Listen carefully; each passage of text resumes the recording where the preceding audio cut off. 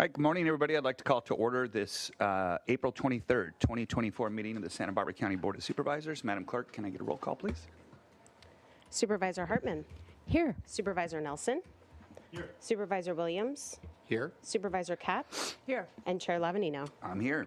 At this time, please stand and join the board in pledging allegiance to the flag. Ready? Begin. I pledge allegiance to the flag of the United States of America and to the republic for which it stands, one nation, under God, indivisible, with liberty and justice for all. Board and on board. Right on.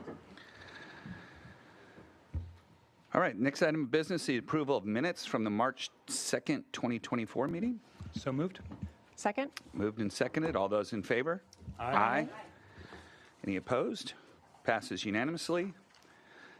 We also need to approve the minutes from the March 3rd, 2024 community meeting. Oh, I'm sorry. Oh, we have to use our new technology. I don't know. Is it on here? Oh, you have to click the Where's my button now? on the side. We got it. Oh, we're over here. And Chair Lavanino, members of the board, just to clarify, that motion was to approve the minutes of April 2nd, 2024. It's in here. It's March 2nd. My apologies. Okay, April 2nd. Correct, as listed on today's published agenda. As the maker of the motion, that's what I meant. Yeah. I was going to say March 2nd was a while ago. Okay, let me go over to the minutes then, because I think all my dates may be wrong on here. Okay, here we go. All right, so we're good there. Let's go to next item of business is the approval of the April 3rd, 2024 community meeting. Move approval.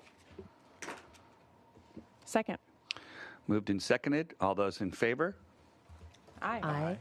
I will abstain. I was not at that meeting. So will I.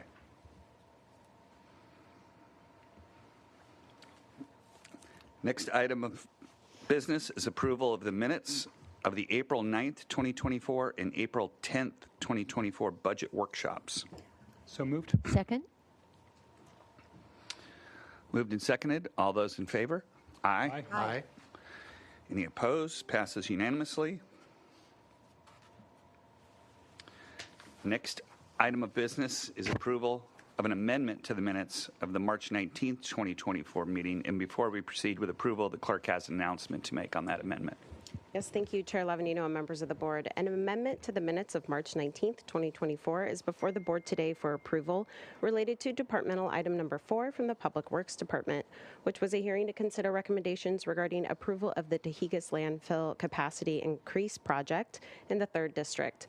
The amendment before the board for approval is a correction to recommendation F, which should be directing staff to return to the board within 6 months with a report regarding waste aversion, waste reduction, and ways to engage the community to implement those changes. Further directed staff to return to the board within 1 month with a report regarding negotiations with, and this should read, the Gaviota Coast Conservancy and not the Gulf Corporation Council. And if we can get approval of those amended amendments. So moved. Second. Moved and seconded. All those in favor? Aye. Aye. Any opposed? Passes unanimously. Okay, our next item of business is County Executive Officer's Report. Good morning, Chair Lavanino and board members. Today I have a few items. One is just, if you could put the slide up. Great. One is just announcing that S&P Global Ratings has assigned the county a AAA credit rating, the highest rating available. This will afford the county access to the lowest interest rates available to the financial market. This is something the board should be proud of, and I just want to thank Harry Hagan and his staff, and Jeff Rappel of my staff and Paul Clemente for helping put this financing together along with all the financing team. Second thing is, you heard earlier this week that Governor Gavin Newsom announced last week that Santa Barbara County, in a joint application with the City of Santa Barbara, has been awarded $8 million to tackle the pressing issue of unsheltered homelessness in the region.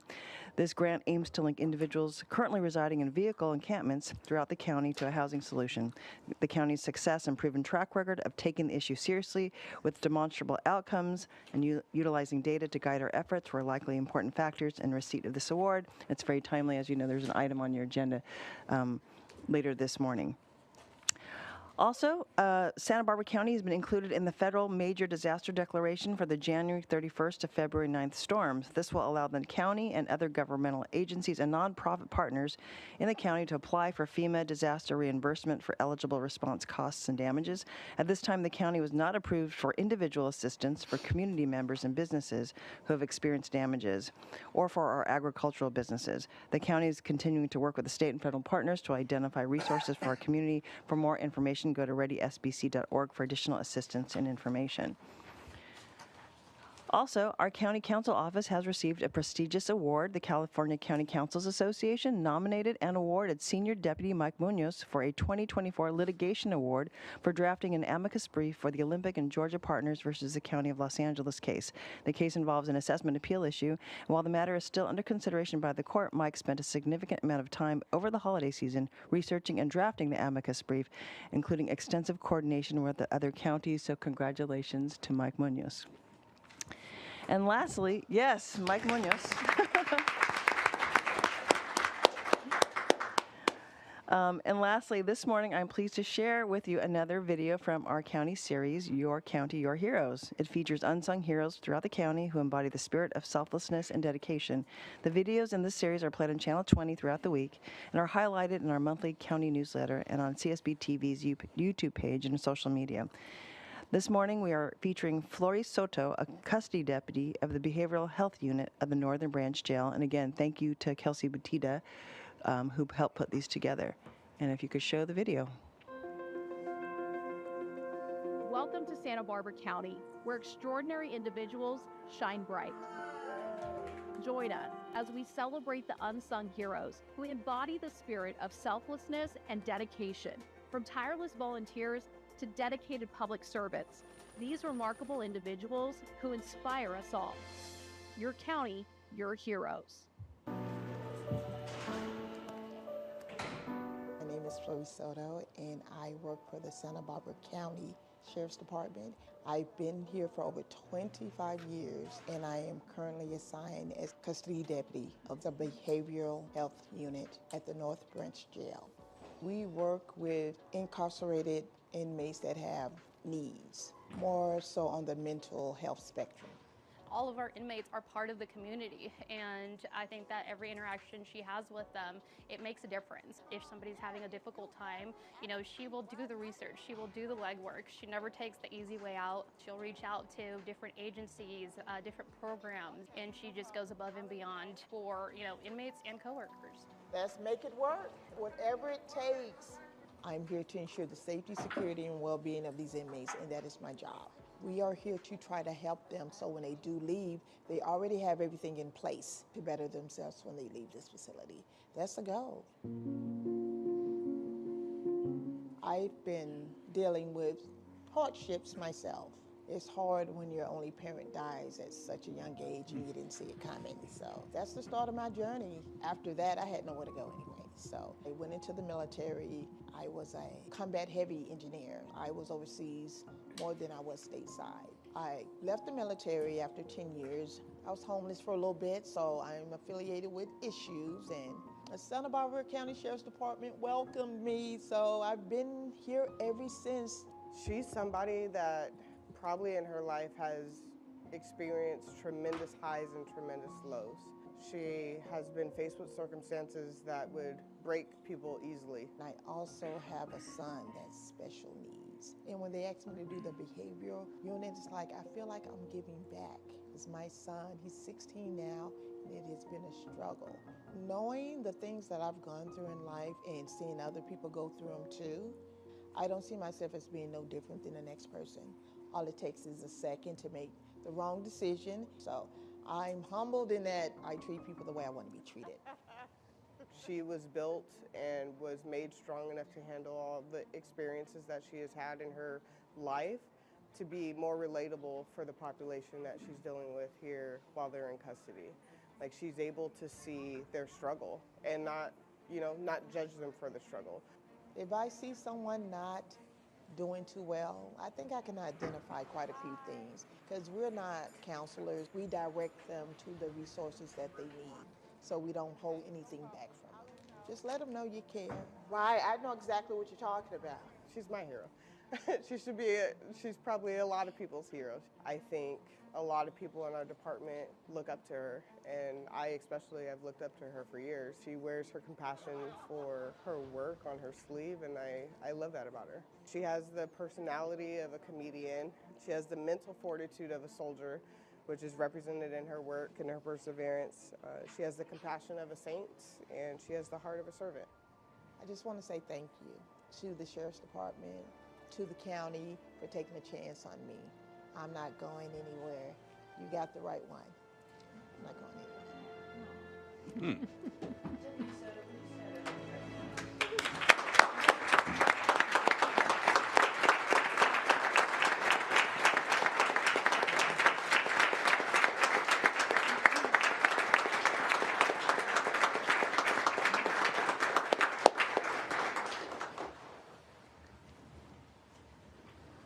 Well, it looks like we all stood up, but she didn't, but that's okay.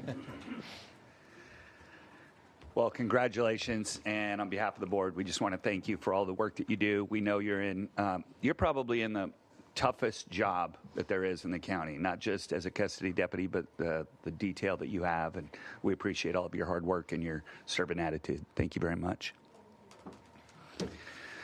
Okay, and at this time, I want to turn the floor over to Supervisor Capps.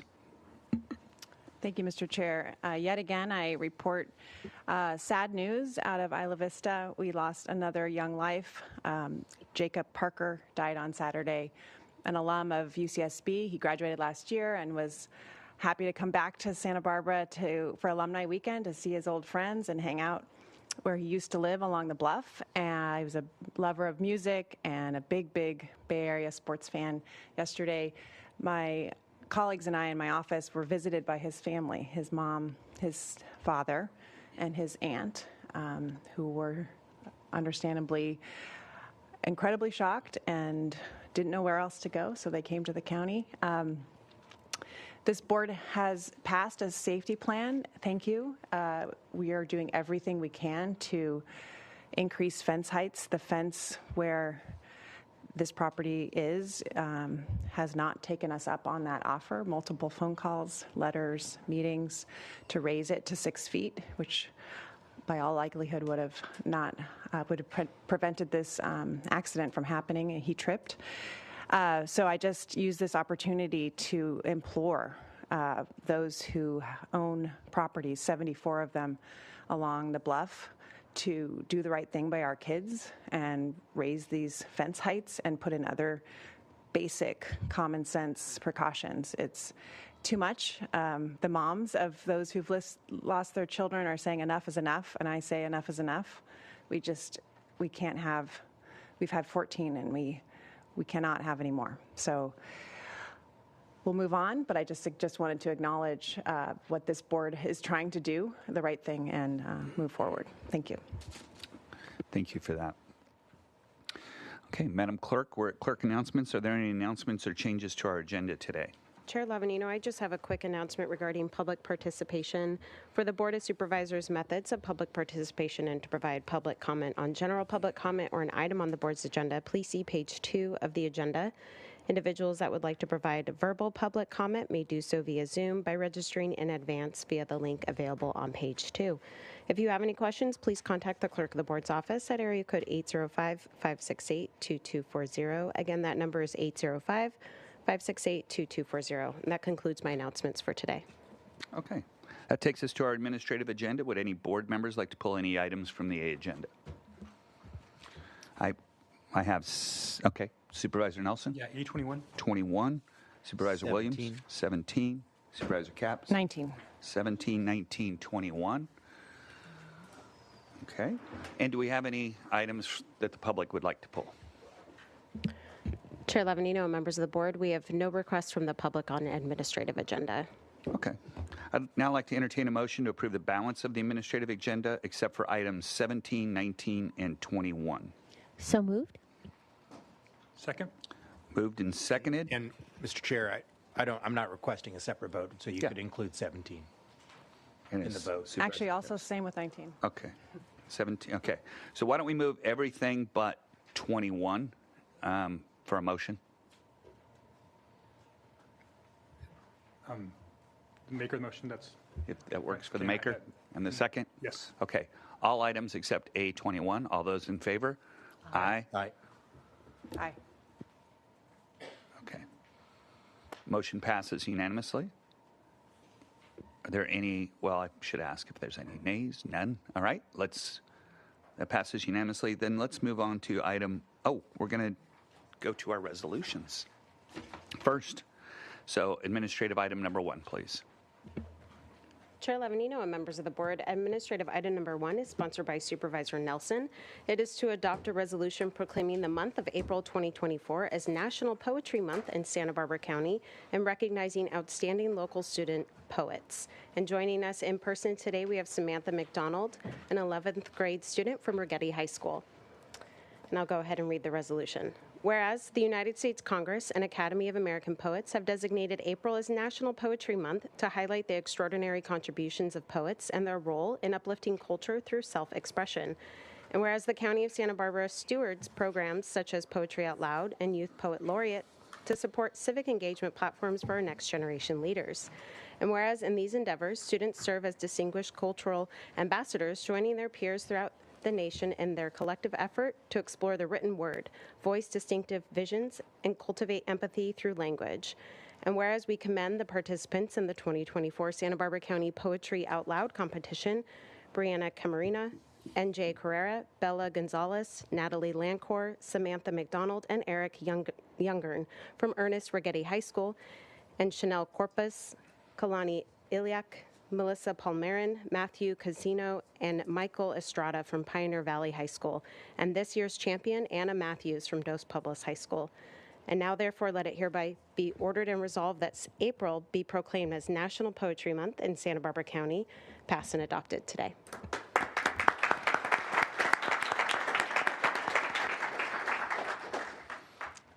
Good morning, everybody. My name is Samantha McDonald, and I am 16 years old, and I've been very involved with public speaking. I have attended Poetry Out Loud competitions, which is where my love for public speaking has started. I'm also a part of FFA, so I compete in various public speaking competitions, and the poem I would like to recite today is called Hanging Fire by Audre Lorde.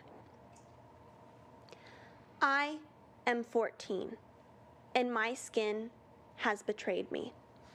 The boy I cannot live without still sucks his thumb in secret. How come my knees are always so ashy? What if I die before morning and Mama's in the bedroom with the door closed? I have to learn how to dance in time for the next party. My room's too small for me. Suppose I die before graduation. They will sing sad melodies, but finally tell the truth about me. There's nothing I want to do and too much that has to be done, and Mama's in the bedroom with the door closed. Nobody even stops to think about my side of it. I should have been on the math team. My marks were better than his. Why do I have to be the one wearing braces? Will I live long enough to grow up? And Mama's in the bedroom with the door closed. Thank you. Thank you.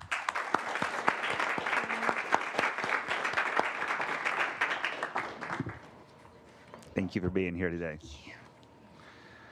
All right. Administrative item number 2. Chair Levanino, members of the board, administrative item number 2 is sponsored by Supervisor Hartman. It is to adopt a resolution of commendation honoring Gregory Wolf as the 2024 Santa Barbara County and the 2024 California Teacher of the Year. And joining us in person today, we have Gregory Wolf. And if we can have you join us at the podium. And I will go ahead and read the resolution. Whereas Gregory Wolf, a dedicated educator at San Ynez Valley Union High School in Santa Barbara County, has been recognized as the 2024 Santa Barbara County and the 2024 California Teacher of the Year. And whereas Mr. Wolf, a UC Santa Barbara Gervitz School alumni, serves as a 9th through 12th grade dual enrollment U.S. History, dual enrollment political science, and advanced placement psychology teacher providing rigorous and engaging instruction. And whereas Mr. Wolf has exhibited leadership as the Social Sciences Department Chair, Vice President of the Parent-Teacher Student Association, and Associated Student Body Activities Director, enhancing the school community through his involvement. And whereas Mr. Wolf's background in education, including his tenure as a Dr. J. Student Teacher Fellow, reflects his commitment to excellence in teaching. And whereas Mr. Wolf's dedication to fostering a positive learning environment and empowering students has earned him widespread admiration from colleagues, students, and the community. And whereas Mr. Wolf has demonstrated exemplary commitment to education and made significant contributions to student growth. And whereas Mr. Wolf's passion for serving students stems from his belief in the transformative power of education. And whereas Mr. Wolf's selection is a testament to his outstanding contributions to educate and his unwavering commitment to student success. Now, therefore, be it hereby ordered and resolved that this Board of Supervisors recognizes Gregory Wolf as the 2024 Santa Barbara County and the 2024 California Teacher of the Year recipient, passed and adopted today.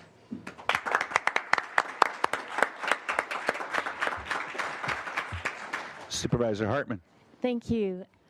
Well, it's an amazing honor to be a Teacher of the Year for Santa Barbara County, but you have earned the state's highest recognition for educators, and it's a tumultuous time for people in schools, and I think we heard that in Samantha's poem, what's going on in young people's lives and what teachers are asked to do. You're teaching the substance, you're teaching in social sciences and how to be a good citizen, but then there are a lot of personal issues and other kinds of things that are descending on the schools, and so teachers are, I think, our most noble profession, and it's just an honor to be in the same room with you for what you've accomplished. Thank you so much. Well, thank you to the entire board for this, and especially Supervisor Hartman. I appreciate you taking the time to recognize me. So this whole process sort of came at a fortuitous time for me, the nomination for county, and then going on to state, because I'd sort of reached the point of burnout after COVID in particular. And then, of course, schools have sort of become ground zero for a partisan political era, which can be rather disruptive to the learning environment. So it was sort of a combination of all those things. Felt like my career had sort of ran its course. But in filling out all of the applications, which required a lot of self-reflection on my own profession, it sort of reaffirmed, and then getting the recognition, of course, sort of reaffirmed for me why I do what I do, and really got me back into the game, so to speak. And it reminded me really that it's all about the kids. So I had to sort of reflect on my own story, and while it was content that brought me to teaching, beginning in the 4th grade when I visited the Gettysburg battlefield with my parents, and I was sort of obsessed. History brought me to teaching, but once I got into the classroom, I quickly realized that it's the kids that give me that fulfillment, and that's why I do what I do. And there's so many teachers out there, tens of thousands, who dedicate themselves to the profession, not because they enjoy the content or because they want summers off, but because they care about the kids, and working with kids is what fulfills them. So one of the questions I've had to answer quite a bit in this role is, if you could make any one thing happen, what would that be? And beyond sort of solving all of the issues that our schools are struggling with, it would be to recognize all of the teachers who put in that work. So I sort of consider this honor to be not about me, myself, as like the best teacher of the year, but the one person who was chosen to represent all of those teachers in this given year. So I appreciate this, and I accept it on behalf of all of my fellow educators. Thank you very much. Awesome.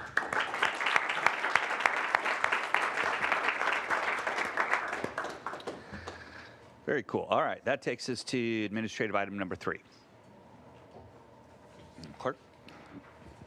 Chair Lavanino and members of the board, my apologies, double-clicked the wrong thing. Administrative item number 3 is sponsored by Supervisor Hartman. It is to adopt a resolution proclaiming the week of April 21st, 2024 through April 27th, 2024 as National Crime Victims' Rights Week in Santa Barbara County. And joining us in person today, we have District Attorney John Sabernock and Victim Witness Assistance Program Director Megan Reinschild. If you can join us at the podium, I'll go ahead and read the resolution. Whereas over 4,000 individuals are directly harmed by crime each year in Santa Barbara County. and each crime affects many more family members, friends, neighbors, and coworkers. And whereas crime leaves a lasting physical, emotional, and financial impact on people of all ages, abilities, and economic, racial, and social backgrounds. And this year's theme of How Would You Help sheds light on the options, services, and hope for crime survivors. We call upon communities to amplify the voices of survivors and commit to creating safe environments for crime victims to share their stories and experiences in the criminal justice system. And whereas the Santa Barbara County District Attorney Victim Witness Assistance Program is the primary provider of help and support to victims of violent crime and provides services such as court support and advocacy, obtaining crime victim compensation in an attempt to mitigate the negative impacts of crime, and assistance with navigating the criminal justice system. And whereas National Crime Victims' Rights Week honors the extraordinary progress that has been made on behalf of millions of victims since the passage of the Victims of Crime Act in 1984. And whereas National Crime Victims' Rights Week challenges our community and our victim service providers, criminal justice partners, and concerned citizens to promote victims' rights initiatives and the need for effective and compassionate victim services, and financial and emotional support for all those affected by crime. Now, therefore, be it hereby ordered and resolved that this Board of Supervisors declares the week of April 21st through 27th, 2024, as National Crime Victims' Rights Week in Santa Barbara County, thereby reaffirming the county's commitment to respecting and enforcing victims' rights and expressing our appreciation to all of the victims and crime survivors who have turned personal tragedy into action in order to build a more just community. Passed and adopted today. Supervisor Hartman. Thank you. Our county's Victim Witness Assistance Program is really one of the crown jewels that we have, and I've always appreciated that, but more recently, I've had a constituent who's been affected. Her son was killed, and the kind of support that she's received from your office has helped her family and helped us deal with just a heartbreaking situation. So I appreciate this, not just in an official role, but as a personal role. Thank you. Thank you. Chair Levanino, members of the board. Victims, it was interesting listening to the educator at the high school where my children went, talking about the why we do what we do. At the DA's office, victims are why we do what we do. It is what every young DA that I interview for a potential job, everybody at the Victim Witness Program, every criminal investigator, every law office professional, it's so they can help the community and help victims. Nobody chooses to be a victim. We spend a lot of time here, and I've spent a lot of time in these chambers talking about the criminal justice system. Usually we're talking about money or statistics, but we have to realize that behind those statistics are people who have been stolen from. They've been battered, they've been raped, and maybe they've even been killed. And it is the commitment of my office to help people navigate the criminal justice system, to help people get their lives in order, to help people transition from being a victim to being a survivor when they are suffering through what is often the most difficult experience that they will ever have in their lives. And doing the bulk of that work without the, quote, glory that the attorneys get is our Victim Witness Support Program. The angels of the office, as I refer to them, the people who are knee-deep in human misery on a daily basis, but continue to help, they continue to support, they continue to care. It is a division essential to the function of the district attorney's office as being a county representative of the people and of the victims. So I thank you so much for this honor, for sponsoring it, Supervisor Hartman, and to all the members of the board for the support you have given our victim witness program. And I would like now, we are fortunate to have a national expert, one of the most caring, intelligent individuals you will get to meet. We are fortunate that she is part of the district attorney's office and part of our county family. Megan Reinschild. Thank you very much for your time and your ongoing support of our program. As the teacher was saying earlier, I want to echo some of those words that really I'm here on behalf of the countless victims of crime that we serve every year and recognizing the importance of their journey and walking alongside of them through what is often a secondary trauma, navigating the criminal justice system.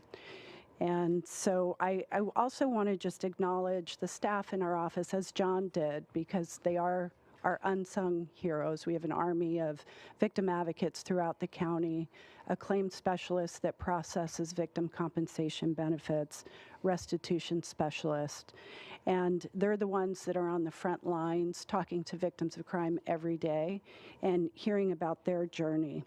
I also just want to acknowledge that we are a village. We work with many of our county partners, child welfare services, in cross-reporting suspected child abuse cases, some cases that never get to our office, but we're still integrated in providing support and services.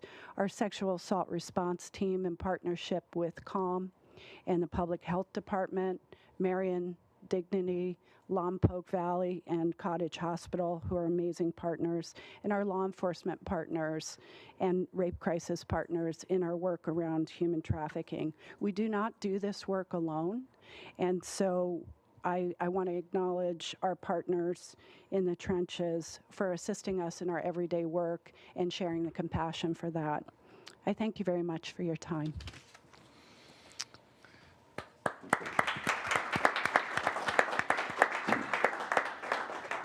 Thank you, Megan, and the entire team. Can't even imagine what you go through in a week. All right, that takes us to administrative item number 4. This is Supervisor Hartman Day. Yes. Chair Lavanino and members of the board, administrative item number 4 is sponsored by Supervisor Hartman, is to adopt a resolution proclaiming the month of April 2024 as National Native Plant Month in Santa Barbara County. And joining us in person today, we have Steve Windhager, Executive Director of Santa Barbara Botanic Garden, and Puck Erickson, Board Member of Santa Ynez Valley Botanic Garden. And if you can please join us at the podium, and I will go ahead and read the resolution. Whereas native plants have provided food, shelter, and medicines in the inhabitants of Santa Barbara County from the time of the earliest Native Americans to present day. And whereas native plants are uniquely adapted to live in Santa Barbara County's semi-arid climate, require less water, fertilizer, and other chemical supplements to grow and flourish here, and have evolved to support native wildlife. And whereas native plants are essential for healthy, diverse, and sustainable ecosystems, and are critical for cleaning air, filtering water, stabilizing soils, and helping us to solve our climate crisis. And whereas many native California plants have beautiful foliage and flowers, providing great pleasure to residents and visitors alike. And whereas desirable native plants are in many locations competed and crowded out by less desirable non-native plants that have little to no ecological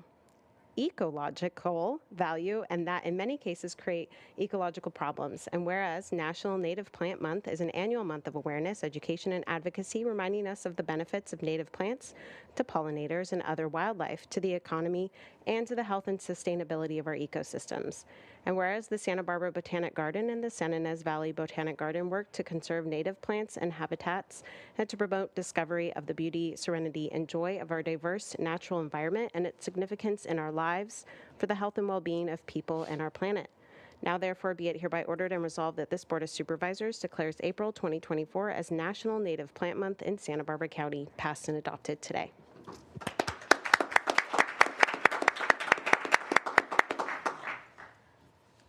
Thank you very much, the Board of Supervisors, for this resolution. it is critical to recognize that native plants are the foundation of all life on the planet. They support more wildlife, they support more insects and pollinators, they support the ecosystem services that we oftentimes take for granted. Without native plants, our entire life on the planet would crumble. So it is important that we begin to celebrate those, and this is a wonderful beginning to that step. I do hope that in the future that as we're thinking about whether it be roadside beautification, trail systems, or even our urban forests, that we take into account and incorporate native plants more and more into those systems. So thank you for your support. Thank you, Steve, and thank you to the board. I just wanted to say when we started the San Ynez Valley Botanic Garden, it was on an old dump site, and there were no plants there, but we persevered, and we thought we were just growing a garden, and we actually grew a community.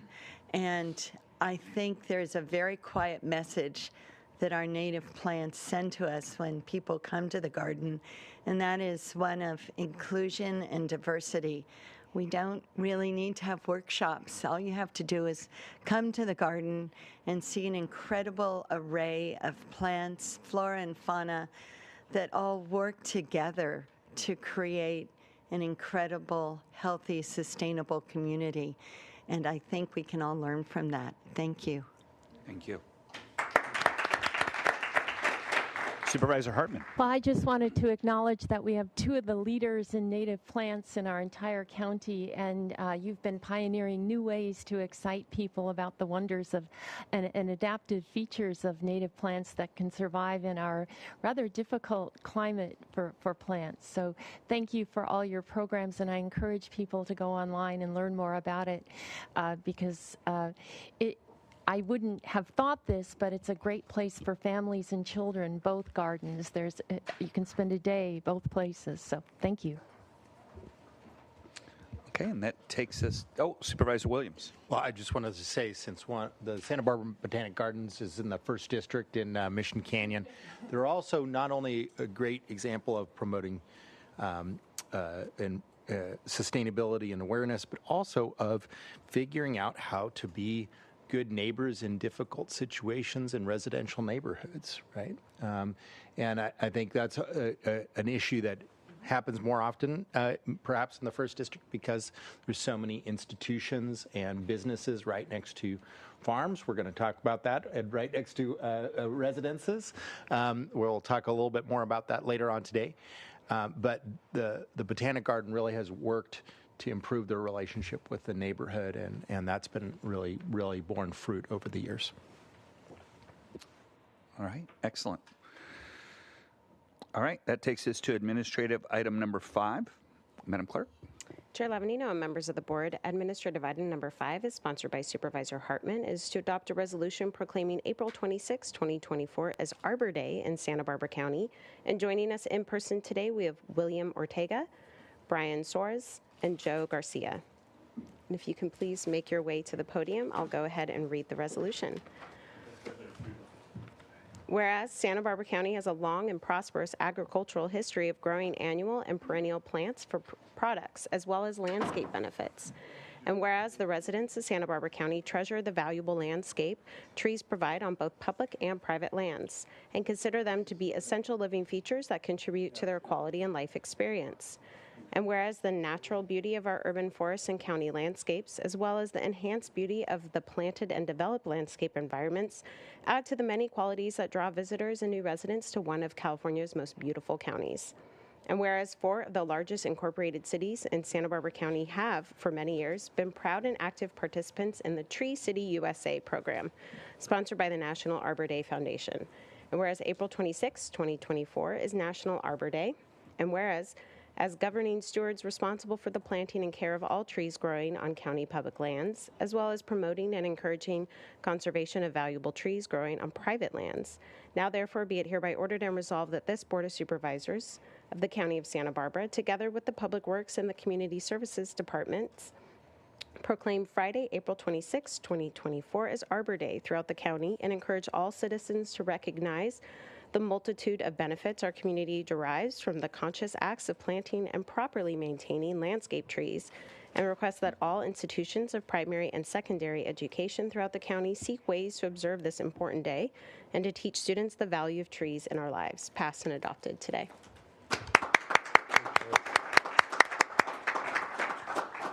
Thank you, Chair Steve and board members. Appreciate it. I spent 3 years ago with Dallas Williams, last year with Lori Capps, and now Jonah Hartman. I appreciate, we'll be in the 4th District next time. I appreciate you guys for supporting Arbor Day for the County of Santa Barbara.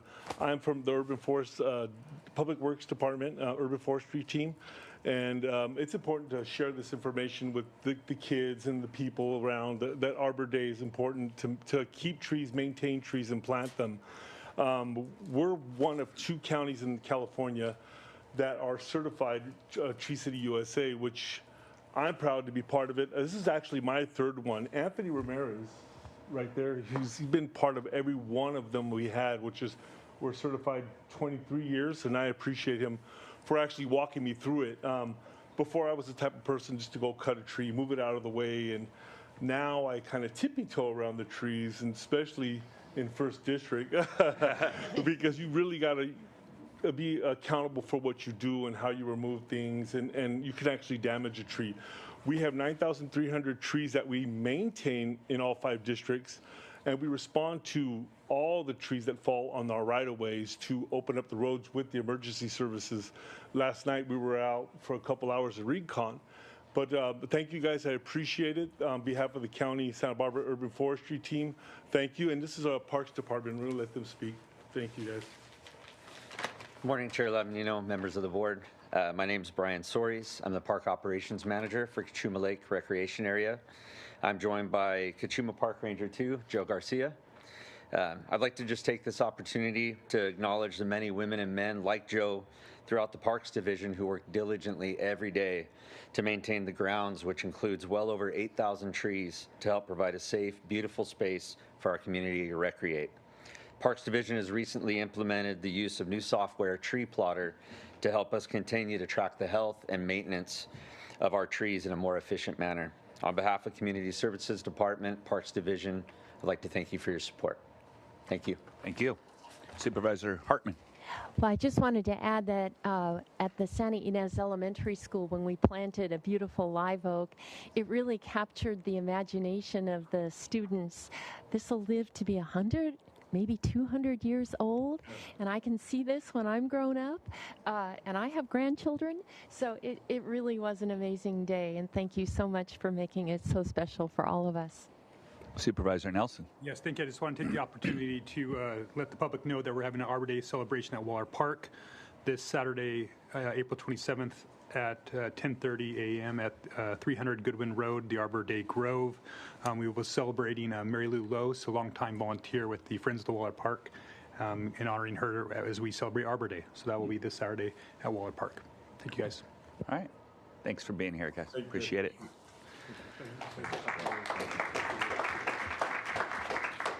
Okay, our final resolution, administrative item number 6. Chair Lavanino and members of the board, administrative item number 6 is sponsored by Supervisor Nelson. It is to adopt a resolution proclaiming May 2nd, 2024 as the National Day of Prayer in Santa Barbara County. And joining us in person today, we have Veronica Leach and Beverly Taylor. And I will go ahead and read the resolution into the record. Whereas throughout history, America has faced trials and triumphs, and Americans have responded in prayer, seeking courage and comfort, inspiration, and joy-filled celebration. Faith compels us to seek and cling to the light in times of darkness and spread light to those in need. And whereas from the first gatherings of our founding fathers, elected officials have prayed and entreated those they serve and represent to join them in prayer, including the authors of the Declaration of Independence, wrote that the representatives of the United States of America in General Congress assembled appealing to the Supreme Judge of the world, and carried on to present day in presidential proclamations, such as last year's invitation to join him in asking for God's continued guidance, mercy, and protection. And whereas a National Day of Prayer has not only been a part of our heritage since it was declared by the First Continental Congress in 1775, but it is a public law established in the United States Congress in 1952, approved by a joint resolution and amended by Congress and President Reagan with Public Law 100 through 307 in 1988. Affirming that it is essential for us as a nation to pray, and directs the President of the United States to set aside and proclaim the first Thursday of May annually as the National Day of Prayer. And whereas in every state across America, the observance of the National Day of Prayer will be held on Thursday, May 2nd, 2024, with the theme, Lift Up the Word, Light Up the World, based on the verses found in 2 Samuel 22, 29 through 31. For you are my Lamb, O Lord, and my God lightens my darkness. This God, his way is perfect. The word of the Lord proves true. He is a shield for all those who take refuge in him. And whereas unified prayer is mobilized across America every first Thursday of May on the National Day of Prayer, as neighbors come together to join their hearts and voices in reading sacred scriptures and attending services to seek God for the city and country where we live, learn, work, worship, serve, and desire all to thrive. And we express our faith and exercise our freedom to pray in prayer, then unite our hearts and voices in personal prayer and public gatherings across America with fervent praise, repentance, love, and humble intercession for our neighbor and nation, holding fast to the promises throughout the Holy Scriptures that the Lord hears and avails much as he answers the faith-filled prayers of his people. Now, therefore, be it hereby ordered and resolved that the Santa Barbara County Board of Supervisors recognizes May 2nd as the National Day of Prayer in Santa Barbara County, passed and adopted today.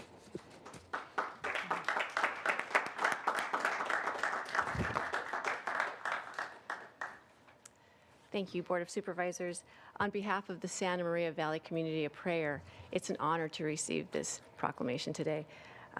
We are excited to be celebrating our 27th National Day of Prayer here in Santa Maria. It'll be on May 2nd at the Veterans Memorial Center on Tunnel. And with that comes much history. And I just want to take a moment to recognize those who have gone before us, the previous 26 years, who have sown into mobilizing unified public prayer here in our community to strengthen individuals, families, and everyone who makes up the fabric of our wonderful community here. And I just want to thank you for recognizing the first Thursday in May as the National Day of Prayer here in Santa Barbara County. It's an honor, and just hearing everyone share today from different parts of the community and just the need. There's tragedy, there's struggle, and there's also beauty. And as we come together and we just pray, it was insightful for me and my fellow board member, Beverly Taylor, just to hear the different needs current. And it gives us more to pray about. And we're just thankful for your support. God bless you. Thank you. Thank you.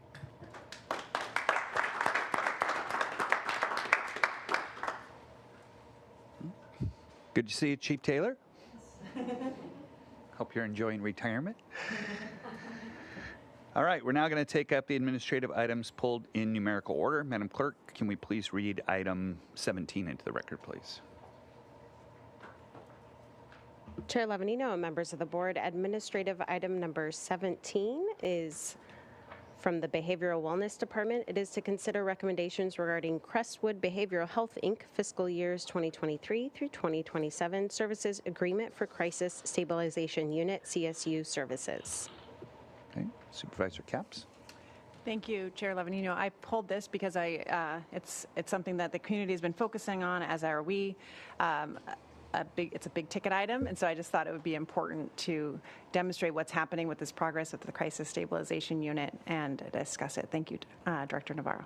Hi, good morning, Chair Levanino and supervisors and county staff. We are very excited to be having this on the agenda today. It's been just over 2 years that we had to shutter the CSU. It was not being effectively utilized with our understaffing at the PUF, and thank you all for your leadership in helping us to enhanced salaries and recruitment at the PUF, and we have experienced full staffing there.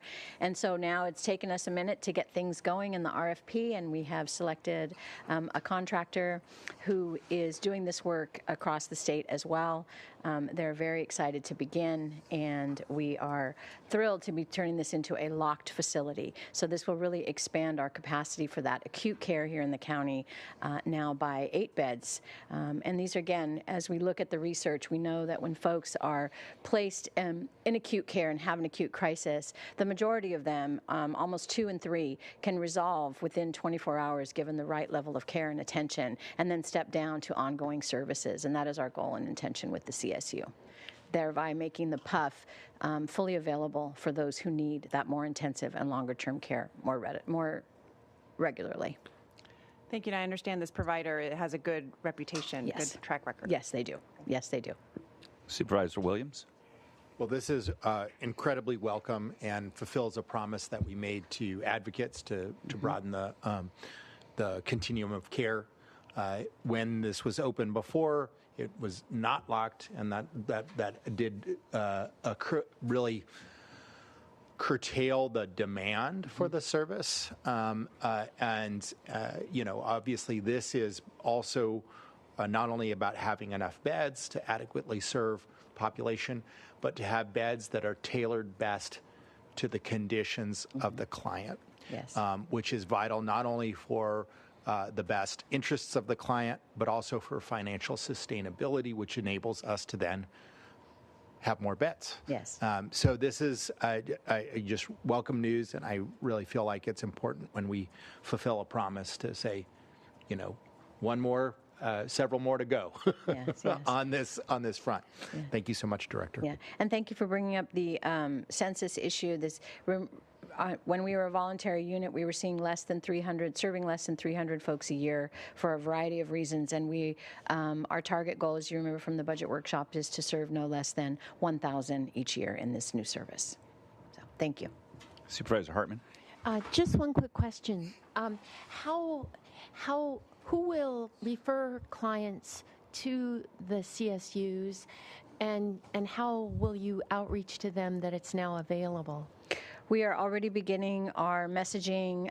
Telecare has put together a wonderful brochure, and we will be passing that out at all meetings, provider meetings on our social media to remind folks that the CSU is open and give the opening date, which we are anticipating will be mid-May, following the final signature by the state on the locked facility certification. And in addition to that, we will, again, be reaching out to the partners who most often were accessing the CSU in the past, which was Santa Barbara Cottage Hospital, our local law enforcement, and then also, of course, our mobile crisis benefit teams will now have that option. And they're really able to discern those folks who, again, may need a lower level of acute care, meaning needing less time than the 72 hours, but can be put on a hold with the anticipation that they will resolve in that holding state at the CSU and be able to step down. All right, thank you very much. All right, thank you. So we don't need a vote on that. We've already voted on that. So we'll go to A19. Chair Lavanino and members of the board, administrative item number 19 is from the Community Services Department. It is to consider recommendations regarding funding for grant writing expenses supporting the development of solar storage and microgrid projects. And there is a 4/5 vote required on this item, but as previously stated, it's already been voted into the record. Supervisor Capps. Thank you. I pulled this also just for awareness of progress in the right direction. We know in the South Coast the vulnerability of our grid.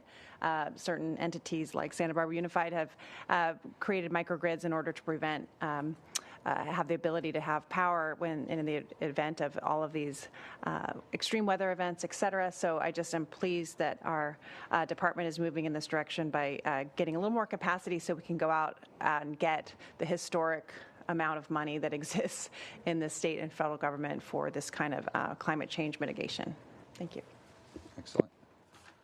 And we've voted on that as well. So that takes us to our last item, which is A21.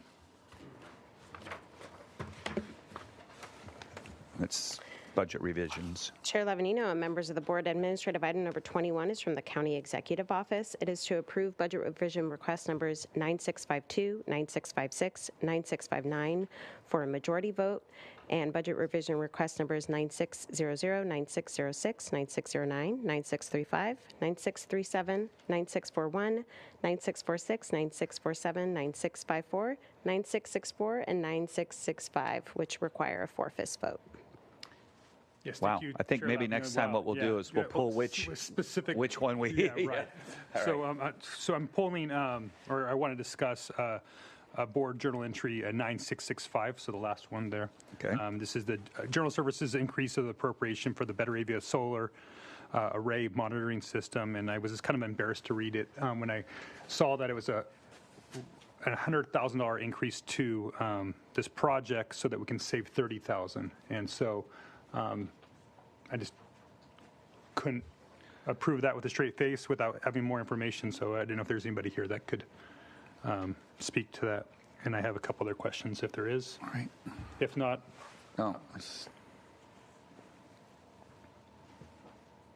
see Director Lagerquist is headed this way.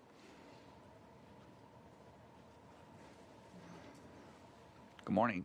Good morning. Unfortunately, I don't have the full specifics on that, but I can get back to you on what specifically we're doing. I mean, I know we've got some grant money there that we're hoping to get back as well. Do you want to just table this and Yeah, wait? if we could table that Okay.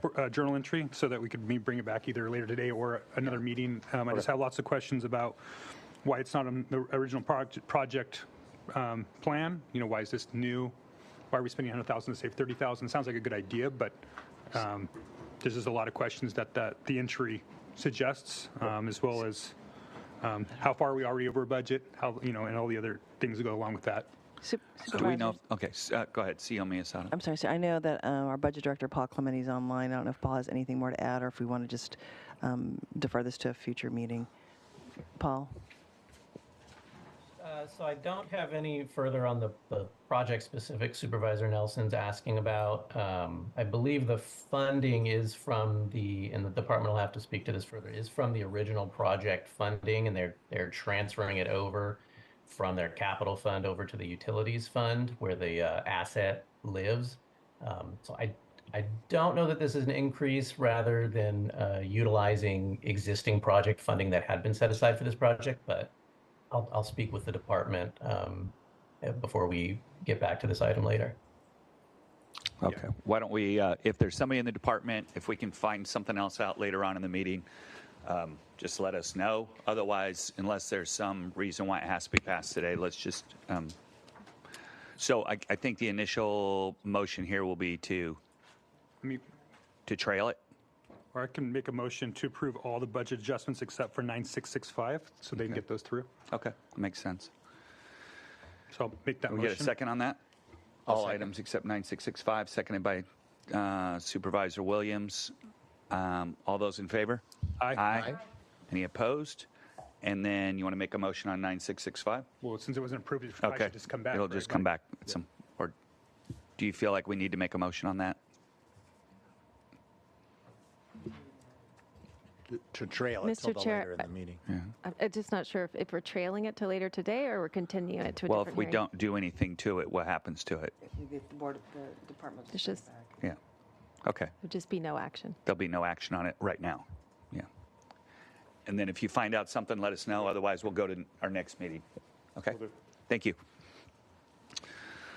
Okay. Now's the time for members of the public to speak on items that are not on today's agenda. Madam Clerk, are there any requests to speak from general public comment?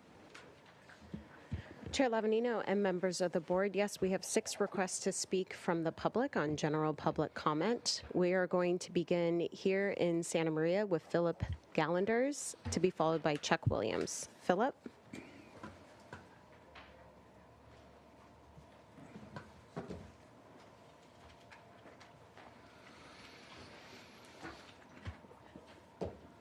Good morning, Supervisor Lavanino and members of the board. My purpose to speak today is with regard to a recent Supreme Court case. that of Sheets versus the County of El Dorado. And I have 4 questions to ask you, as insofar as that case affects Santa Barbara. First, the finding was that the revenues that come from impact fees and other such items are in fact illegal because they are unconstitutional takings and they are not legal taxation. They found 9-0 against these fees. So, based on that, 4 questions. 1, following this decision, is the County of Santa Barbara considering how and when to legally comply with the Supreme Court's decision? 2, how much is the total amount of impact fees charged against the property of citizens illegally over the last 10 years? 3, if you do not intend to terminate the impact fees, how do you plan to justify them as fees rather than taxes? And 4, have or will you be setting up a process by which the County of Santa Barbara will recompense citizens from whom money was taken in an illegal manner, a form of force majeure? This was not from taxes. This was from bureaucratically imposed impact fees. This is something I believe the board needs to consider because the Supreme Court found 9-0 against these fees. And therefore, if the board does nothing, they are contravening the Supreme Court. And I don't think that the board, the pay scale of the board goes that high. I yield back. Thank you. Thank you. Chair Lavanino? Supervisor Nelson. Yeah, I don't usually comment on public comment, but I know a little bit about this. A former board office employee who actually wrote an amicus brief on this case, on the Sheets case, Jason Parsons. So, things are too soon to know exactly what the decision means at this point. We're all looking at it. So, we're aware of it, and I'm sure there'll be some decisions that are being made throughout the country, not just Santa Barbara County, from that decision. But it's going to take a little time for the legal scholars to look at that and make further decisions. So it's too soon. It's too soon to tell, but I think we're all aware of it. Thank you. Thank you. We will now go to Chuck Williams to be followed by Leanne Woliver. Chuck? Good morning, Chair Lavanino and Supervisors. Today I'm representing New California State. California is out of money and being controlled by China.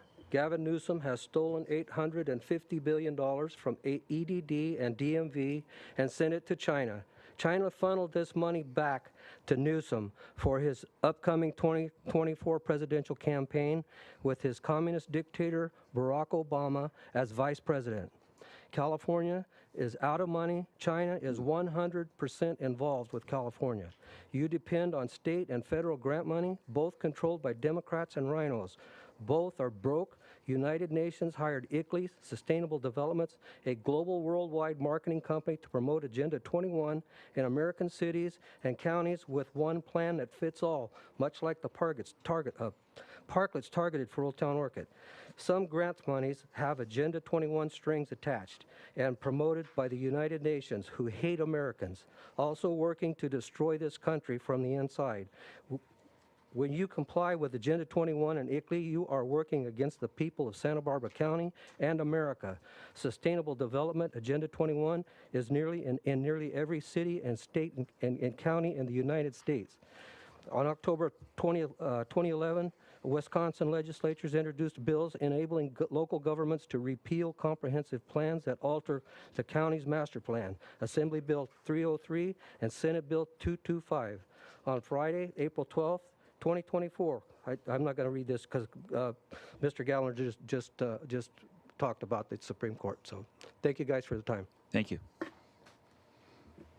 We will now go to Leanne Woolever to be followed by Marcia Wirtz. Leanne?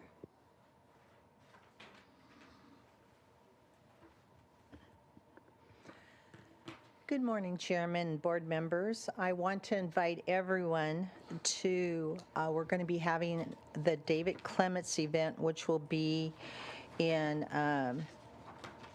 Santa Barbara County. It'll be May 5th, 2024 at 6 p.m. Orchid Lions Club, 126 Broadway Street in Orchid, California. Now, I know a lot of people don't know who David Clements is. And so I'm going to read a little bit about who he is. He's an attorney and former professor. David Clements will be releasing his documentary called Let My People Go, which he has released. And what this film that he's made, it features the most qualified experts investigating the 2020 election theft. Jeffrey Lindbergh, a former Sandia National Labs nation-state vulnerability expert, Dr. Walter Daugherty, renowned computer scientist, Joe Hoff, CPA and auditor and author of The Steal, Draza Smith, former National Lab cyber grid security expert, and Harry Hari, cyber security systems expert and co-author of the Help America Vote Act. So he'll be speaking, like I said, on this night. I encourage you guys to go and listen to what he has to say. The other thing I wanted to mention is what Philip Gallanders was reading about impact fees. I don't know, I know probably the board realizes where this is coming from, but the community might not. This was in a Board of Supervisors, Kevin Cry blamed the impact fees for restricting new supply of affordable housing and thus spiking rents on young families. But what this case is important in that there was a man who lived, elderly man who lived in El Dorado County, had bought a modest trailer of about $6,000, and what that county did was charge him a $23,420 mitigation fee, and which was not right. He was elderly. He went through this for 7 years with an attorney, and it made it all the way up to the Supreme Court. This happens in all 58 California counties, 482 cities and towns and villages. And so this is something that is unconstitutional and needs to be rectified in the counties of California. If go ahead. I was just going to say that's your time. But okay. All right. Thank you. Appreciate it. We will now go to Marcia Wirtz, and then we will go to Santa Barbara with David Blue Wolf Diaz. Marcia? Hi, good morning. Marcia Wirtz. I know, Marcia Wirtz. I get that a lot. Santa Barbara County resident. So good morning to Santa Barbara County and the Board of Supervisors. I would like to speak on regarding what is going on in our skies above us, in the atmosphere over our county. The S3383- National Weather Modification Act of 1976 demonstrates that the government has had weather modification technology since the 1970s. In recent years, Santa Barbara County has been subjected to extreme and severe weather events, such as Category 4 storms, high winds, high levels of rain, long periods of arid dryness and drought, and with low humidity, and of course, fires. The U.S. patent for an apparatus for altering a region in the Earth's atmosphere, ionosphere, and/or magnetosphere is 4,686,605 of August 11th, 1987. It would be logical to say that weather attacks or weather manipulation is well underway. Recent fires in Lahaina, Maui are an example of such technology being deployed over the people. As there's evidence of satellite images showing there was weather modification over Lahaina the day before and the day of the fire in last August. indicating the people and their population are being subjected to and are at the mercy of this patented technology, which one could reasonably argue is warlike in nature. In light of this information, I implore the county, the board, the Board of Supervisors, to look further into this technology and raise the question: what is exactly going on over Santa Barbara County in the skies? It is in the public domain that local news has reported on aircraft seeding over the skies of our county in attempts to induce rains. What particulates are in such seedings in these aerosols? In this technology, this weather modification technology, over the residents, over the populations, over wildlife and habitats, over the vegetation, and what are the health impacts that are a result of these particulates? How is our county air quality impacted? Many county and city planning departments are releasing their 2030 and 2040 agendas, which plan to disregard the Constitution and the constitutional rights of the people by way of such regurgitative narratives in the mainstream, like climate change and climate crisis, all of which are taken directly from United Nations global planning documents themselves. So these documents do exist. They're in the public domain. So I just urge this board, all of you have taken an oath to the Constitution to support and protect just the rights of the people, and thereby I think our air quality would be included in that. So I'm urging you to.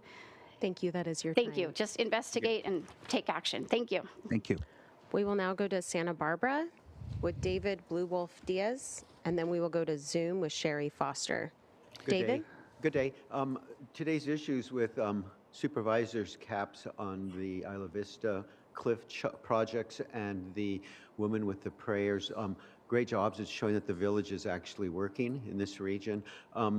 Supervisor caps back in the mid-60s, 65, 66, when I was just a little kid, a little punk. I went to some of these meetings regarding safety way back then, and I suggested just take away the apartments, use eminent domain, and put a big strong fence that can be monitored on a regular basis so no one impinges on it, because the cliffs are eventually going to win, and they've been winning, and unfortunately it's been costing a lot of great lives, young lives that no need to be, which brings me in a full circle around, oh, by the way, thanks a lot.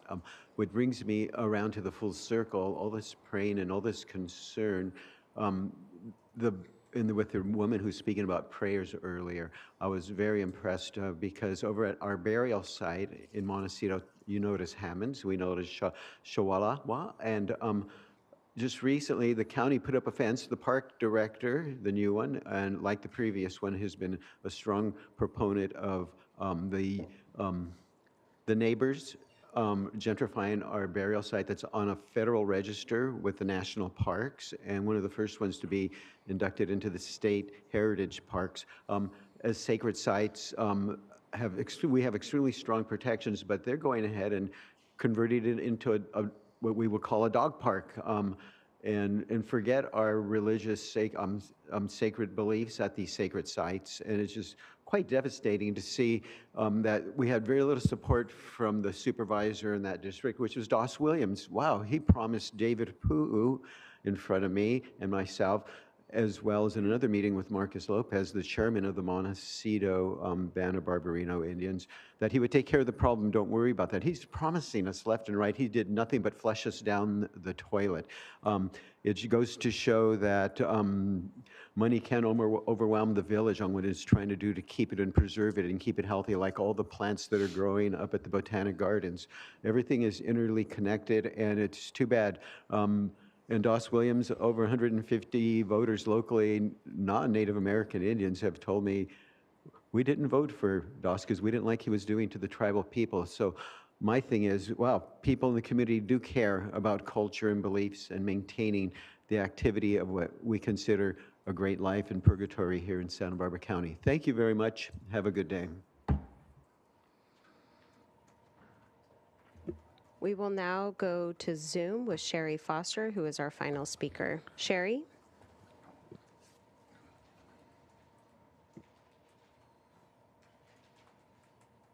And Sherry, we have unmuted you on our end.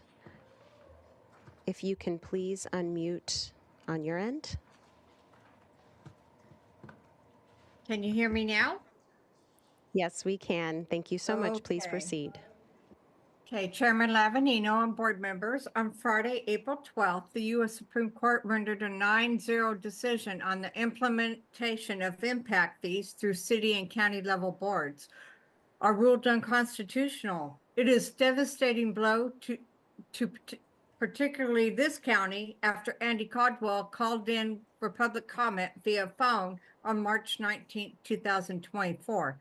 In the budget updates and stated the outrageous impact fees that this board has issued to specific businesses.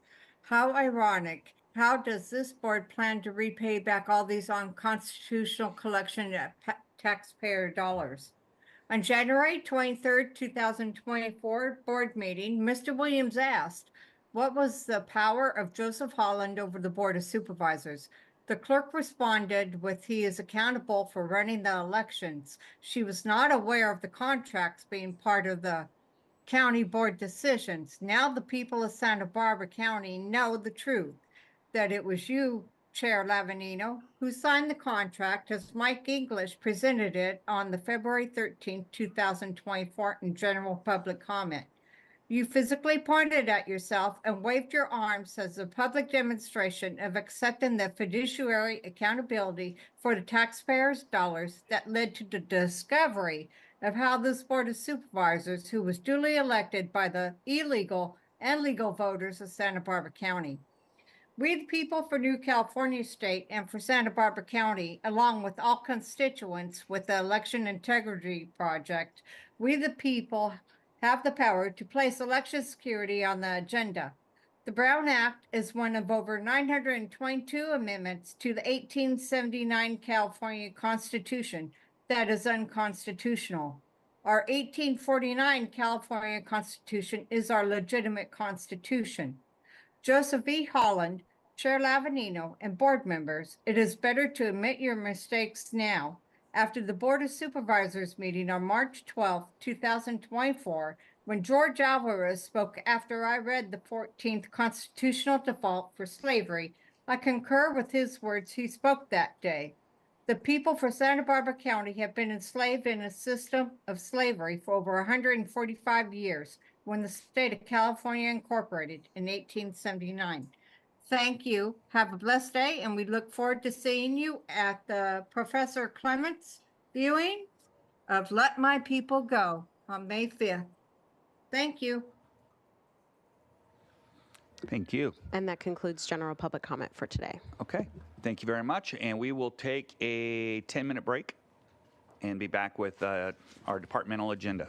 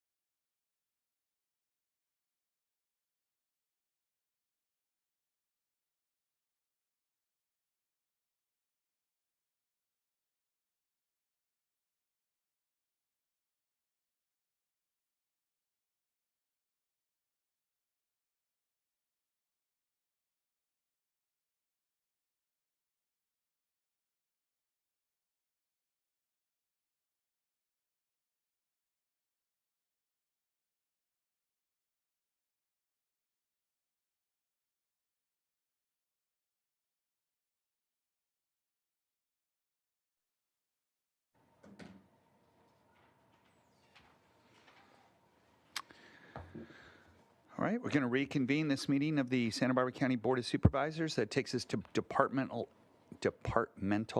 item number 1. Madam Clerk. Chair Levanino and members of the board, departmental item number 1 is a hearing to consider recommendations regarding the classification and salary plan for appointed executives and management. Morning, Christy. Good morning.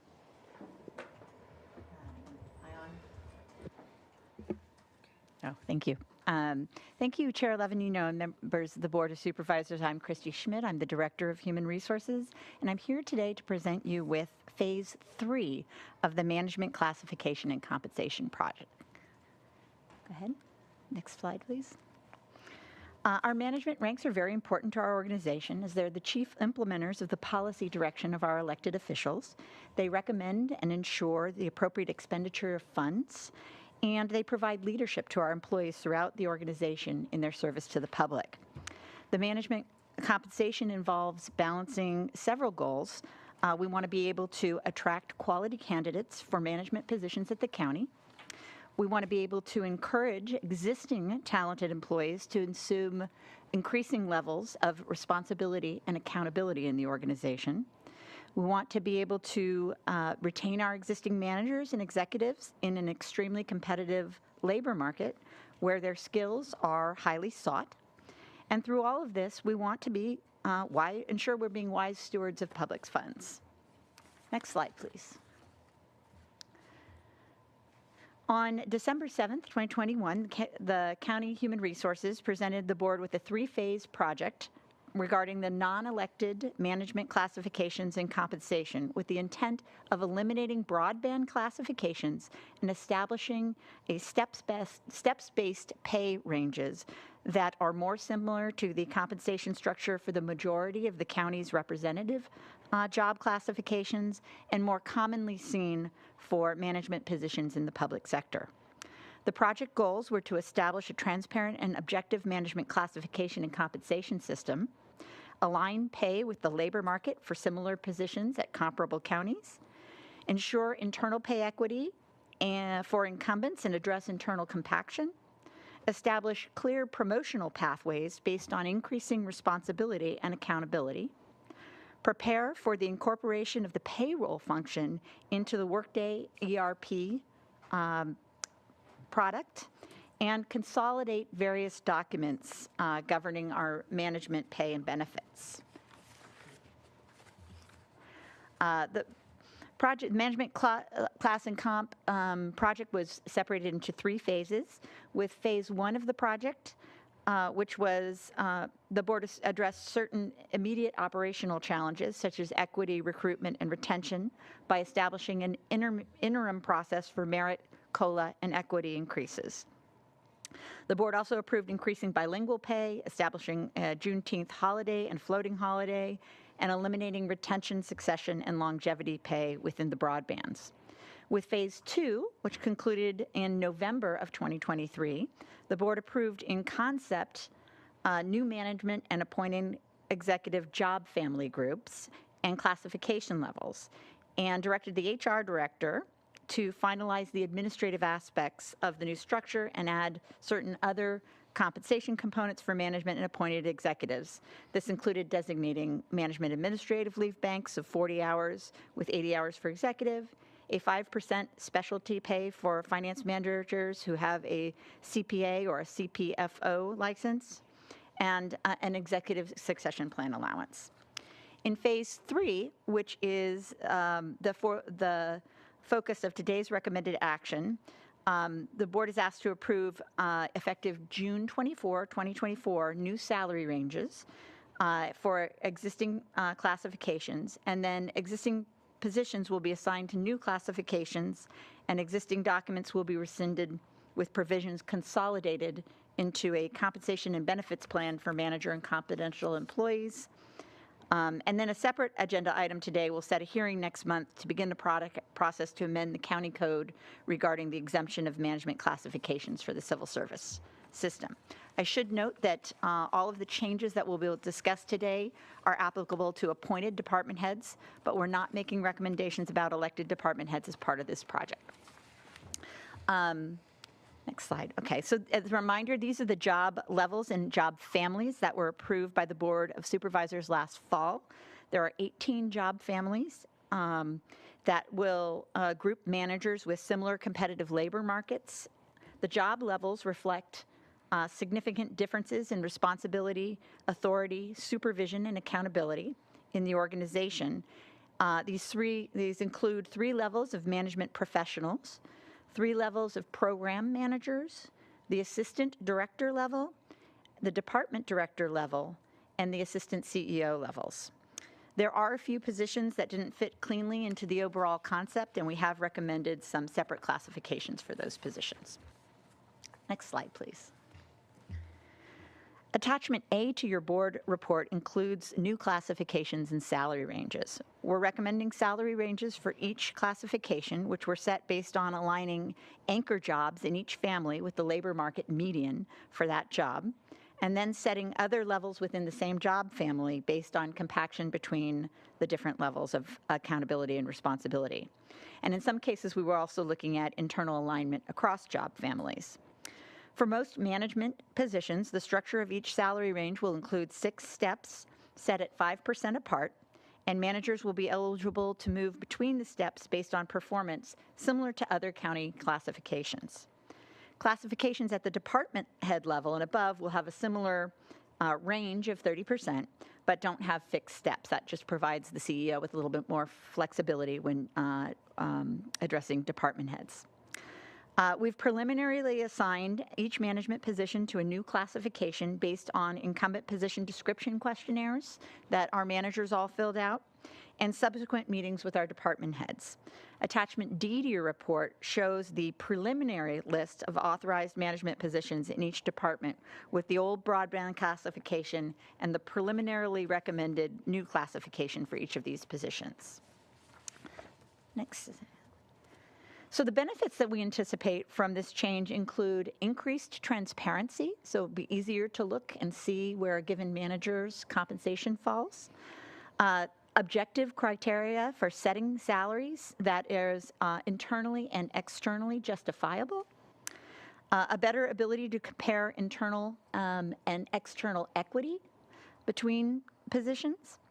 The creation of multiple classification levels that will provide clear promotional pathways based on increased responsibility and accountability. Providing a structure that's more similar to other public sector employers and other county employee groups. And providing a limited duration on the pay advantage that external hires can tend to have coming in when we compete for those jobs. Next slide, please. So managers will be placed in the new step structure at the step just above their current salary, inclusive of any merit increase that they're eligible to receive. You can see that managers are clustered at step 5 and 6. Well, they'll be expected to cluster after a few years in the classification. We're moving from broad bands, where employees are clustered toward the center of a broad band, to a more narrow band, where employees are clustered at the top of the salary range. Managers below step 6 will move towards step 6 with regular annual step increases. The structure as proposed will result in 36 managers being Y-rated, and that means that they're already paid above the recommended step 6 for the salary range of their appropriate classification. Their salaries will be frozen, and they'll not be eligible to receive merit increases and will not be eligible for COLAs until the range catches up to their new pay rate. Generally, we do have a 2-year limit on Y rating, but because of this structural change, we are waiving that, and so they can stay Y rated until their range catches up.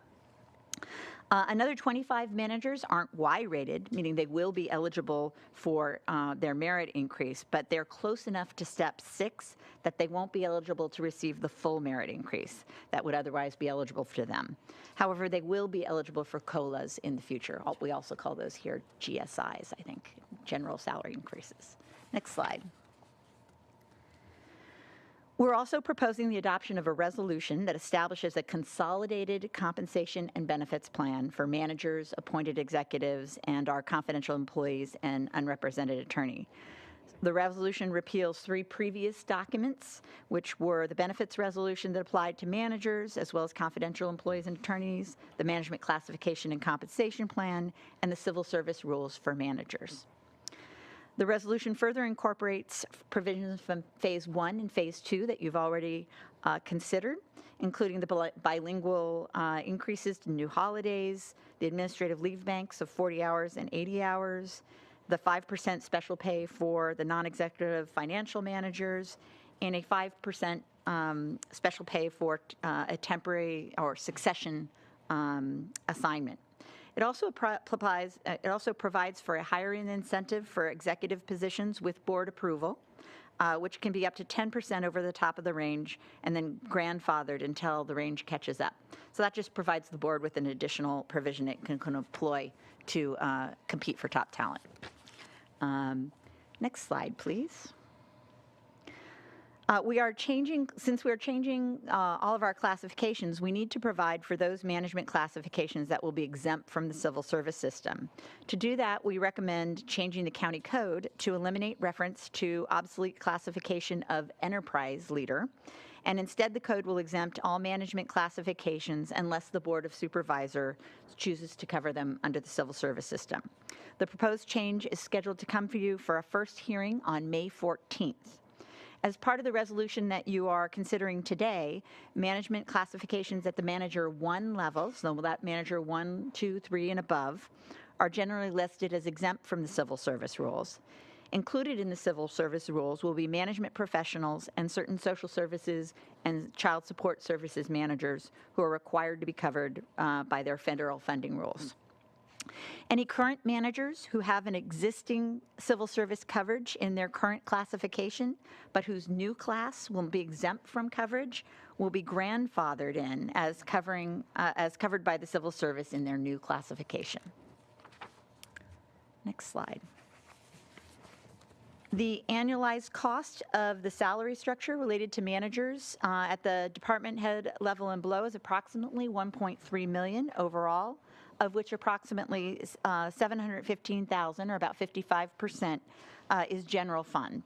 This is related primarily to the market alignment of salary ranges in the conduct of that salary survey and the placement of managers in the new STEP system so that we can place them on a step. There are no additional costs for the structural changes for department director classifications, which do not have steps. These impacts were anticipated, and sufficient ongoing funds will be set aside in the fiscal year 24-25 budget to cover the changes. So just a word on next steps. This is a big change for the organization. If approved by you today, we'll begin engaging with our managers to ensure that we've got it right. And what that means is that all managers will receive a personal notification of their new classification and their salary placement within the new classification. Managers who feel they've been misclassified may request a review of the decision, beginning with those managers who were Y-rated or had a truncated merit increase.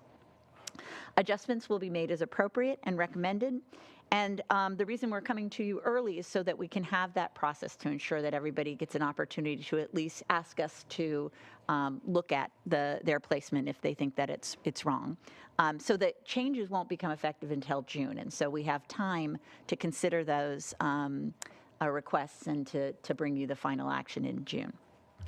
We'll also be going back to survey the labor market again. To ensure that our salaries are still competitive. The data that we were using was from fiscal year 22-23, so it's due to be refreshed. We may recommend adjustments based on that process. Moving from a broadband system to a narrowband system makes it more important that we're regularly looking at the labor market and making adjustments as appropriate. We do the same thing with our other employee groups, as you know. We're always looking at those survey results. We need to continue to focus on improving our contributions to family health insurance benefits, and that is for our employees countywide. So with that, This has been a 3-year-long project, and I want to recognize the leadership of work that everyone has put into this before I joined the county, yourselves and Ms. Miyasato and her staff, my predecessor, Maria Elena de Guevara, and of course my incredible staff, and especially Yvonne Torres and Aaron Jeffrey, who are here with me today. And we are happy to take any questions. Okay, let's open it up to questions from the board. Supervisor Williams. So review for me again, that slide was really helpful on the steps. What makes you a Y-rated or truncated step in the criteria? So if a manager's if we've placed a manager in a classification based on their job duties and their level of accountability and authority in the organization, and their current salary is already above the top of the range for that recommended new salary range, that is when they would be Y-rated. If they are maybe not quite there, but close enough, maybe 1%, they may have a truncated merit. But we're not going to put people won't be able to go above the step 6, but we also don't want to cut their pay. So that's why we're Y-rating them. I mean, they just stay at their current pay, and through COLAs, the top of those salary ranges eventually catch up. And then they're eligible again. And is it possible that some employees are assuming that they're going to be Y-rated based on the current data, and we don't really know because we haven't done the salaries, the most recent salary survey? Is that possible? That they, I'm sorry, can you repeat the question? All these calculations are based off of a salary survey we did in 22-23, yes. Right? That 22-23 data. And we did age the data. I should add Supervisor Williams through the chair. Sorry. And I could assume what that means, but I don't actually know. For last year, we added a 3% to it. So it may or may not. The market may have moved more, and we'll find out when we do the next survey. But for purposes of making sure that we weren't really using completely out of date data, we did age it by 3% for the year that we missed. And so for employees that may be worried about this, they may be using the calculation based on the 3%, but we don't know. When are we going to do the updating the numbers for 20? Oh, we're planning to start as soon as we go through the review process, so that our employees who are Y-rated and we can get those considered before June. We're going to talk to our other managers about their placement questions, and then we're going to immediately go into refreshing that data. And so in the appeal that you speak of, the questions would be, am I put in the right employee category, so therefore the right range, or not? Right. Am I in the right job family?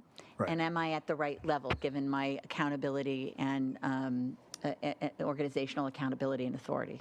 And you are going to look at the appeals from Y and truncated ratings first, because those are the ones that are more limited. Exactly. Got it. Thank you. Supervisor Nelson. Yes, thank you, Chair Lavigno.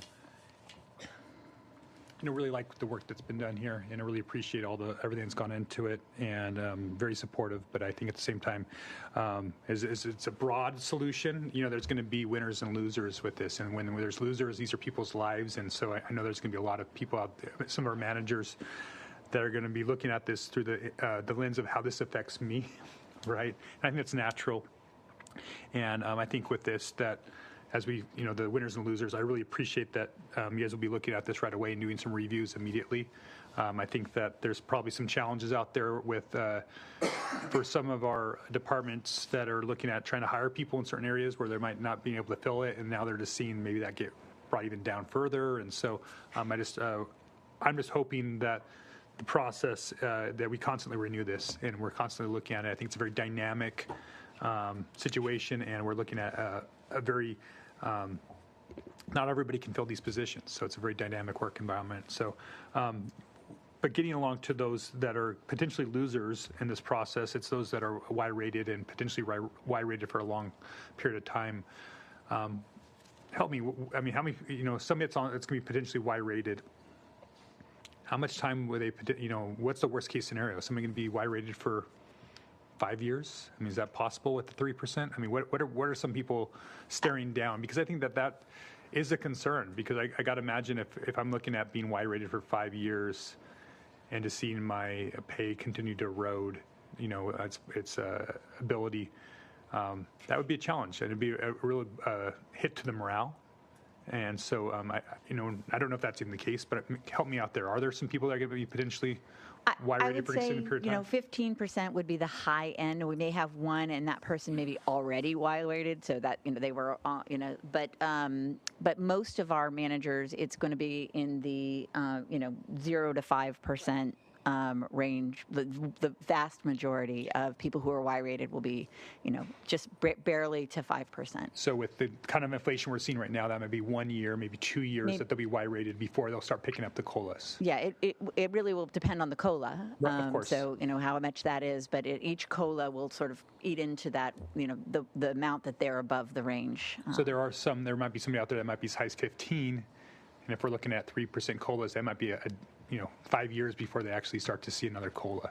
Is that that's a scenario that might and that's happen? one of the reasons we want to make sure we got it right before we get to June, and give them the opportunity to talk to us and ask us to look at it again, because there are potentially some significant impacts. Yeah, I'm really glad that I'm not in HR as a career, because obviously you have to deal with a big organization, 4,600 people. You got to make something work, and so I really appreciate what you guys are doing here. That's why I support what you're doing.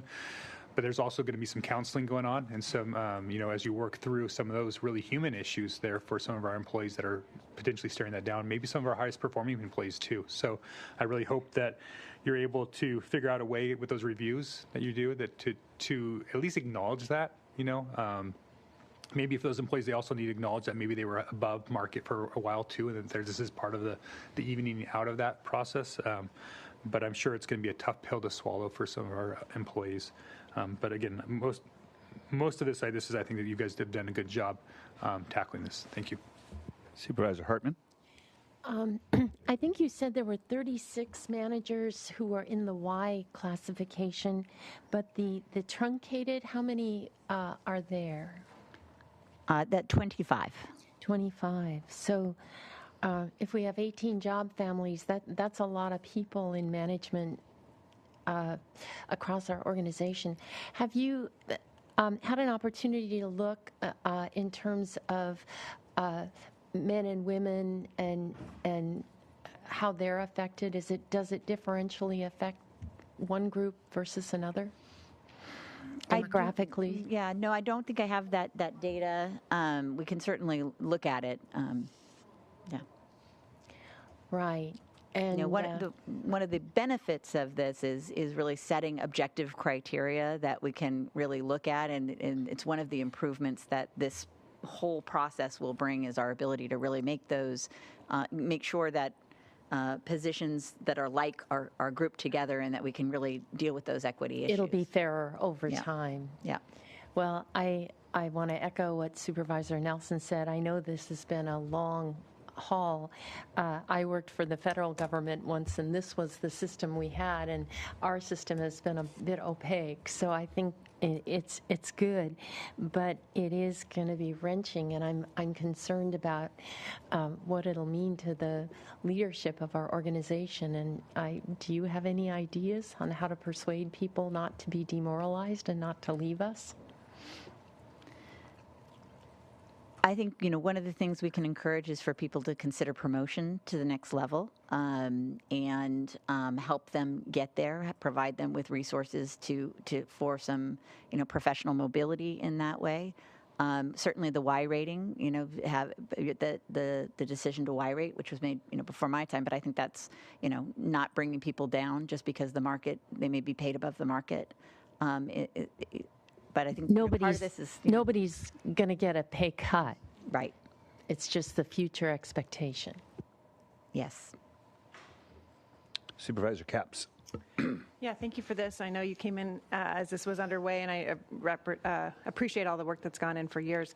I appreciate that this is a more transparent and equitable process. I like that there's increased bilingual pay. I certainly know in my office how incredibly important that is, as well as Juneteenth as a holiday. So I just encourage, along with my colleagues, that, to get to a more equitable system, there's bumps with certain people, and these are people, not just spreadsheets. And if there's any flexibility, I think you're a little bit under budget. I'm not trying to say what to do with that, but I just want to hope that there's ways to keep people engaged who've been here a long time and might just inadvertently be impacted in a way that's very specific to their situation as we get to a more equitable and transparent system going forward.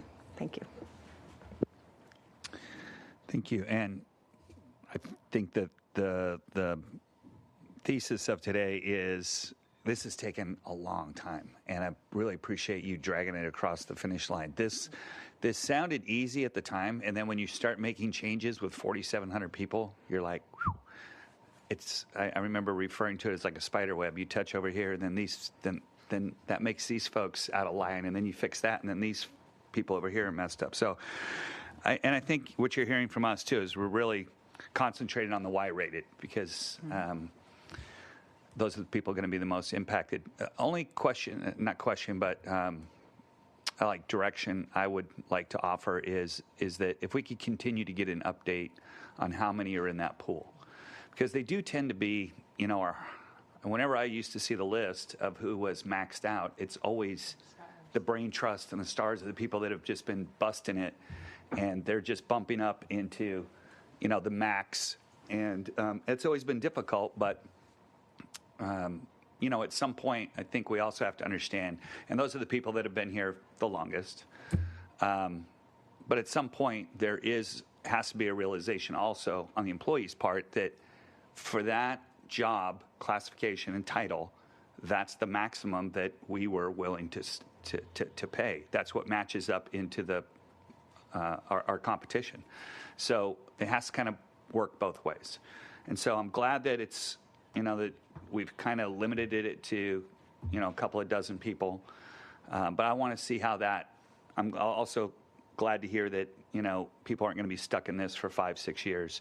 But it would be nice to see how we progress through. And I'd like to keep getting an update on those folks that are Y-rated, how much closer are they?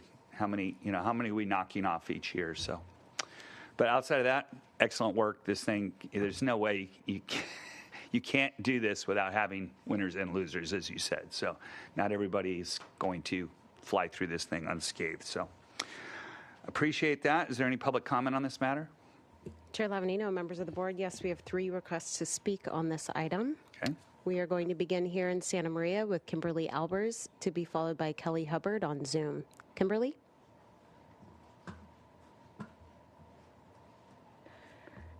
Chair Lavanino, members of the board, I'm Kimberly Albers from the Community Services Department. As I look over the persons who are in the enterprise leader classification, I see leaders who have had their responsibilities increase, persons that have worked tirelessly to better this county through seeking resources, leading teams, and living out our county values. Many of them have served our county for over a decade. Yet they are now the employees that are having their salary range decreased by $20,000 to $30,000 a year. It isn't just today, it is the future.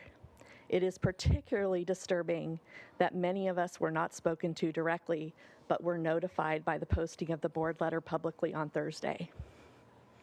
Having to peruse through 100 pages to find yourself and your colleague with the county was tough.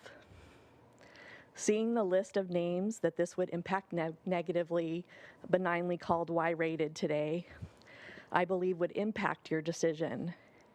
I believe we can pause for further review and understanding, particularly by the employees that are most impacted. We would like to see actual job descriptions. And at Community Services, it is women that are most impacted. Thank you. Thank you. We will now go to Kelly Hubbard on Zoom, to be followed by Stephen Manuel. Kelly? Chair and supervisors, thank you.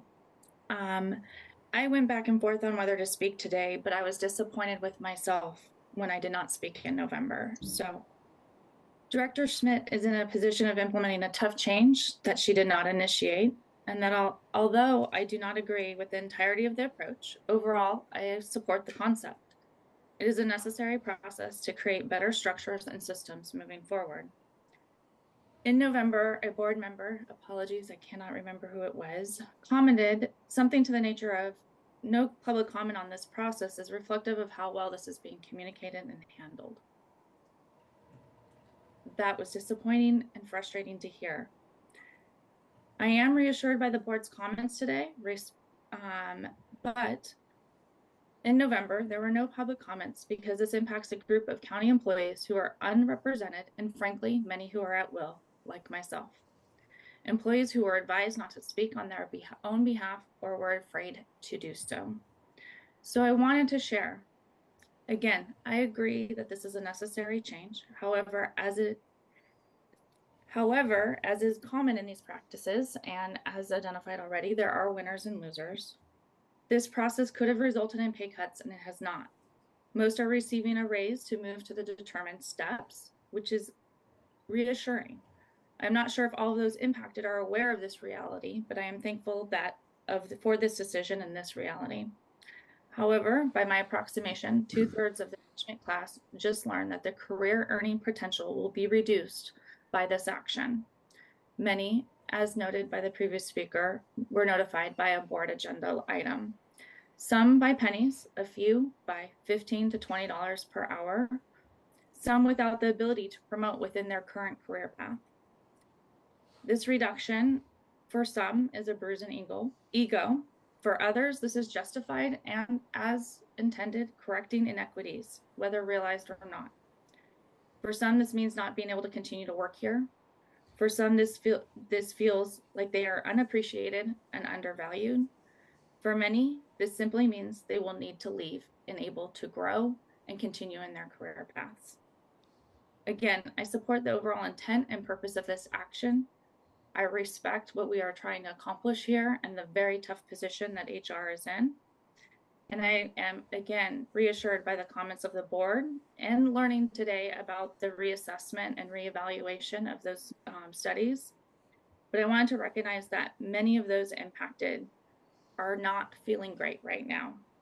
And many may not feel comfortable speaking up in this moment. So thank you. We will now go to Stephen Manuel, who's our final speaker on this item. Stephen?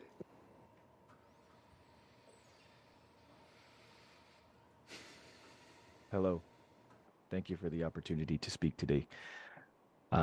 Just to give some background, I am in that management classification range that would be designated as a Y position, and I am on that higher range in the, I believe, 15%. So for myself, again, as some background, it would take several years for the proposed classification to reach up to where I'm at currently.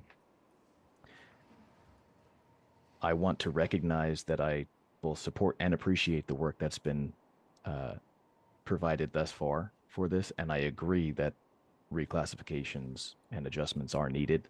However, I think that this is premature at this point. I think that we need to put together some more work to look at some of these ranges and to ensure that we're comparing them against not just nearby local cities and counties, but also other competitors such as Caltrans, which is paying significantly more than what we're proposing here today. I also want to recognize that while a majority of these bands and classifications are going up and being competitive against some of those other agencies, there are many classifications that are actually decreasing in those bands, mine in particular. If it weren't for that decrease, then I would not be Y-rated, and I would suspect that many others would not be Y-rated as well. In particular, I work for General Services, and there's a significant majority of all of the bands in General Services that have decreased by approximately 20%. While this decrease may be commensurate with the industry standard in the area. What's missing is also the ability for a future path. So in the one hand, I understand and recognize that I may be in a Y position, but having to wait for 5 years plus for that band to catch up to me is unfortunate. And to say that I could try to go for a promotion, for example, that's also not available in my band. So I think we need to be looking specifically at not just the effects of the band itself, but what promotional opportunities are available, because it's not available for all of these bands. So it's not just as simple as saying they can go for a promotion. Additionally, I just want to point out that there are many other instances that there are errors or omissions to certain positions that should be included in this band, and that if you're looking at simply the management class, as we are in this proposal, what also isn't taken into account is that some of those lower management bands have now been reduced to below what the positions underneath them are currently, and they are not being adjusted by this. So there's a major discrepancy. Thank you, Stephen. That is your time. Okay. Does that close public comment? And that concludes public comment on Thank this you. We'll item. bring it back to the board for deliberation. Supervisor Hartman? I guess there are two things that concern me. One is the kind of outreach. If in fact people first understood that this would affect them with our board letter, that isn't good. The other question I have is whether there's some opportunity over time to do smoothing for the Y class, that they would only get a percentage of the cost of living. And I wonder if there are options that we could look at. What I'm worried about is that this is our talent today, and it's our talent leadership for the future. And I'm concerned that if people get demoralized or resign, that it could leave a really big gap in our organization, especially at a time when it's difficult to hire and recruit, given the high cost of living in our area. So I'm just exploring whether there are any, smoothing options, anything so that people aren't just cut off, but have something smaller than the people under them. May take us longer to get to this whole system being implemented, but just asking. Supervisor Hartman, through the chair. We certainly could return to you as we go through this process, and I think we'd want to, first talk to our managers and listen to, tell them where they actually map in, because they don't have that specific information yet, where their salary would be. Kind of listen to their thoughts about that. But then if it were the board wanted us to return in June with an alternate, some alternatives related to smoothing, we could certainly do that. That's something that the board could request. It's sort of spreading it out a little bit further, but yes. Supervisor Nelson? Yes, thank you, Chair Lavanino, and I think Supervisor Hartman was very eloquent with describing what I see as a similar problem for people in our organization that might be faced with, sometimes we all equate our pay with our appreciation, and I think, and who we are as Thank people. God we don't. That's right. So, no, actually, I think that's about as much as we're appreciated.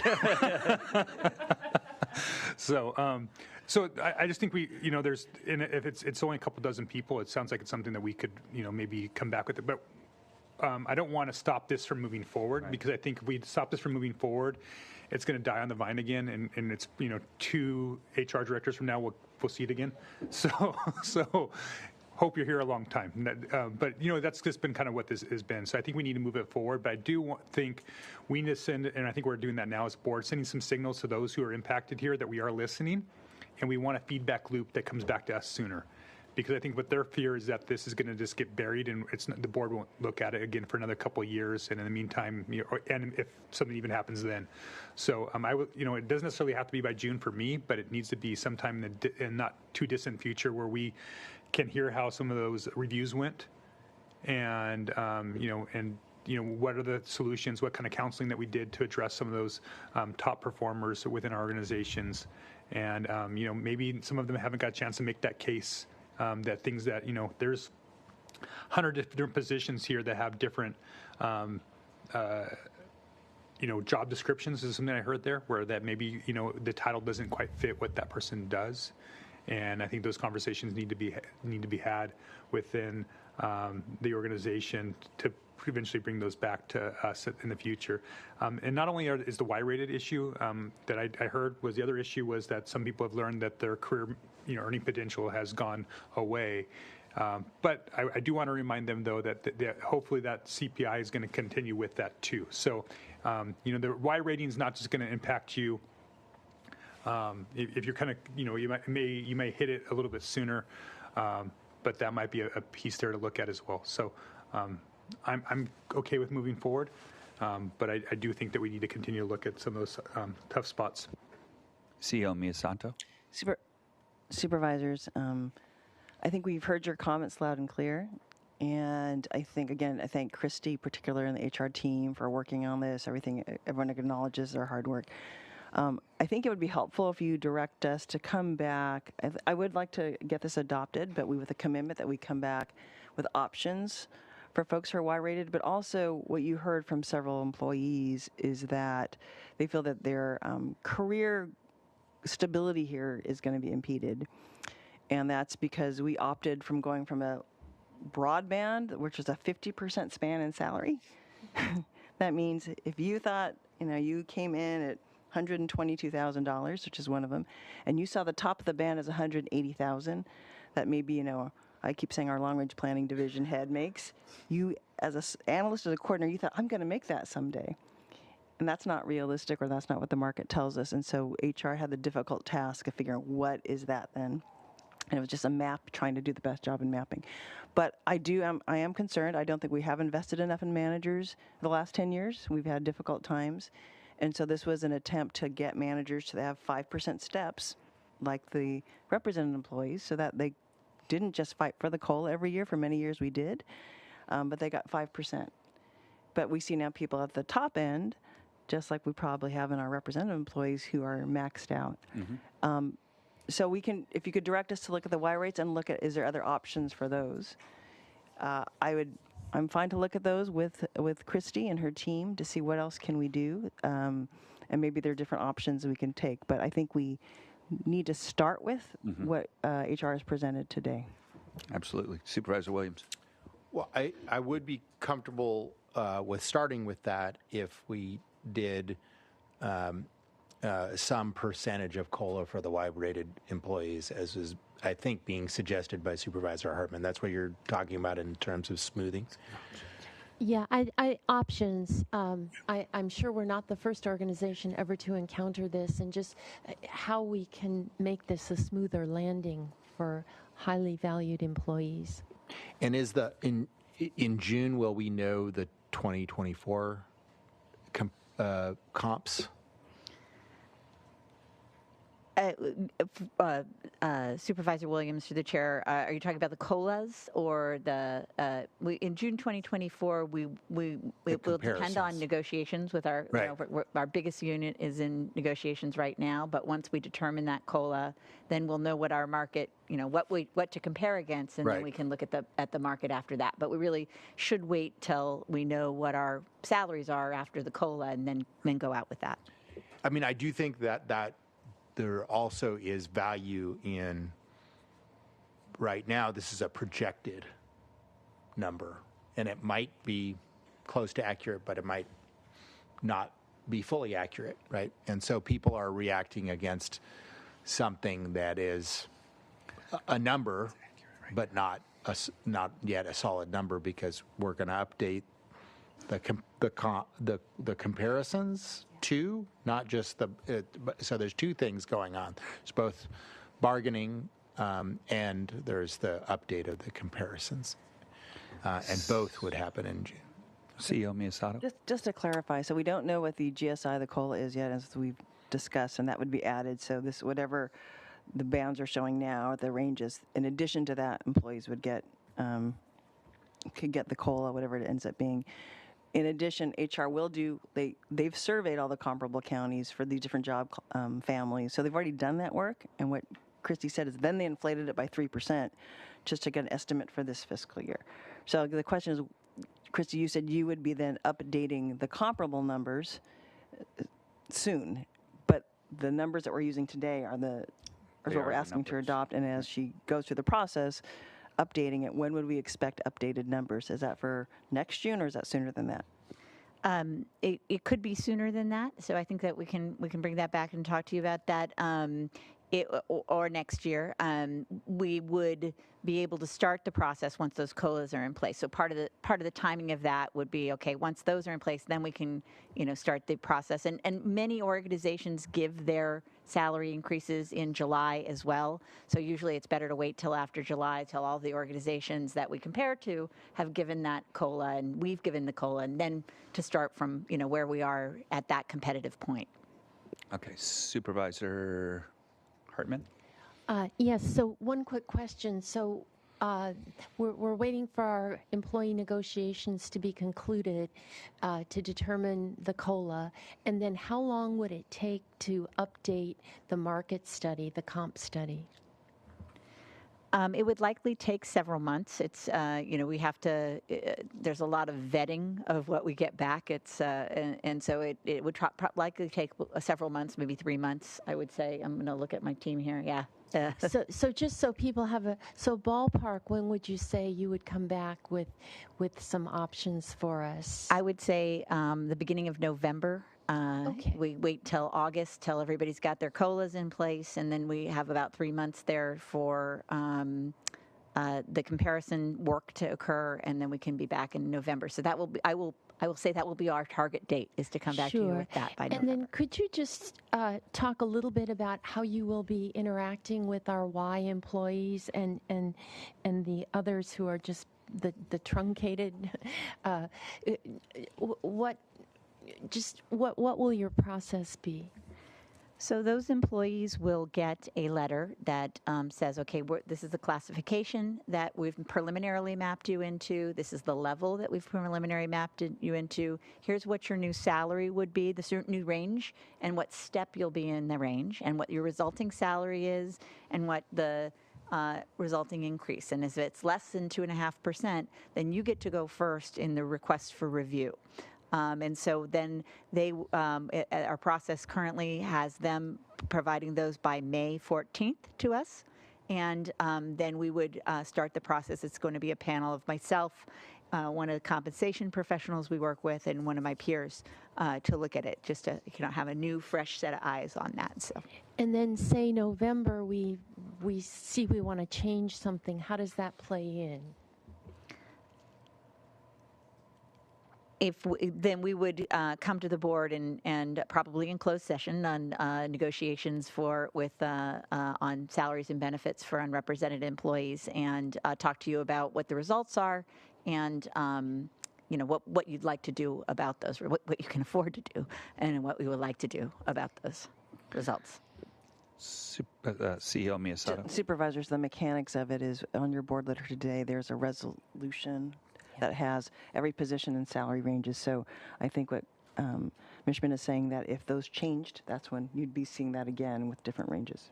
Okay, so with that, I'm prepared to move A through C on today's board letter with the direction that we go through the process you just described, that is coming back in November with more information about how this affects the Y employees. Mr. Chair, I appreciate the direction that Supervisor Hartman is taking, but I think this is a big enough thing over people's heads that November is going to be an eternity to them. And we're already having a hard time filling the positions of the rock stars. If we lose a few rock stars, that would be a real blow to the institution. So I just, I'm trying to figure out something that might be a little bit faster. I obviously don't want to just say we should add a percentage of COLA without looking at what that costs is projected to be. We have to look at the costs, right? Especially when things are this tight. I don't feel like it should wait until November for us to determine whether we want a percentage of COLA for the Y-rated folks or not. And what I would say is that something, and Christy will know because I've said this before, is when you have some employees that are below what they should be paid, usually the battle cry is parity, right? They should get more than the COLA to bring close. If there's people that are at the top of those bands and ultimately shouldn't grow as much as other people, then negative parity, I think, is also okay. This is kind of what that is. But you don't need to do that all at once. You can phase that in, right? And so that's what I guess I'm advocating for. Mr. Chair, if I could clarify the timeline a little on that. We will do this process before June, where we talk to our Y-rated employees and we make sure that we agree with where they are. And we could bring back that discussion about the Y-rated employees and that effect in June. It's the salary survey that we would be looking to wait till November, that we would take a little longer for us to do that. Great.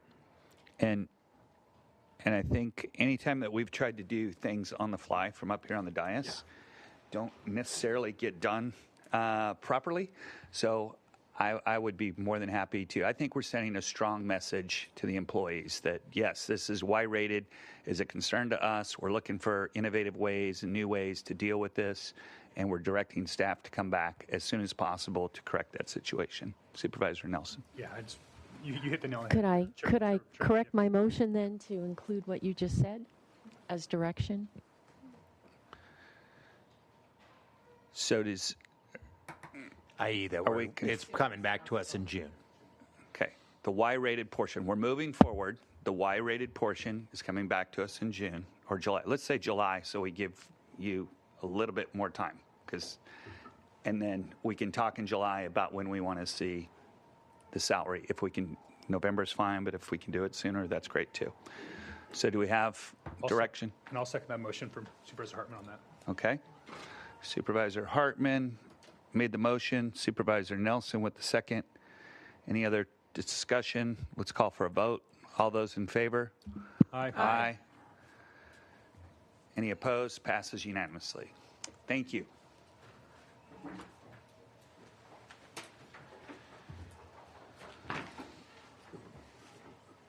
Takes us to departmental item number 2. Madam Clerk.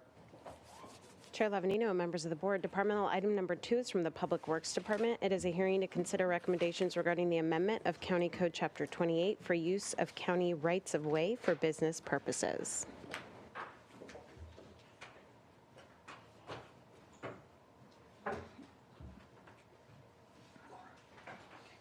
Oh, sorry. Oh, click it again. One more time. One more time. Sorry about that. Our chair just stepped out. Read the item into the record and she The button, you're off. Do you mind just reading the item into the record one more time? Absolutely. Chair Levanino, or Vice Chair, thank you, Caps. Departmental item number 2 is from the Public Works Department. It is a hearing to consider recommendations regarding the amendment of County Code Chapter 28 for use of county rights of way for business purposes. Thank you. Please begin. Good morning, Vice Chair Capps, members of the board. I'm Chris Nedden with Public Works. And today we have Gary Smart, the county traffic engineer, and he's going to give the presentation on this item. Thank you, Chris. Good morning. Today we are bringing to the board an amendment to section or chapter 28 of the county code that deals with the use of public right-of-way for businesses, private businesses. Currently our chapter allows for use of the public right-of-way that's not in the travel way of vehicles for outdoor dining, shared mobility use, and car share and other businesses. But this amendment will allow also the public right-of-way that's used for vehicles, parking in particular, to be used for parklets for outdoor businesses. In consideration of the parklets, we'll be looking at safety and access, impacts to the traveling public, and intended uses of the roadway, compatibility and community impacts, and then the cost and fees. Safety and access. The parklets will only be appropriate for use on low-speed roadways, 30 miles per hour or less. Each parklet will be considered to be unique and will be evaluated on a case-by-case. The flow of all the modes of traffic shall not be impeded by the parklets. Appropriate setbacks from vehicle travel lanes or crash-rated barriers will be required for the parklets. ADA access will be required both past the parklets and use of the parklets. And the visibility issues caused by a parklet must be maintained to not impact the traveling public. The impact and intended use of the road right-of-way, including the public mobility of pedestrians, bikes, and vehicles shall not be impeded, and it was intended for the primary use of the roadway. Some county areas have limited parking and restrictions on, and there will be restrictions for the parklets on removing any kind of existing parking. Congested sidewalks or reduced capacity of sidewalks related to increased business activities. The compatibility and community impacts for the parklets. Many areas of the county were designed to have street parking as the primary access for the businesses. Many of our downtown, old town sections and stuff. Coastal zone parking generally cannot be removed without offsetting the parking created and should be in close proximity. Other businesses may be impacted by the loss of street parking. Parklets may impact the community aesthetics also. The cost and fees. The cost for the county includes the staff time to review the permits and do compliance enforcement. There's a loss of public space, parking. The fees that will be collected will be to offset the time staff is using to review the applications and for approvals, ongoing compliance monitoring, and possibly creating offset parking for the lost spaces the parklets are using. In summary, we'll be looking at these categories: safety and access, impacts to the traveling public, compatibility and community impacts, and then the fees. Here are the recommended actions, which are also in your board item, and if we're available for any questions. Questions from the board? Okay, I think we have a number of public commenters. I'm sure that will get things moving. Chair Levanino, members of the board, yes, we have 4 requests to speak on this item. We are going to begin on Zoom with Jeff Mueller, to be followed by Robert Spallino. Jeff?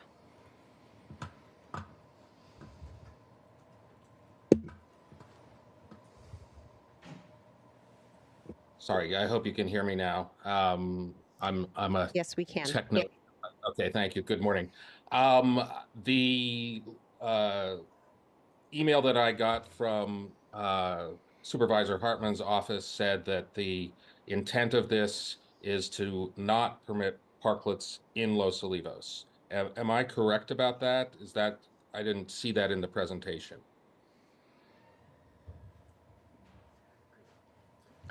Can you make your comments, all your comments, and then we'll try to answer all your questions afterwards. Okay. Because you're on a clock of 3 minutes. I'm sorry.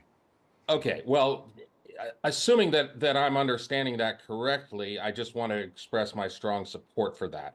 Los Olivos is at something of a crossroads, and it is very important at this juncture, I think, to think about the residents of Los Olivos and preserve the qualities of the town, and therefore There's no need for parklets in Los Olivos, and it's entirely appropriate not to have parklets in Los Olivos. I could go into more specifics, but I don't want to waste everybody's time if that's really what the board is agreeing to. So I'll yield any further time. Okay, thank you very much. We will remain on Zoom with Robert Spallino to be followed by Sam Marmestein. Robert?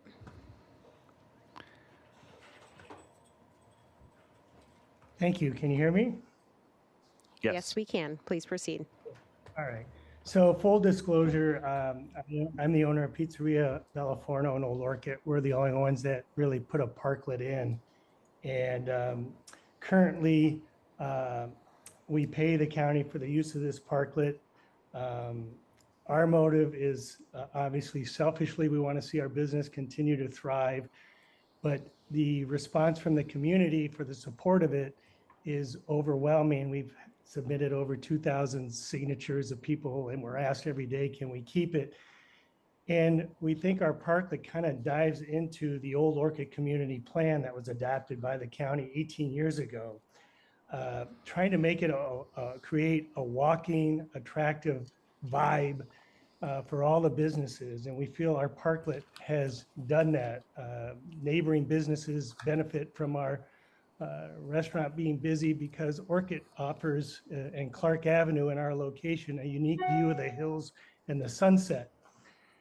And I know there's some expectations about having more parking, and we agree we need more parking, but we think there's a creative solution to do that, that both fits into the community plan, but also meets the need of the vibe that we're all trying to create in downtown Orchid to make it more attractive. When you go to San Luis Obispo or you go to Los Alamos or Los Olivos, you generally park and expect to walk to your destination. And San Luis has a lot of additional parking, but I still expect to walk a couple blocks to get to where I'm going. So the expectation of having parking right in front of every business is probably not realistic. But I think there's a great solution. I see a lot of unattractive parklets out there. I think it's great to have some kind of architectural review or somebody leading the charge to make sure the parklets are attractive and they kind of blend in with the environment. We tried to do that, and we just want to enhance the experience and make Clark Avenue more attractive and more interesting to both the residents of the area as well as people, the tourism that comes in.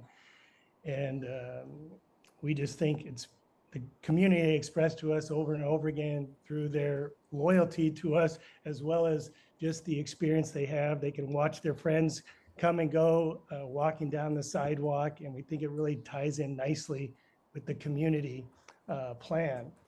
And if we take it out, we'll gain 2 parking spots right in front of our business. But when you drive down Clark, it's going to look like angled parking all the way down Clark. So again, I'd love to see everybody collaborate together to keep the parklets, make sure they're attractive, address the parking situation. And just as you all know, restaurants are very challenged right now. We're getting hit with sewer taxes of $6,000 on my property tax for that little building I have, which is 1,200 square feet. Obviously, Thank minimum. you, Robert. That is your time. Okay. All right. Thank you. We will now go to Sam Marmestein to be followed by Chuck Williams. Sam?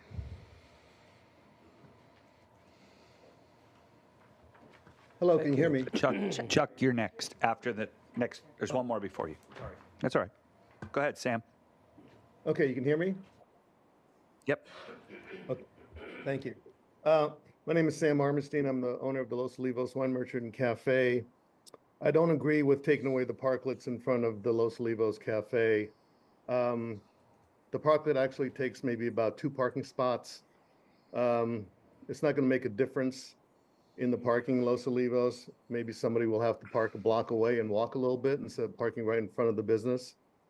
The parklet adds to the ambiance of Los Olivos, where you can sit outside and enjoy the nice weather. Our space also lets dog owners bring their dogs with them to dine outside, which is very popular for the parklet with our guests bringing their dogs. If we remove this parklet in this space, it will cut a significant amount of space for dog owners to bring their dogs. And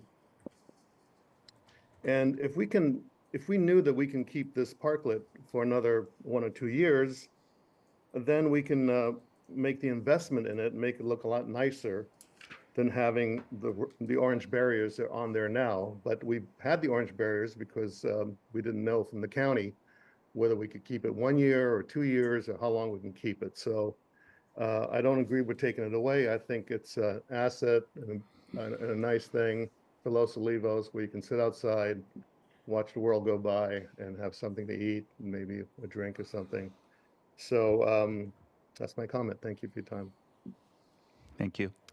We will now return to Santa Maria with Chuck Williams, who is our final speaker. Chuck?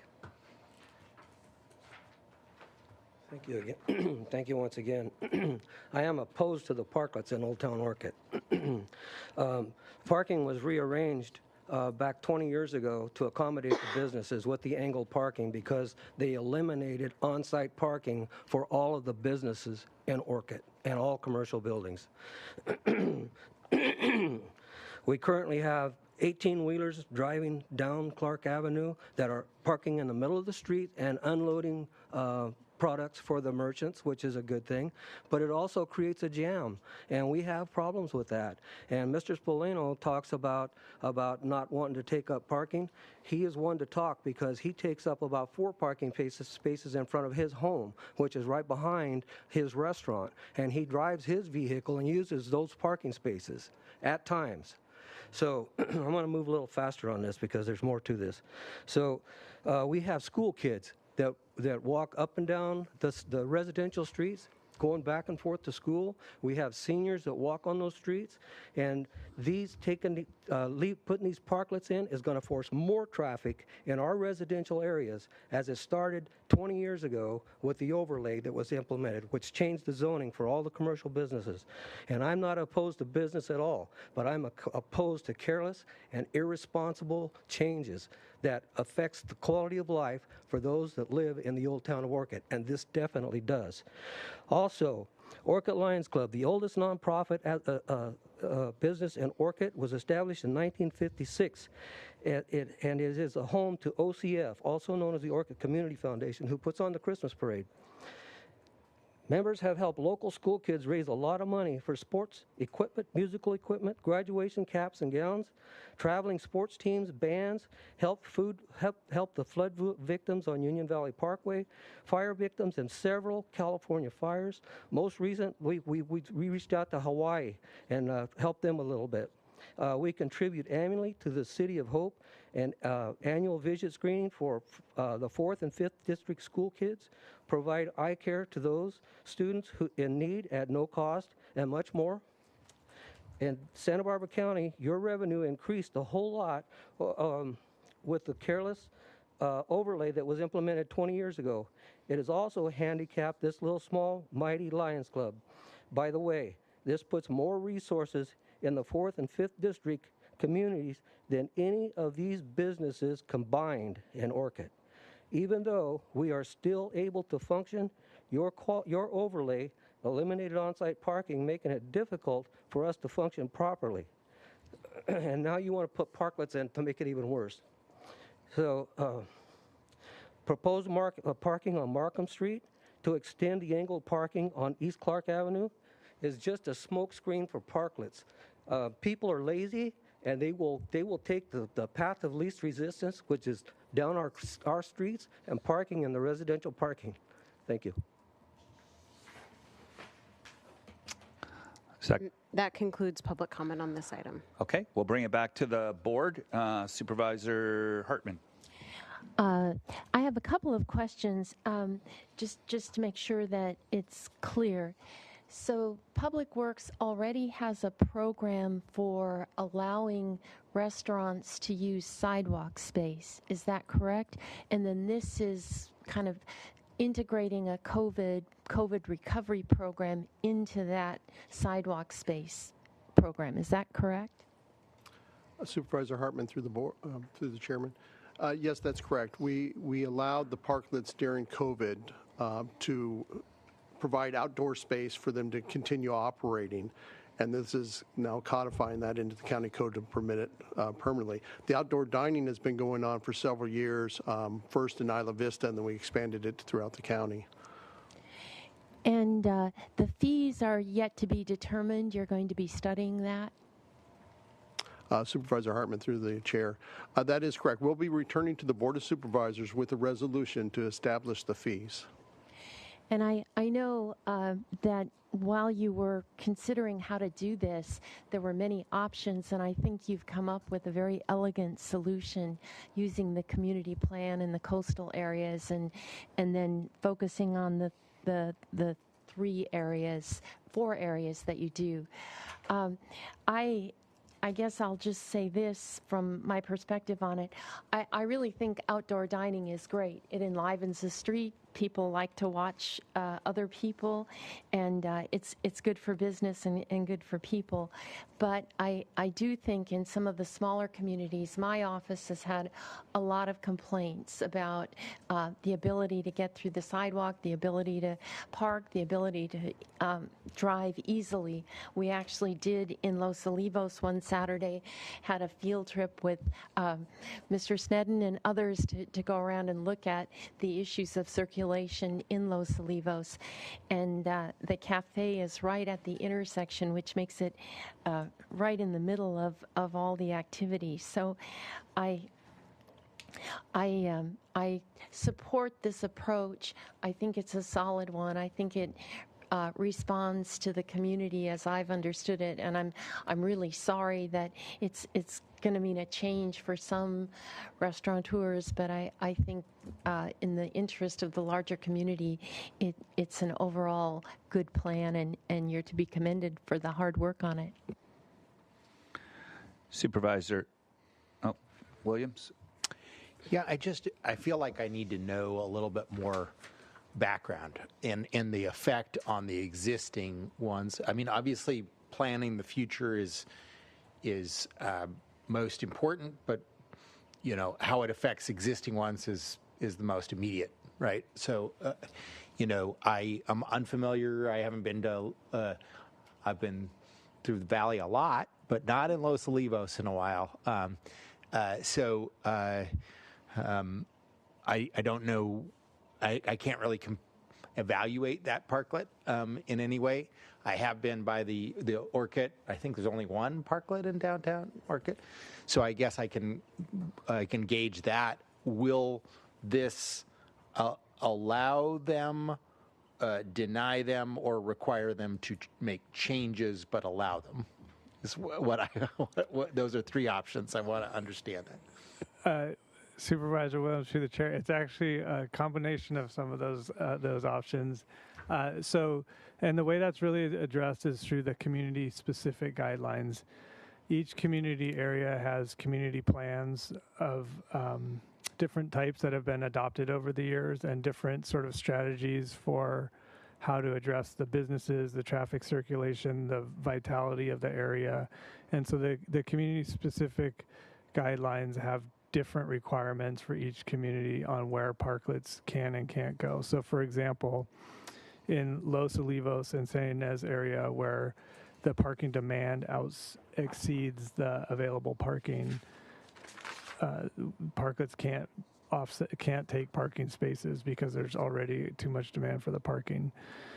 In Old Town Orchid, it's a balancing act, because that can be overparked at times too. So if there are parking spaces that are impacted, those need to be offset with new parking created elsewhere.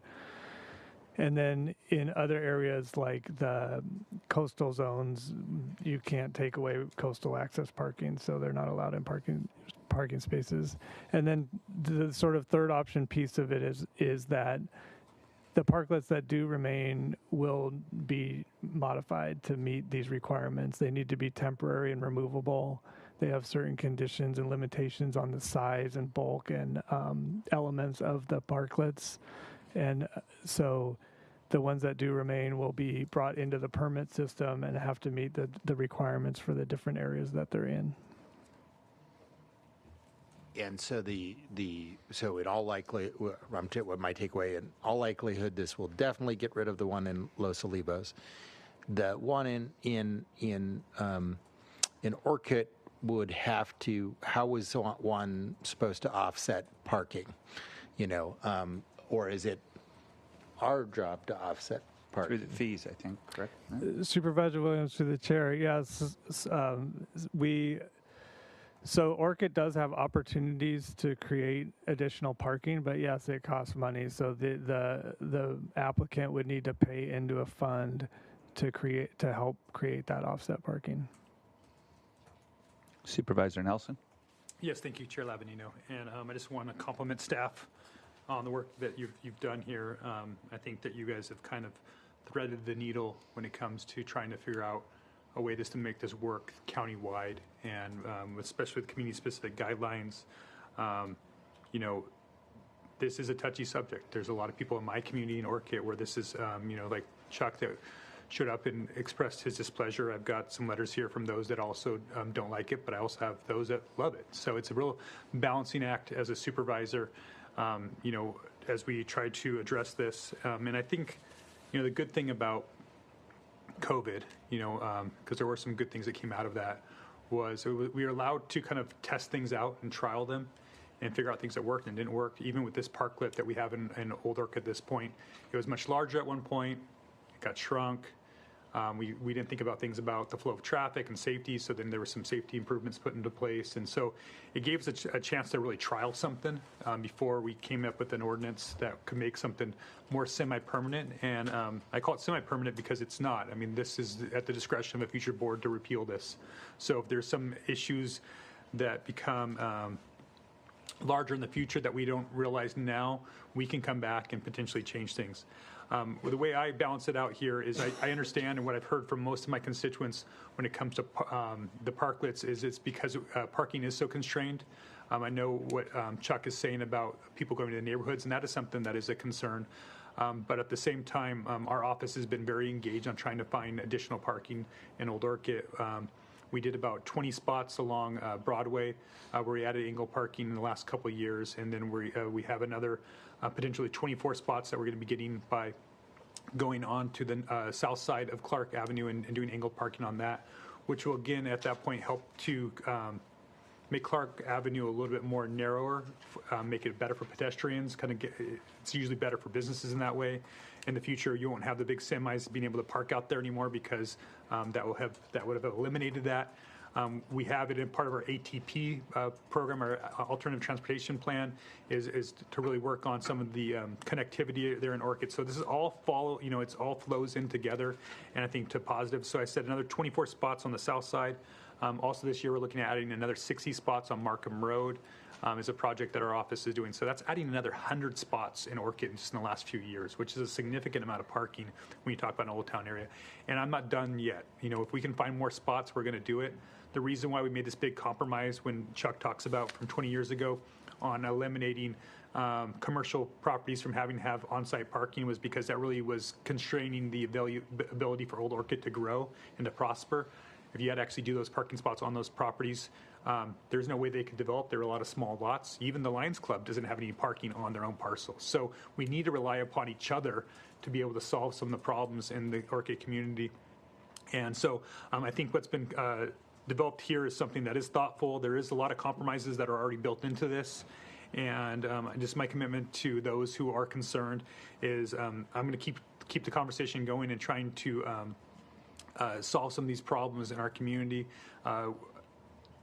Even with the neighborhood that's concerned about the parking going into there, Public Works has come to me and has said, hey, do you want to add angle parking to the neighborhoods? They'll tell you I pushed back on that because I know that that's the last place I want to go, and make sure that we take care of it within our commercial corridor before we start going to the neighborhoods. And if the neighborhoods start to become commercialized in the future, like that zoning did, then we'll start to look at that.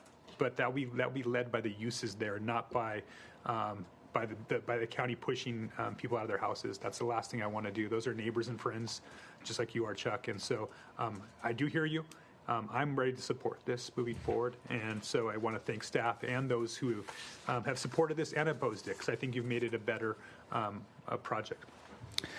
Great. Well, one of the things I I love Old Town Orchid. I think when you start talking about when there's parking problems, it's kind of a blessing because that means people actually want to be there. They want to go to Old Town Orchid. They want to go to Los Alamos. They want to go to Los Olivos. You know, who doesn't have a parking problem is the mall in Santa Maria. You know, you can park wherever you want in the mall, and that's another problem. So, yeah, I think one of the things that we did learn from COVID is that it's okay to go and eat outside, and it's kind of cool, and it brings the community together. I think what now, not all these parklets are created equal either. I've seen some on State Street that are horrendous, you know, and hats off to Mr. Spolino because he's made his look like it's part of the community, and it looks great, and I don't have any problem supporting this. I think also staff did a great job of kind of breaking this up as we go throughout the county based on community plans. So, and, you know, when I go into Old Town Orchid, not every time do I get to park right on Clark Avenue, and that's fine because I'm going there to walk through by other businesses. And Chuck, I promise you, I've never parked in the residential area. I don't like people coming into my block and parking on my block and walking over to another area. So I get where you're coming from. I support that, and I can promise you that Supervisor Nelson is continuing to work, and as he pointed out, all the ways that he's looking to expand parking in Old Town Orchid. So I think this is a really, really great plan. So Supervisor Nelson, you want to make the motion? Yeah, I'll go ahead and make the motion to support this item. And one last comment about the parking in Orchid. I think one of the big keys is with our commercial operators to have their employees in a parking and some of this farther out parking. And so that's something I'm going to continue to push on as well. If we can have them park there and open up those spots in front of the businesses for actual customers, I think that will go a long way. Okay. So, yeah, I'll go ahead and make a motion to accept staff's recommendations. Let's see, what was that? A through C. A through. Oh, I'm sorry. No, A through C double I. C double I, yeah. A through C. Okay. Can I get a second? Second. Second from Supervisor Hardman. All those in favor? Aye. Aye. Aye. Aye. Any opposed? Passes unanimously. Okay. I believe now we're going to be moving to closed session. Oh. Supervisors, we do want to take A21. Yeah, That's General right. Services I'm is sorry. here. If Mr. We Lack tabled request. A21 for a while, but And Chair Lavanino, members of the board, just a friendly reminder, this item was previously read into the record, but this is Administrative Item 21 from the County Executive Office, approving budget revision request number 9665. all right, Mr. Lagerquist. All right, Supervisor Nelson through the chair. Getting back to you on the budget request here. There's a long sordid history to this project. So a number of changes happened during the beginning phases. We were also stuck with a lot of supply chain issues during COVID. So this first came to the board in November 2019. And per our last contract amendment, which was September of 2022, we're at about $5.5 million for the project. However, at some point in the early stages of this project, there was a decision to value engineer, basically to save some money, and they took out a remote monitoring system. And so while each of the individual systems at each of the buildings has a way to monitor, it requires actually going into the battery system, storage system, and hooking up a laptop. And so by putting in this remote monitoring, now my energy manager who sits in Santa Barbara can remote in, assess the energy efficiency of the system, how much energy is being produced, and a number of other diagnostics on the system. So the $100,000 was not spent in order to save $30,000, but in doing so, we did benefit and get an additional $30,000 credit or grant to help pay and offset some of the batteries. And then additionally, we did have a $2.7 million loan through the California Energy Commission, and that's going to get paid back through our energy savings from this system here. So thank you, Director Lagerquist, for that. What was the original budget on this project? You said you're at $5.5 million now? That's the one I don't have. Okay. I want to say it was around 3.5 though. Okay. So I guess, it's hard to stomach, when you look at another $100,000 on a project, it's insult to injury to a project that is still not operating, to a project that has C trains sitting around our county campus, which, I actually had some questions about that. We're P&D's all is often citing property owners for having C trains on their property. It's odd the fact that we're just using them. Those are permanent now. Is that my understanding? The C trains. They are. Okay. I mean, that was what was designed in. Okay. And those are signed off by building officials and fire and. They've been signed off, correct, through P&Ds and fire. I mean, they meet code. Okay. Yeah, we don't do that for the the private sector. So, okay, it's just frustrating for me to look at all this and see such a mismanaged project. So far out of budget, so far off the timeline, and just keeps coming back and back for more things. The C-train things is a constant issue, and if we're, that should be something we should be looking at as well. I mean, I think it's really inappropriate for this campus, and I think it's kind of an insult to the North County that's what we think is appropriate here. So I'd like to see that looked at. Not that that's what this item is about at this point, but that's a frustration that I have. So I'm just going to vote against it, guys, but I'm fine if you guys want to move it along. Okay. Is there any public comment on 821 at this point? Chair Levanino, members of the board, we have not received any additional requests to speak on 821. All right. Supervisor Williams has a question. Sure. I noticed that the chargers were up. Are those working? Already somebody was plugged in. So we've had a challenge with PG&E getting the approval to do the connection.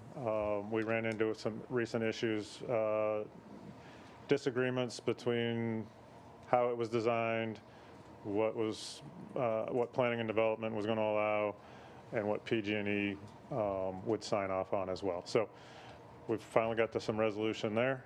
We expect to have it online in May.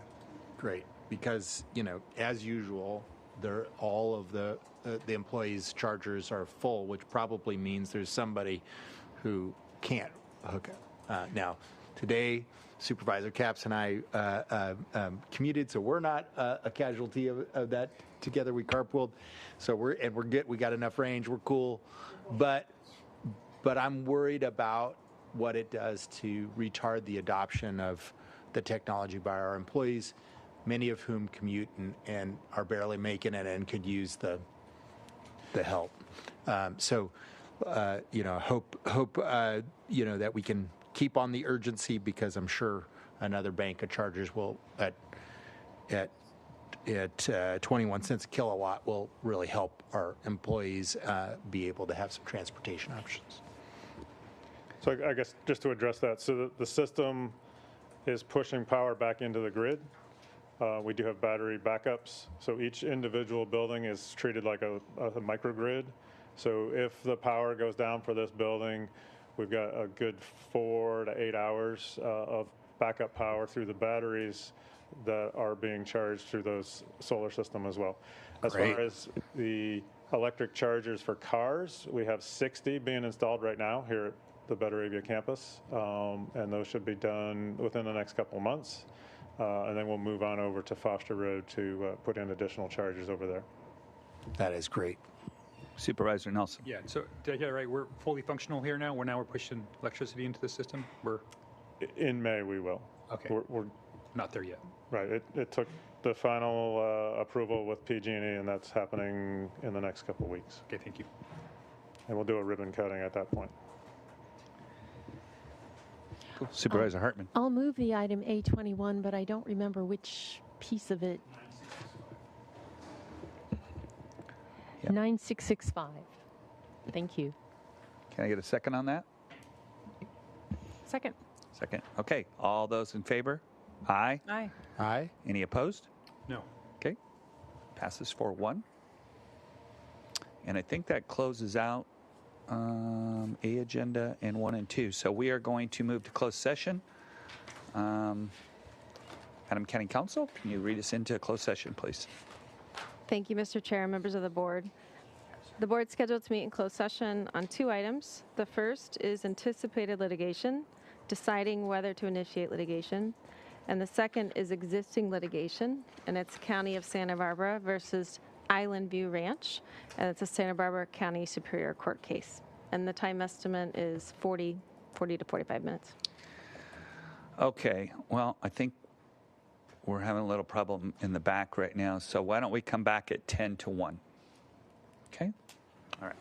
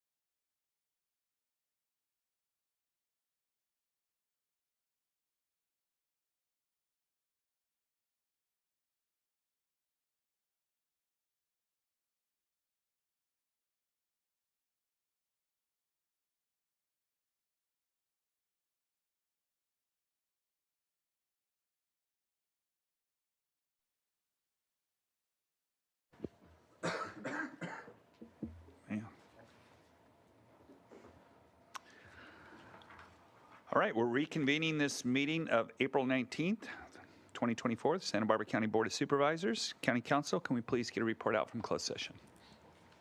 Thank you, Mr. Chair, members of the board. The board met in closed session on 2 items, deciding whether to initiate civil litigation, 1 case, and 1 item of existing litigation, County of Santa Barbara versus Island View Ranch, and the board took no reportable action. Okay. That takes us to departmental item number 3. Madam Clerk? Chair Lavanino and members of the board, departmental item number 3 is from the Community Services Department. It is a hearing to consider recommendations regarding a presentation on the Community Action Plan to address homelessness, including encampment resolution strategy and 2024 point-in-time count of persons experiencing homelessness. Good morning. Good afternoon. Good afternoon.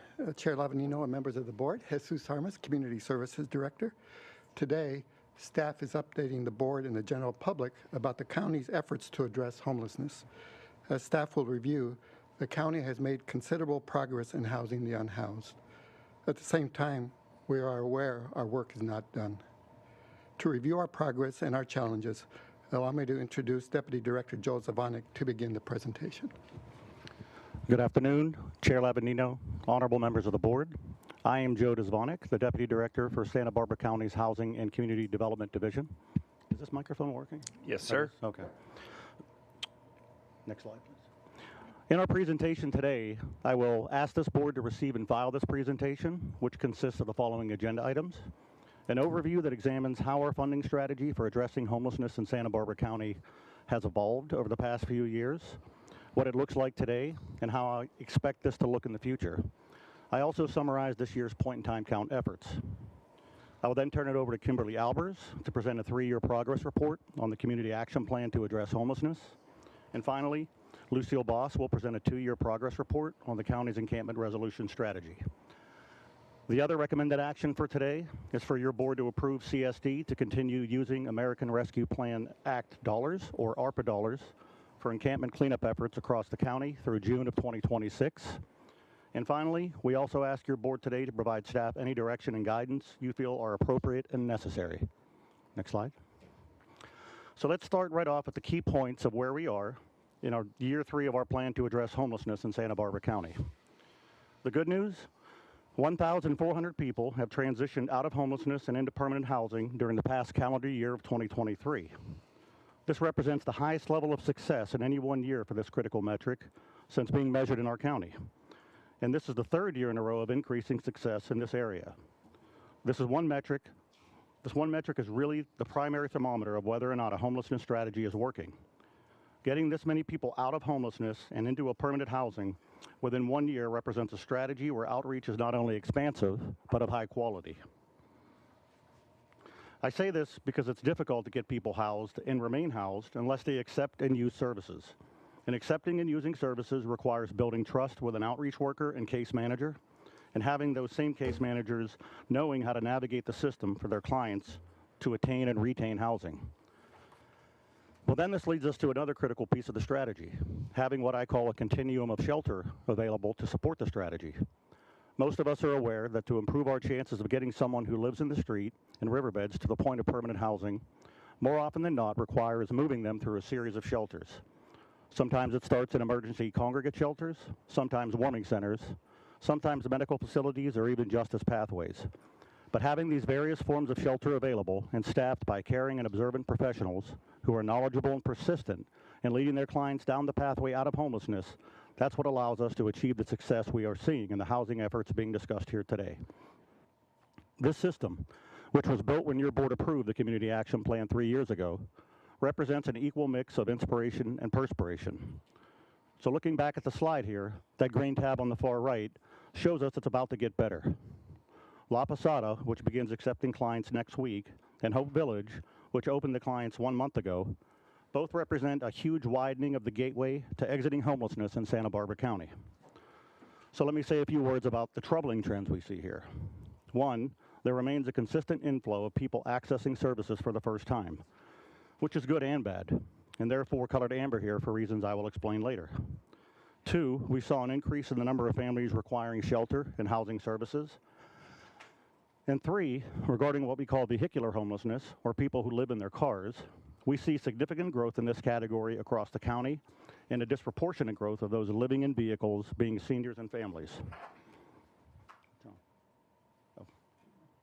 Oh, okay.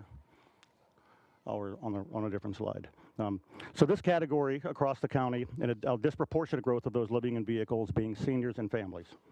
On the issue of vehicular homelessness, I would like to take a moment to highlight that your Community Services Department, working in close coordination with the leadership and staff of the City of Santa Barbara, have been awarded $8 million to address vehicular homelessness across the county in the next stage of our encampment resolution strategy, a strategy on which Lucille Boss will update everyone later in this presentation. Next slide, please. Slide 4 depicts the trend shown on the two bookends, if you will, of what we do in CSD to address homelessness. On one end, we work to facilitate an increase in the availability of permanent housing attainable for an individual or family experiencing homelessness, a housing solution that meets their financial abilities and medical needs for a longer term. This is done by engaging with both service providers and developers in working to secure the funding and other ingredients needed for such housing. This type of housing is sometimes referred to as permanent supportive housing if extensive wraparound services are provided, and that spectrum tracks all the way over to low and very low income housing that is attainable through housing vouchers and other subsidies set aside for homeless individuals and families. The whole spectrum of housing is referred to as permanent housing, and it is to be distinguished from emergency shelters and even interim housing like Dignity Moves projects throughout Santa Barbara. The bottom orange line on this chart shows the results of these efforts over the past several years, and it truly represents the end game of all the efforts we take to address homelessness. So that's it right there, the orange line. This is what demonstrates the trend of how we are approaching our goal with this homeless strategy, and we are performing at a solid level. However, at the other bookend of our jobs, we must go out and engage with and compel individuals and families experiencing homelessness to accept shelter and the variety of medical and financial services we have available for them. Some of these people may have been homeless for months or even years before ever accessing services, and we would capture their data and group it in the same year with someone who may have become homeless for the first time only a day before accessing services, if both of them access services for the first time in that same year. This is the blue line at the top of the chart. So what is our overall goal with this community action plan? This is an important point that I want to make clear here today. Our goal is to make these two lines approach each other and eventually intersect. If that happens, people will still fall into homelessness, but our ability to house them has improved to the extent that overall homelessness declines and no one person experiences homelessness for very long. In other words, we want to significantly reduce the number of people experiencing homelessness and eliminate chronic homelessness. Another point I want to make here with this chart is that we are seeing two disturbing trends. The number of people accessing services for the first time, represented by the blue line at the top, is far greater than the number of permanent housing units we can make available to them. And furthermore, the rate at which the blue line is increasing is greater than the rate at which the orange line is increasing, which is another way of saying that the increase in the rate at which people are newly accessing services is greater than the rate at which we can help people exit homelessness. So as the banner at the bottom of the slide indicates, although our ability to house people has grown significantly since 2020, the rate of people newly accessing services continues to outpace those efforts. We believe, however, that we can close this gap. We can make these lines intersect, and that is our goal. But the deeper lesson here is that we, as a county and a community, we need to focus more intensely on those issues that are driving people into homelessness, much earlier upstream in the process of becoming homeless. While we as CSD continue to improve our ability to get those people who are already experiencing homelessness back into a housing solution. The strategy we're discussing here today, which is a CSD-based strategy, is by its very nature more focused on affecting the orange line of this chart and getting those who are already experiencing homelessness or just about to become homeless into a better situation. Next slide, please. So diving a little deeper into the topic of accessing services, this slide depicts the trend we have seen over the last 3 years with regards to the annualized number of unhoused people who have reached out for services each year. The purpose of the slide is to demonstrate a few key points in understanding homelessness in this county. The first key point is to emphasize that the actual number of people experiencing homelessness throughout the year in Santa Barbara County is a greater number than many understand. This is most likely because of the way many people interpret the information released in the point-in-time count each year. What this chart tells us is that in calendar year 2021, over 3,300 people experiencing homelessness reached out for services. Last year, over 4,300 people reached out for services. These are unduplicated numbers, meaning no single person is counted in 1 year, twice in 1 year. Also, this number only reflects the number of people experiencing homelessness that have reached out for services. So the actual number each year is larger to some extent. The second key point is to demonstrate the explanation for the increase that we see here is threefold. One, more people are experiencing homelessness. That's obviously not a good thing. Two, our outreach network has grown, so more resources are available each year to serve them, and that's a very good thing. And three, we have more and more entry points available in our Homeless Management Information System, or HMIS, and this has allowed many unhoused individuals who were once invisible to us in many ways to enter our visible spectrum and begin their journey through the continuum of services and shelter needed to exit homelessness. Next slide. So now I move on to the topic of funding. Excuse me.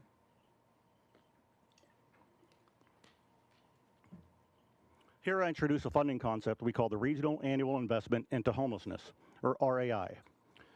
The RAI represents an estimated distribution of all funds expended across all cities and unincorporated districts of the county towards providing housing, shelter, and services exclusively for people experiencing homelessness in that fiscal year. This does not represent funds that are simply awarded that fiscal year. It is only an estimate of funds expended exclusively towards addressing homelessness across our county. We have 4 sources for funds of this type: federal, state, local, as well as private philanthropic sources. Local sources include monies from the county general fund and also those from our cities.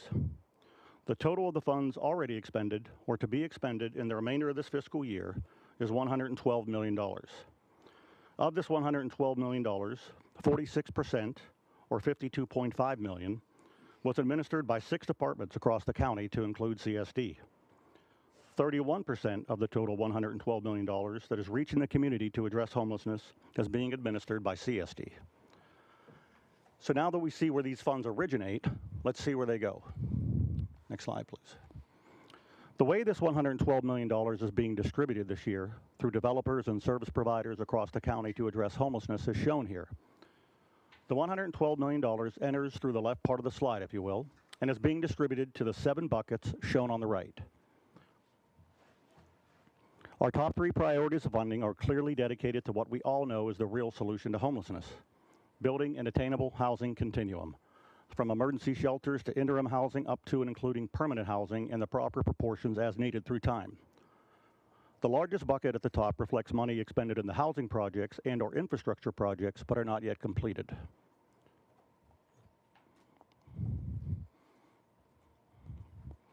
I was going to flip the slide, but I want to make sure that Supervisor Williams is good. Okay. Likes the colors. Can I just ask what's the difference between capital and housing development and permanent housing? Capital and housing development, money is invested in the projects that aren't yet completed. Permanent housing are projects that have been completed. Next slide. No. This slide demonstrates the details of how the $52.5 million administered directly by the county is being distributed to the projects mentioned earlier. And the pattern is the same. The top 3 buckets are efforts and projects that build our housing continuum, but the county's largest investment bucket in the housing continuum this year is shelter and interim housing. This is obviously reflected in the opening of Hope Village, La Posada, the renovation of Hedges House of Hope, and ongoing improvements at other shelters. Next slide. So the question many now have is, because the large one-time federal and state funding bundles released in response to the COVID pandemic are drying up with no obvious replacement in sight, what will we do to continue the projects we initiated with the startup money supplied from sources like ARPA, CARES Act, Emergency Rental Assistance, the COVID-based Emergency Solutions Grant, and possibly even our Encampment Resolution Funds, Home Key, and HAP funds? To be sure, all of these COVID-era, limited time, or even one-time large-scale emergency funding packages certainly planted the seed for the growth of the system that we now recognize house over 1,400 people experiencing homelessness in the past year. And this is a system that will surely grow over the coming years in its effectiveness as long as the funding continues. So how will we move forward? Well, that is certainly a concerning issue. Cities and counties generally operate on budgets that can be forecast with an impressive degree of certainty 5 years into the future. But how do we do this for an activity that no level of government seems to want to commit funding to for more than a year at a time? Well, the answer is one, I don't believe the large capital investments we've made in past years in interim shelter projects needs to continue. But two, we cannot view funding for homelessness, which is purported to be the issue of our time, in the same manner we have been trained to view all budgeting processes. And this makes everyone very uncomfortable. But that is okay, because rigorous, relentless, creative, and high-level staff work is the answer. Until such time that either homelessness disappears or much longer-term funding is assured, we must believe that funding will be found through rigorous, relentless, and creative staff work. This has been going on in this county for some time towards this issue of homelessness, and I'm here to assure you it will continue. For example, let's take one homelessness program and dissect its funding over the past 4 to 5 years. This is a program that not only survived the past several years, but grew in its scope and effectiveness, and it represents the tip of the spear in addressing homelessness. That program is street outreach. In fiscal year 2021, street outreach was funded using primarily 2 sources that no longer exist, as shown in the far left arrow at the bottom of the slide. With the onset of COVID, staff recognized the demise of those programs, but saw the onset of new funding sources, such as ESG-CV, HAP, and SURF programs, coming down as shown in the second arrow on the bottom. And rather than having a gap or even a reduction in services, these future funding sources were identified early, planned for, and smoothly braided into ongoing programs. Soon after, ARPA dollars became available to street outreach, and staff grabbed onto them, along with more SURF dollars, and braided them into ongoing programs such that they only grew in size, scope, and effect. And this is reflected by the data shown today, earlier in the slides, as the significant growth in the number of people being served.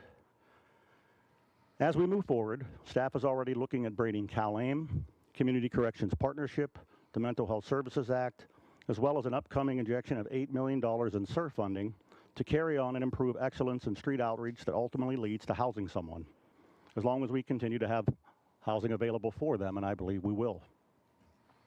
Next slide. I want to briefly take a look at the trends resulting from this year's annual point-in-time count.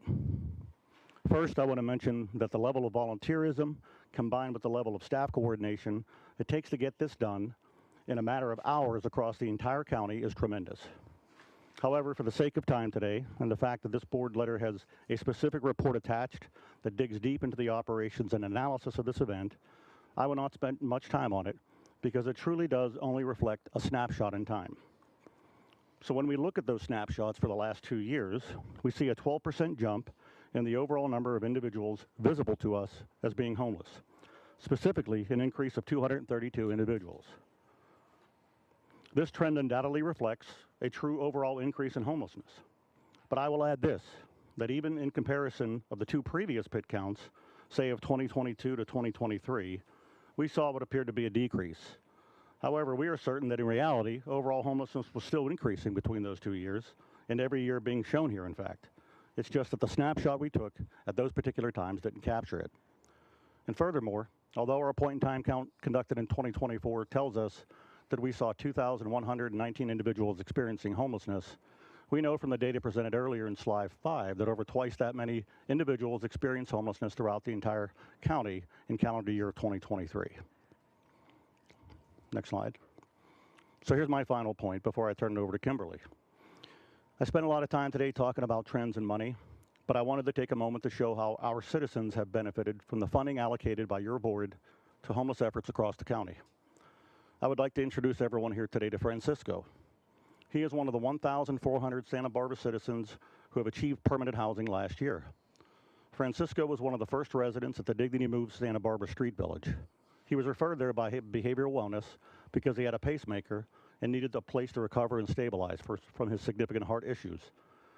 At the same time, because he had been in and out of incarceration while growing up in the east side of Santa Barbara City, he also had serious legal issues that were being addressed in the court system. But because he successfully engaged in treatment, was a model resident, and had multiple shelter staff testify under oath on his behalf, The judge expunged all of his charges, and Francisco did not have to serve any more time in prison. Today, he is successfully housed somewhere in Santa Barbara County, and he says that finally having his own place to live after so many years on the street is heaven sent. So now I turn it over to Kimberly Albers to give more specifics on the Community Action Plan. Good afternoon, Chair Lavanino and members of the board. It has been 3 years since the Community Action Plan to address homelessness was approved and adopted by the Board of Supervisors. In the packet, you'll find a 3-year progress report that describes in more detail many of the projects and steps forward. The Community Action Plan includes a detailed work plan that the Homeless Assistance Programs team uses to guide our work on a daily basis as we administer funding and the system of care. There are 5 strategies outlined in the plan, and I have the privilege today of highlighting the key progress for each of those strategies. Next slide. More housing, as Joe talked about. Increasing access to safe and affordable housing is truly the focus of the plan and where measurable progress can be shared. There has been a 35% increase in housing inventory dedicated to homelessness since 2021. Permanent housing inventory has increased by 496 units through development of new units and securing new long-term rental subsidies paired with services. Interim housing was expanded and enhanced by 330 new beds being created, which includes the recently opened Hope Village and La Posada opening next week. The pool of funding available has increased by $134 million in new programs, sources, and competitive awards. And our amazing providers have developed partnerships with 531 new landlords to secure housing in the private rental market through tenant-based rental assistance. Next slide.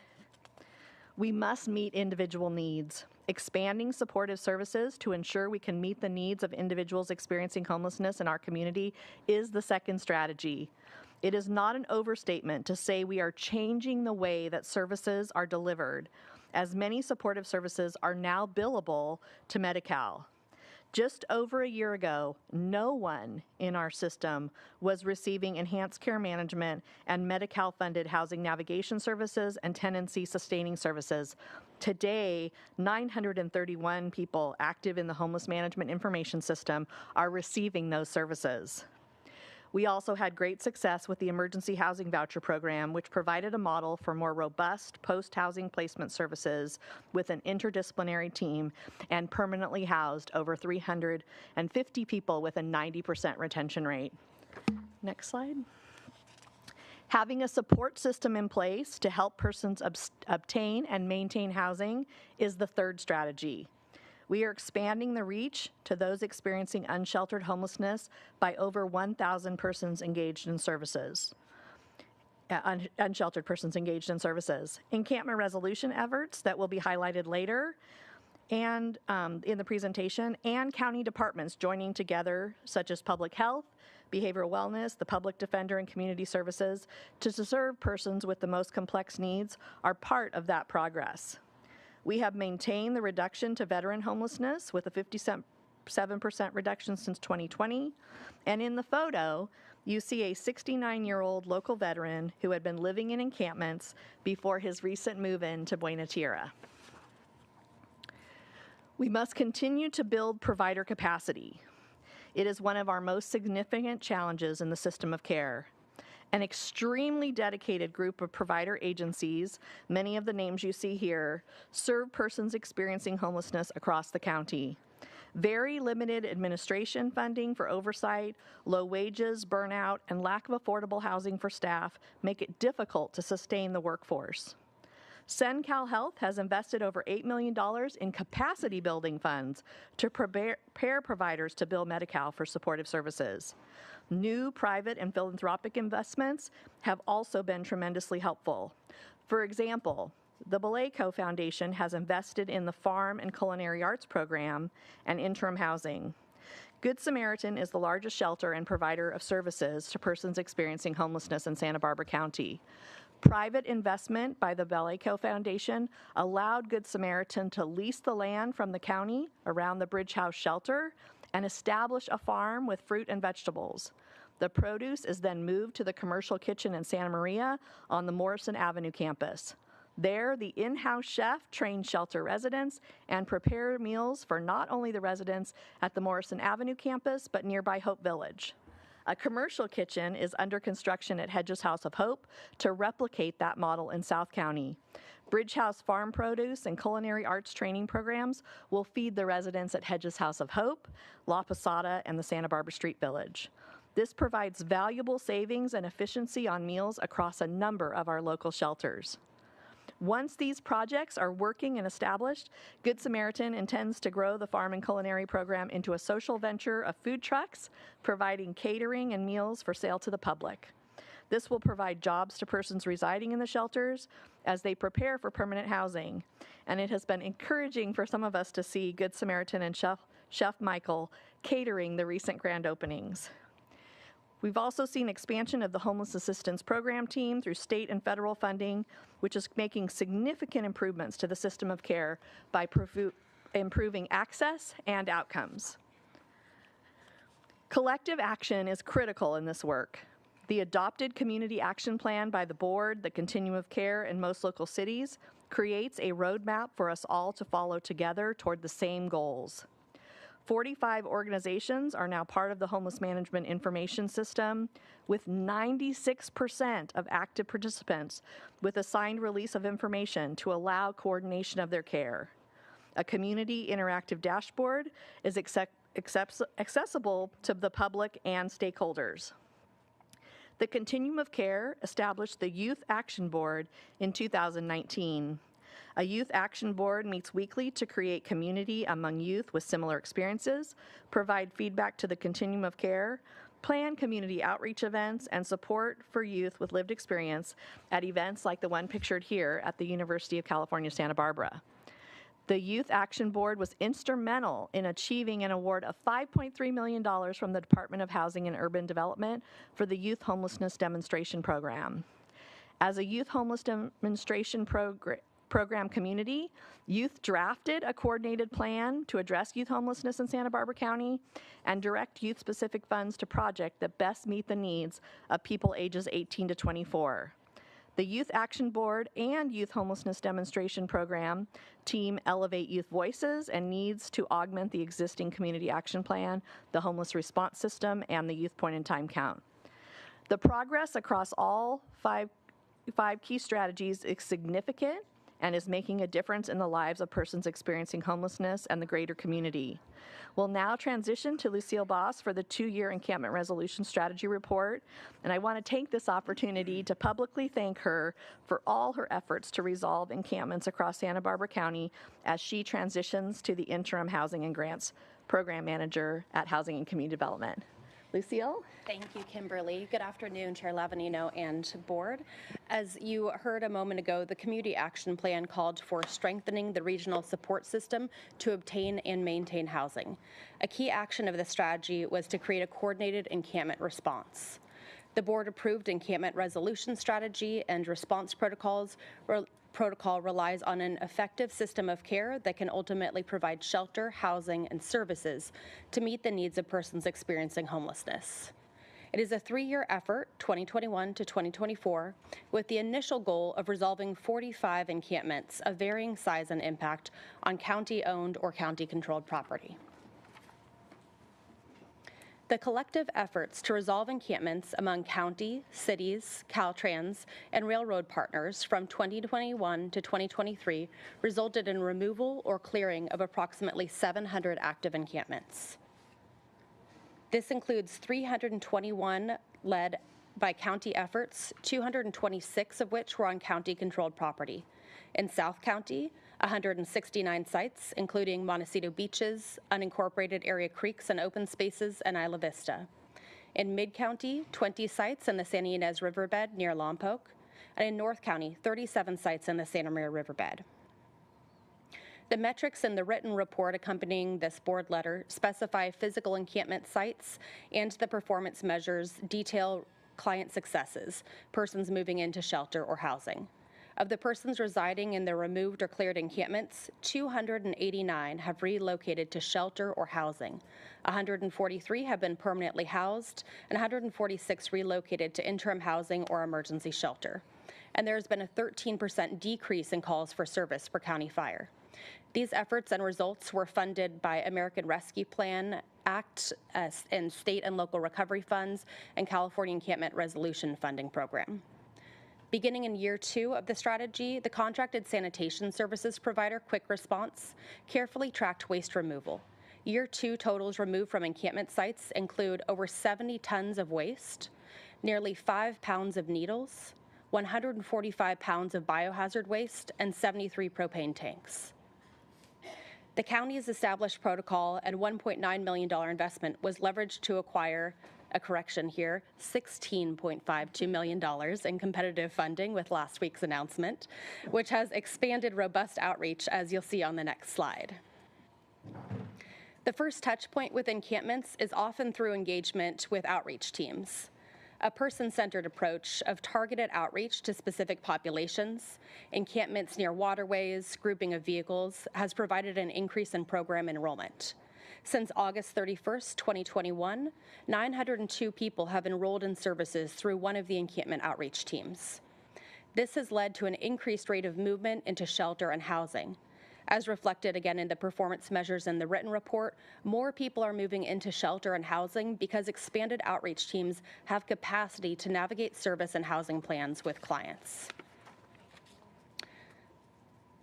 The goals and performance measures set forth in the encampment resolution strategy are intended to improve the safety and cleanliness of streets and open spaces, meet the housing, shelter, and service referral needs, improve the medical and behavioral health, and deliver coordinated services to effectively address and resolve encampments by developing efficient means to manage calls for service and prioritize resources, and effectively share information and coordinate resources countywide. You'll see specific successes and challenges on the slide and in the written report. The third year of strategy implementation presents many opportunities, including deployment of a new outreach team focused on behavioral and physical health funded by state funding, permanent housing in Goleta, Buena Tierra, which will end homelessness for a number of people who were previously in encampments, interim housing in Santa Maria, Hope Village, which has transitioned dozens of people from nearby encampments indoors and on a pathway to permanent housing, and interim housing in the unincorporated area of South Santa Barbara County, La Posada, which next week will resolve a large encampment dangerously near railroad and creeks by moving people into a safe, secure, healthy community. As people move from interim housing into permanent housing, more people will move from unsheltered homelessness or encampments into interim housing beds or cabins. The community witnessed this type of shift in August 2023 when a large group of people moved from Dignity Move Santa Barbara Street Village, interim housing, into Veracruz Village, permanent affordable housing in Santa Barbara, and in early 2024 when people moved from encampments into Buena Tierra in Goleta.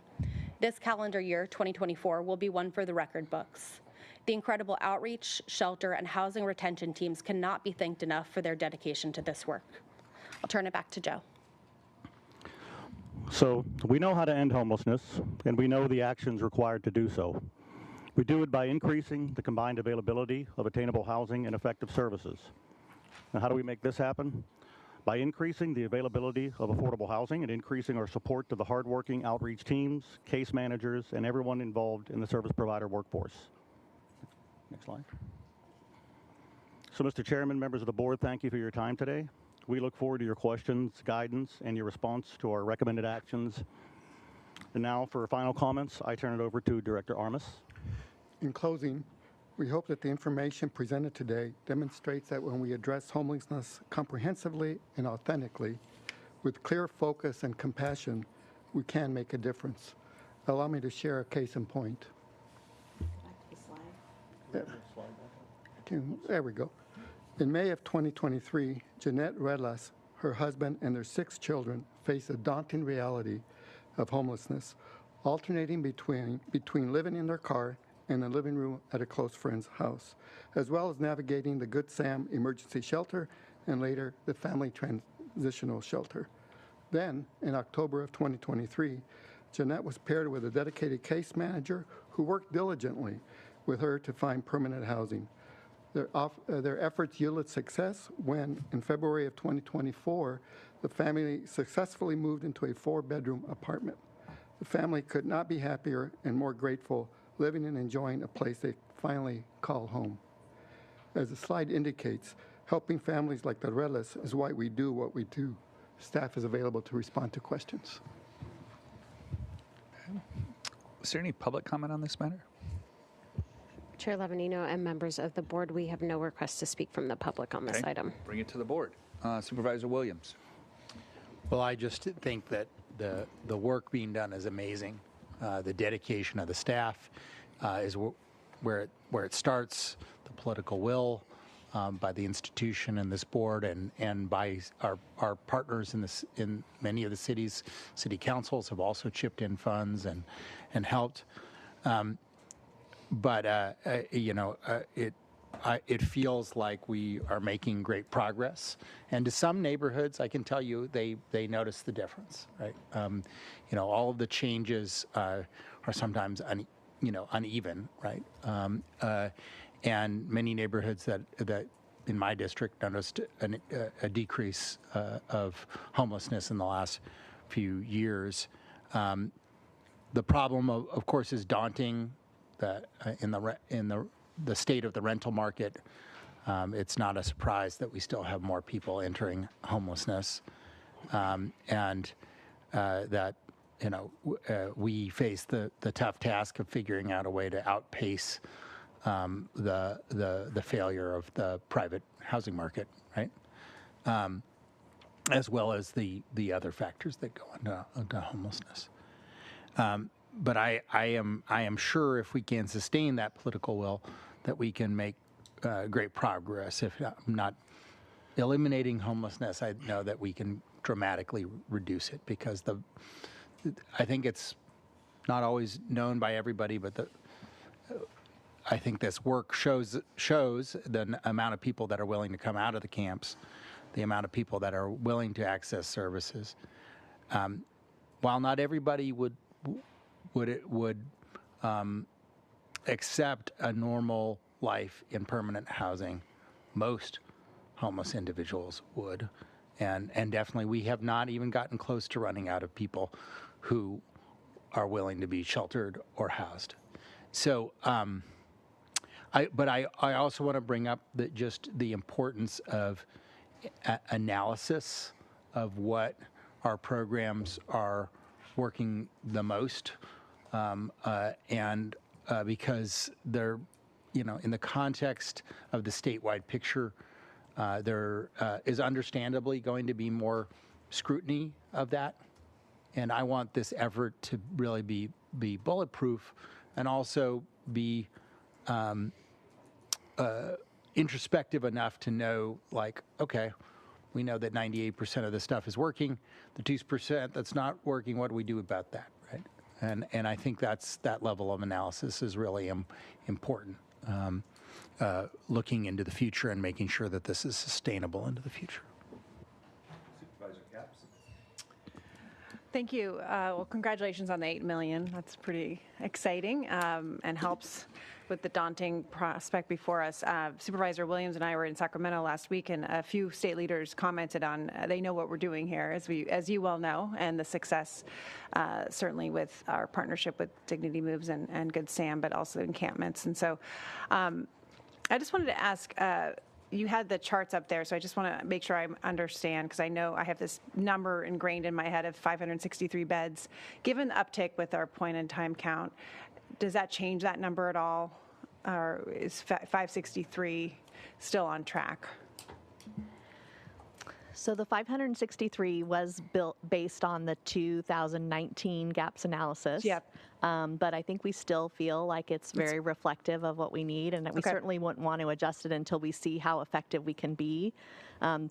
Sometimes we think of, there's 2,119 people, and you're saying 563 beds, and that doesn't make sense. But most of our beds turn over about 3 times a year. So making sure we're continuing that throughput right, will be part of seeing if that 563 will hold. But yes, that is absolutely still the goal. And as we inch closer to it, right, we're at 330 of those 563.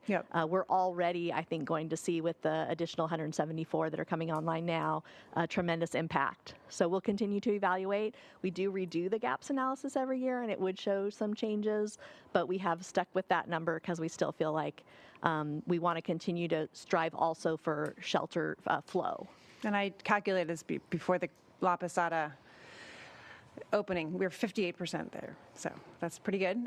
Still a ways to go, but can you, maybe this is a little too much to analyze at this point, but we're all tracking this this Oregon case before the Supreme Court. Are you able to just share any thoughts you have of how that could change our work here, or is it too early?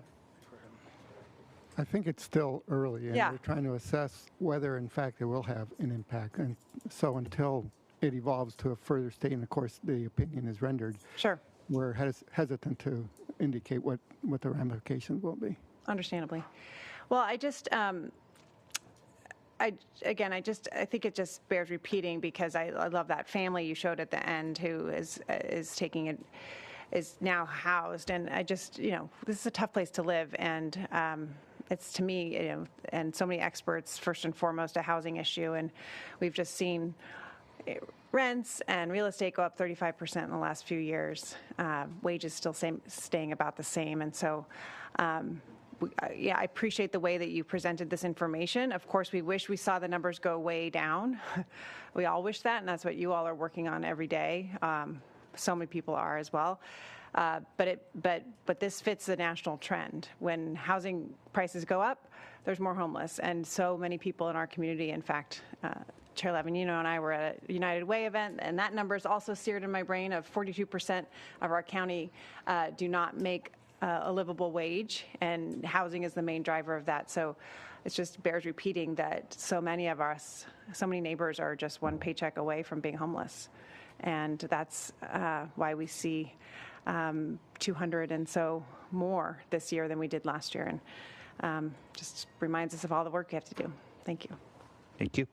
Supervisor Hartman. Well, first of all, I just think the quality of your PowerPoint presentation was really superb. You've upped the game for other departments, I think.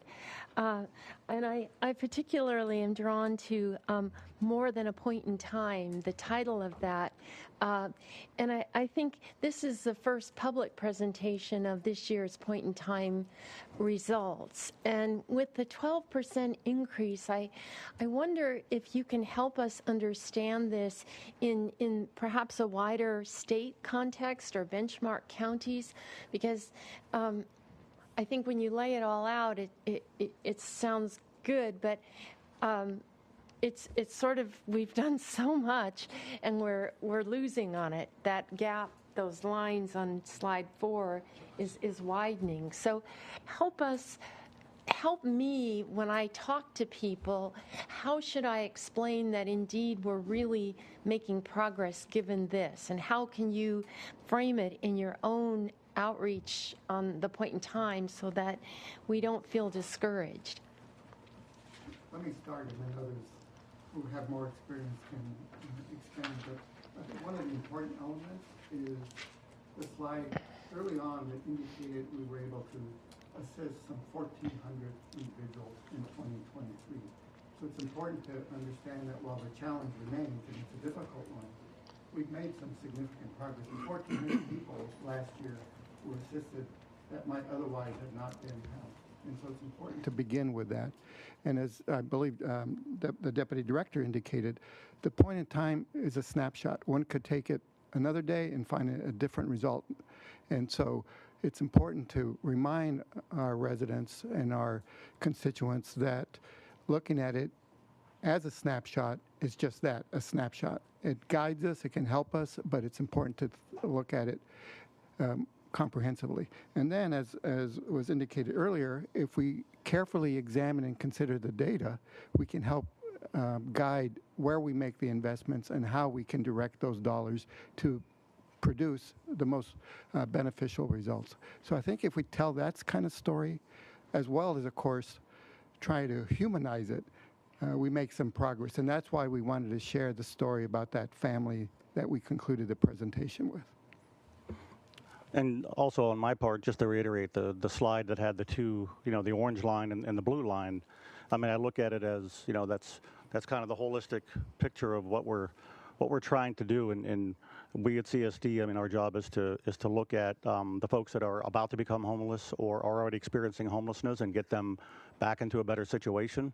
I think we also have to emphasize that the safety net, as we call it, the network of social services, either through our Department of Social Services and what we're doing in HCD, we just sort of like the firemen when they're carrying that net and somebody's about to jump out of a building. I mean, we got to make that net a little bigger, and we got to make sure we're in the right place moving forward. Otherwise, the inflow into homelessness is gonna grow to the point where even 1,400 people won't make a dent. So that's the part that we have to work on as a community. Is that blue line? And I was just going to add some state context. So we don't have most communities' 2024 data yet. We're one of the early releasers. Ventura did release, and you might have heard that, I think about the same day we did, and they did show a 3% reduction between 23 and 24, but had shown a 37% increase between 2020 and 2023. So if you look at all of the Southern California continuum of cares, we are one of only 3 that between 2020 and 2023 actually had a reduction.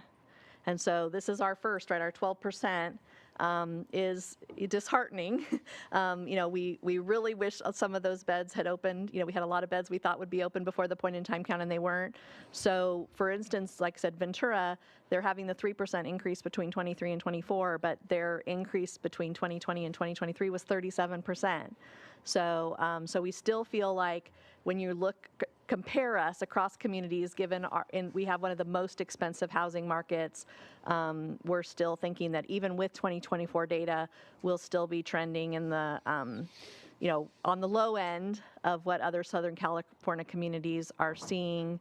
And I think most everyone knows, I mean, we repeatedly get questions from other Southern California communities to speak and share some of the things that we're doing, because people are aware of some of our successes in permanent housing, as well as the interim housing model, and now the increase in the CalAIM funded services so quickly over time.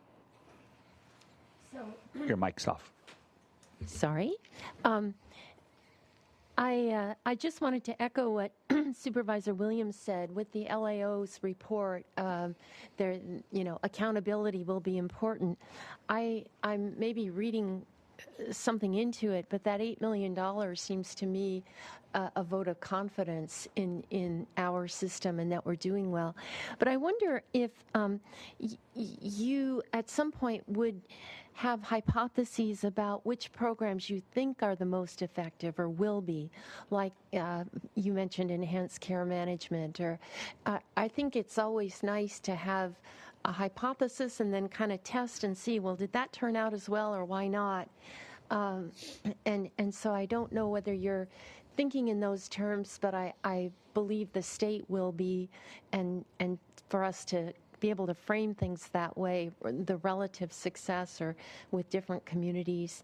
And then the final point I wanted to make is just the phrase continuum of shelter. I think that's really important, that there's throughput, that we don't need to build temporary shelters for the 2,000 plus people. We need to get the permanent housing to put them through, and that's heartening. So about the hypothesis, if anybody could talk to me about that. I was just going to say, I think we know for the chronically homeless that permanent supportive housing is our most effective intervention, right? Study after study, there might be 200 now, right, that state that. But it's also our most expensive intervention, right? Because often we have to build the units or have those long-term rental subsidies paired with services. Not everyone needs it. I think one of the reasons we are so excited about the $8 million grant is it's serving a population that we believe can go into private market rental units with medium-term rental assistance, right? So the $8 million comes with $3 million in rental assistance to actually transition someone from their vehicle to the apartment. and we don't believe they need, right, a lifelong subsidy like in permanent supportive housing. So I think part of it is making sure we get the right intervention to the right group, and we do a lot of analysis seeing what's working there. But definitely for the some of the hardest to serve, which is a lot of the folks on our street today, right? We've housed, I think often you'll hear cities and service providers say we've housed a lot of the sort of easier to house, right? Those left on our streets are some of the hardest to serve. And so we will need more permanent supportive housing, which is one of the reasons we're so encouraged to have the 321 units under development now that will come online to help support these 174 interim cabins, right? So. And to follow up on that too, I mean, in a larger sense, I think that it is difficult to identify one program that's going to have the long-term cookie-cutter solution to these things as our society evolves, right, and the reasons for homelessness changes over time. We may see our justice pathways adjust themselves to deal with it along, as well as our behavioral wellness pathways dealing with those types of issues, and that's going to affect how we address it as CSD. So I think the best way to do it is just to keep your hand on the pulse and understand what's happening and adjust your strategy as you move forward, depending on how the folks to your left and your right in your own county are addressing the same issues. Then we adjust as well until we make it better. And I think what your question underscores is not to be reticent about testing how we're proceeding. It may be that what we are implementing is deemed the best, but it may benefit from some revisions, and we should not be reticent about examining our assumptions going in. Supervisor Nelson. Yes, thank you, Chair Lavanino. And obviously a big problem, and my approach to this has always been to take a bite at a time, and especially the bite on the unsheltered and those that are living outdoors has been something that I've been a kind of a passion area for me for quite some time. And like the rest of us, I'm disappointed to see the numbers across the board go up. But I'm hopeful that some of the work that we've done with encampment resolutions is reflected in the numbers that the unsheltered population living outdoors was our smallest increase, right? We had only 5% go up in that category versus 16 that are living in vehicles and those that are in shelters. And maybe my hypothesis here is maybe it's resolving those. We're seeing that kind of go through the snake there, where that percentage is kind of going, the transition from outdoors to vehicle to shelter along the way. So I think I'm hoping that's what we're seeing there, and I'm trying to draw some conclusions because, these things are discouraging. And, Supervisor Williams talked about, the political will, and, with numbers like this, it's going to wane. Right? When it goes up after we spent so many resources here, the public's going to come back to us and go, guys, it seems like the more money you spend, the more homelessness we get. Go back to slide 4. That's prime example of for those that say if you build it, they will come. We spent more money, we've got more resources, and our numbers have gone up to the highest number ever. And so I just want to, alert us that we really need to start to try to bring those. I know we're always trying to bring those numbers down, but we really got to make a concerted effort to show a proof of concept here. We can talk a good game, we can spend some money, but until those numbers come down, that's really the proof of the pudding that I think that the public are going to put our feet to the fire ultimately. And I do believe with La Posada and Hope Village that next year these numbers will go down. I mean, I think that they're finally in place. We finally have the tool there. And that actually feeds in a little bit into Supervisor Capps' conversation about, or question about Grants Pass. The vision that I've always had for some of these projects was that we needed to be kind of Boise compliant with our enforcement in our community, where we needed to make sure that we were complying with the Ninth Circuit ruling on enforcement of those that are living outside. And so we were trying to build a system that would be compliant with that. And that's why we have this now, a large amount of bridge housing. So I actually, again, another one of my hypotheses, the Grants Pass decision should have no effect on what we're doing in this county because we're already prepared because we've been building that bridge housing to do that. That said, we're still missing that piece on the enforcement, on making sure that we have some type of camping ordinance in place in our county. It's something I'm still interested in exploring. I know we recently had, or a couple months ago, at the Elected Leaders Forum, we had some presentations by Grover Beach and by Goleta on what they're doing to try to encourage those who are living outdoors to go ahead and move towards another solution. The best way to prevent encampments is never let them start in the first place. and we never let them start in the first place if we don't allow them to start in the first place. So, we're putting a lot of resources there, and I do think that we need to come in behind there and do something in that space moving forward, because I think that we can clean them up as much as we want, but if they just fill in right behind us, it's just a big waste of taxpayer resources.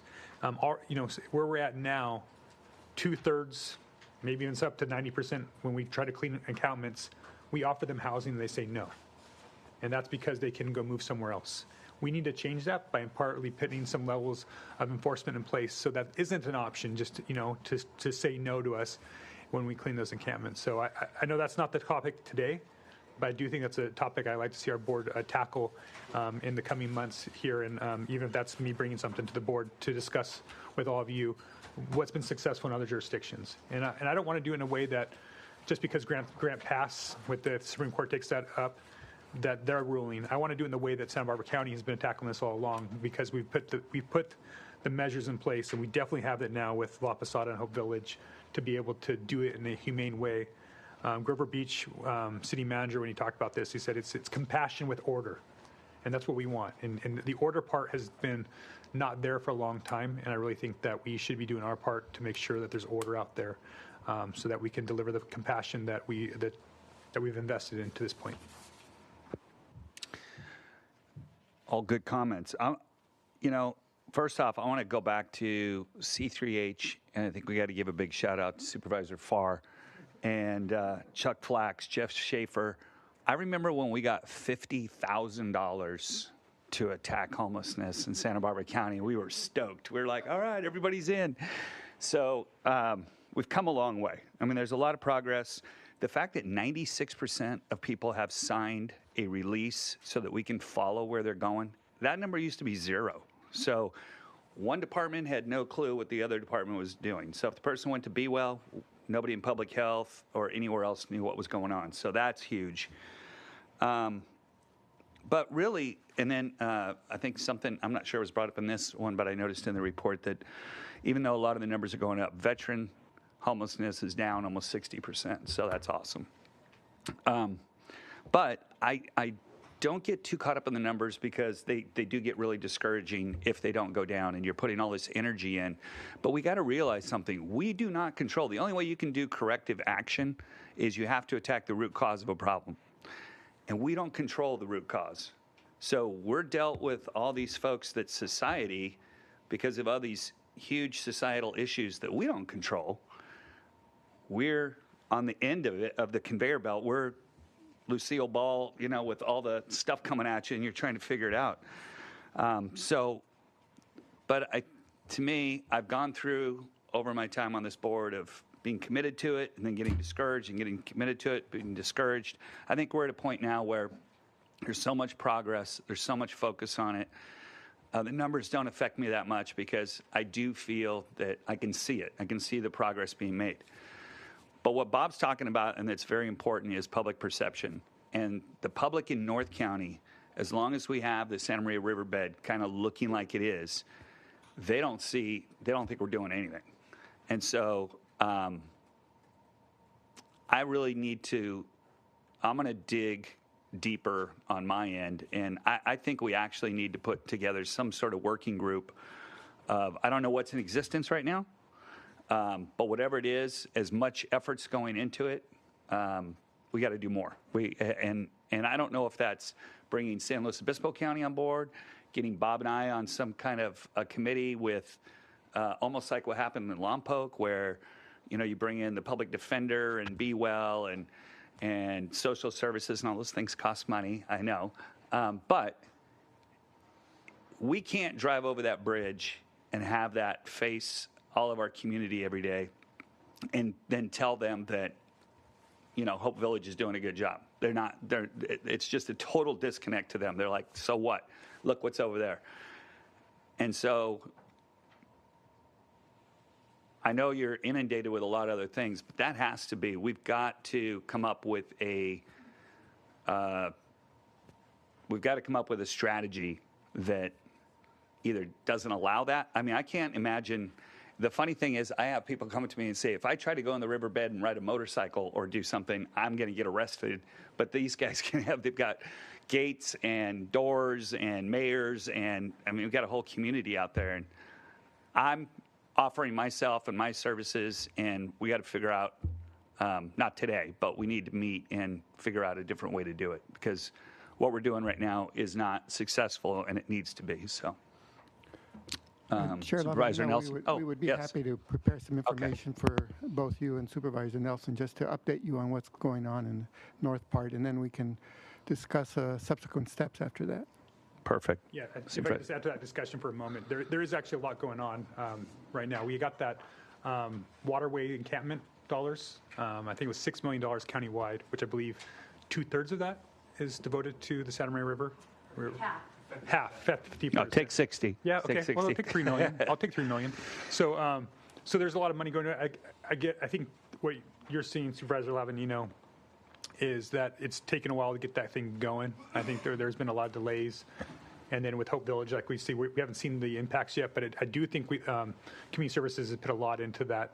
And it'd be great to get us both tied into there a little bit more, right, so we can be able to answer those questions in the future. But I do understand we're getting close to potentially resolving some of those encampments there in the area. And again, for the public, I know it's not well known by everybody, but that's in San Luis Obispo County. I know. You know, the levee on the south side is the border, more or less, and so all of that is in SLO County. I actually had a conversation with the SLO County supervisor that didn't know that it was in SLO County. He said, it goes down the middle, right? And I'm like, no, it's all yours, buddy. So anyway, so we worked through that, and now he knows where his district starts and begins, which is a good thing, because we need their engagement. At the end of the day, we're not, this is what happened in Lompoc, where the Lompoc riverbed was in the county, but it was owned by the city.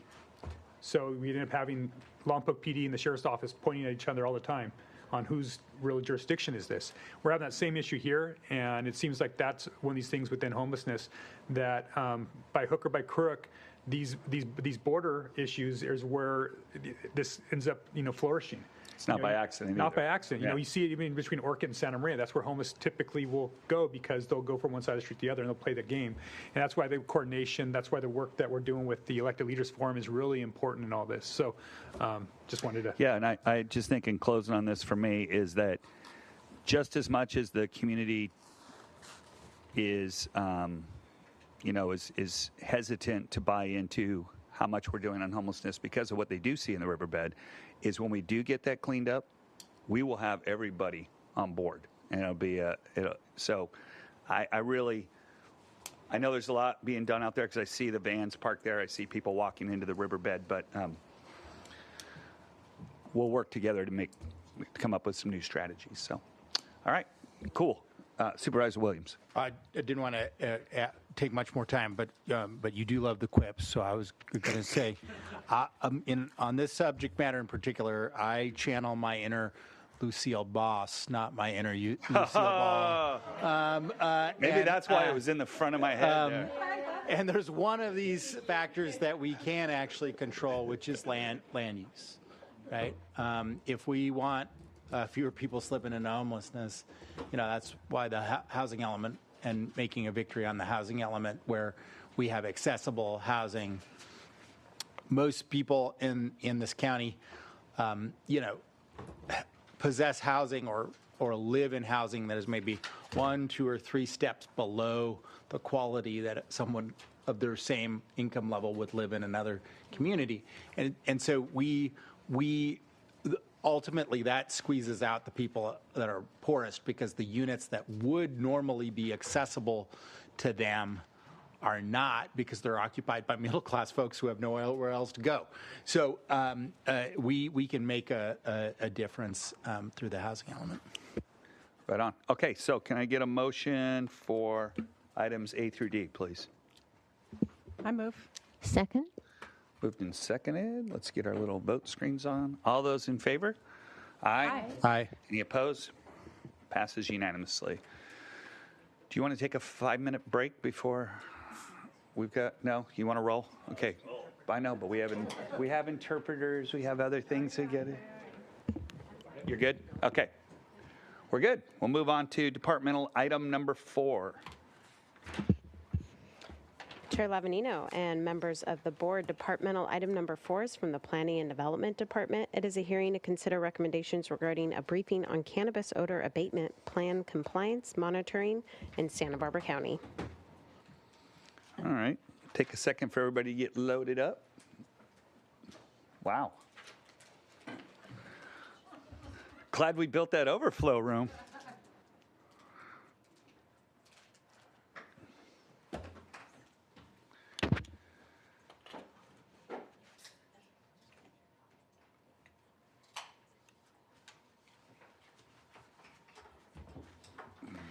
Good afternoon, Mr. Chair, members of the board.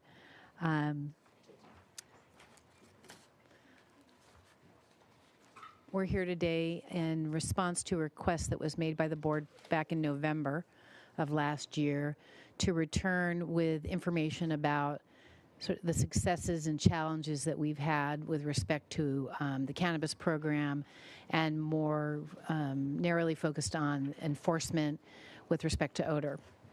And so we have our team here today. I'd like to introduce them. We have Gwen Baylor, who is supervising planner, and she oversees the permitting for cannabis. We have Petra Leva, also a supervising planner that oversees enforcement and compliance. We have Jeff Wilson here, assistant director. We also have Travis Seawards, deputy for development review, who oversees the permitting. We have Brittany Uderin with CEO's office, and then we have Geosentech here, our consultants that have been working with us on compliance in the field, and we have Megan Klein and Kevin Kaufman with Geosentech.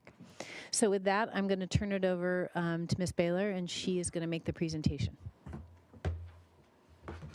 Good afternoon, Chair and members of the board. My name is Gwen Baylor, and during the hearing on November 28th, your board directed the County Executive Office to work with P&D to return with an update on cannabis odor abatement plan compliance, how operators are moving through the tiers in OAPs, staffing and successes and challenges of cannabis odor abatement monitoring. There are 108 approved cannabis sites. Of these, 32 sites are required to implement an OAP, with 5 in the inland area and 27 in the Carpinteria area, in the coastal zone. All 27 approved cannabis sites in the Carpinteria area require an OAP, and these sites consist of mature and nursery cultivation and greenhouses, manufacturing and processing. The inland area sites consist of outdoor cultivation, greenhouse nursery cultivation, and processing. The Land Use and Development Code and Coastal Zoning Ordinance require OAPs to prevent odors from being experienced within residential zones. OAPs must include a protocol for the operator to respond to complaints. A professional engineer or hygienist must certify that the OAP includes best available control technologies and methods. Per industry standards, BACT is determined on a case-by-case basis. The codes also require that corrective actions be implemented if P&D receives 3 verified complaints in 1 year. To verify a complaint, the presence of odor at a specific site, time, and date in a residential zone must be substantiated, and the odor source must be determined to be from a particular operation. The 5 sites in the inland area use vapor phase and aromatic landscaping in cultivation areas and carbon filtration in processing areas. 2 of these OAPs incorporate a tiered response to odor complaints, where the final tier results in additional BACT installation. 3 of these sites are not currently operating. The 27 sites in the Carpinteria area use vapor phase, misting, photocatalytic oxidation, and carbon filtration in greenhouses, and photocatalytic oxidation and carbon filtration in processing areas. 11 of these OAPs incorporate a tiered response to odor complaints, where the final tier results in additional BACT installation. 7 of these sites are not currently operating. A private agreement, known as the Model OAP, was developed between the Santa Barbara Coalition for Responsible Cannabis and CARP growers. The Model OAP outlines a tiered complaint response and corrective actions. P&D does not enforce these private agreements. However, 10 cannabis operators incorporated components of this agreement into their OAP. P&D monitors compliance with OAPs, including the 10 that have aspects of the model OAP. These levels have not been triggered at any sites. Cannabis operations that must implement OAPs are subject to P&D's odor abatement implementation and monitoring condition of approval, which states that the county shall retain a professional engineer or hygienist at the applicant's expense to conduct odor control inspections upon installation and quarterly thereafter for 1 year. In November 22, your board authorized a contract between the county and Geosyntec Consultants to provide professional services of cannabis odor monitoring for 3 years. With P&D, Geosyntec inspects and monitors cannabis odor control systems and assesses proposed changes. Most recently, Geosyntec trained staff on how to survey odor using the Nasal Ranger. OAP inspections are conducted by P&D and Geosyntec, and these inspections are separate from business license inspections and general compliance inspections. All 23 operations with OAPs that are currently active have been subject to at least one OAP inspection. After each inspection, Geosyntec outlines whether the operation is consistent with the OAP. Geosyntec documents the presence of odor on and off-site. All of the sites inspected were operating the odor control systems. In most cases, cannabis operations are consistent with OAPs. In other cases, sites have lacked components of odor control equipment or deviated from the monitoring or maintenance actions. In these instances, P&D follows up to ensure compliance by the next inspection. One notice of violation has been sent and abated after approval of an updated OAP, which was reviewed by Geosyntec. 14 cannabis operations have submitted revised OAPs. Cannabis operators have requested to modify existing odor control technology in response to inspections, to utilize new technology, reduce costs, or respond to community demand. Some operators requested to add new technology to comply with an additional condition of approval that required a commitment to use carbon scrubber technology rather than vapor phase. Odor complaints can be submitted online, by phone, or email. This chart depicts the number of odor complaints received. Complaints in the coastal zone are shown in orange, and complaints in the inland area are shown in blue. The numbers of complaints have decreased since 2021. The decrease may be due to operators installing new technology, or members of the public may have stopped submitting complaints. When an address is provided in the complaint, P&D contacts the operator to discuss it. This map of the Carpinteria area shows where high numbers of complaints are located, and these concentrations are depicted as hotspots shown in blue. Cannabis sites are shown with an orange circle. You can see the most complaints are received around the 3500 block of Foothill Road, the 44 to 4500 block of Foothill Road, and the 56 to 5700 block of Casitas Pass Road.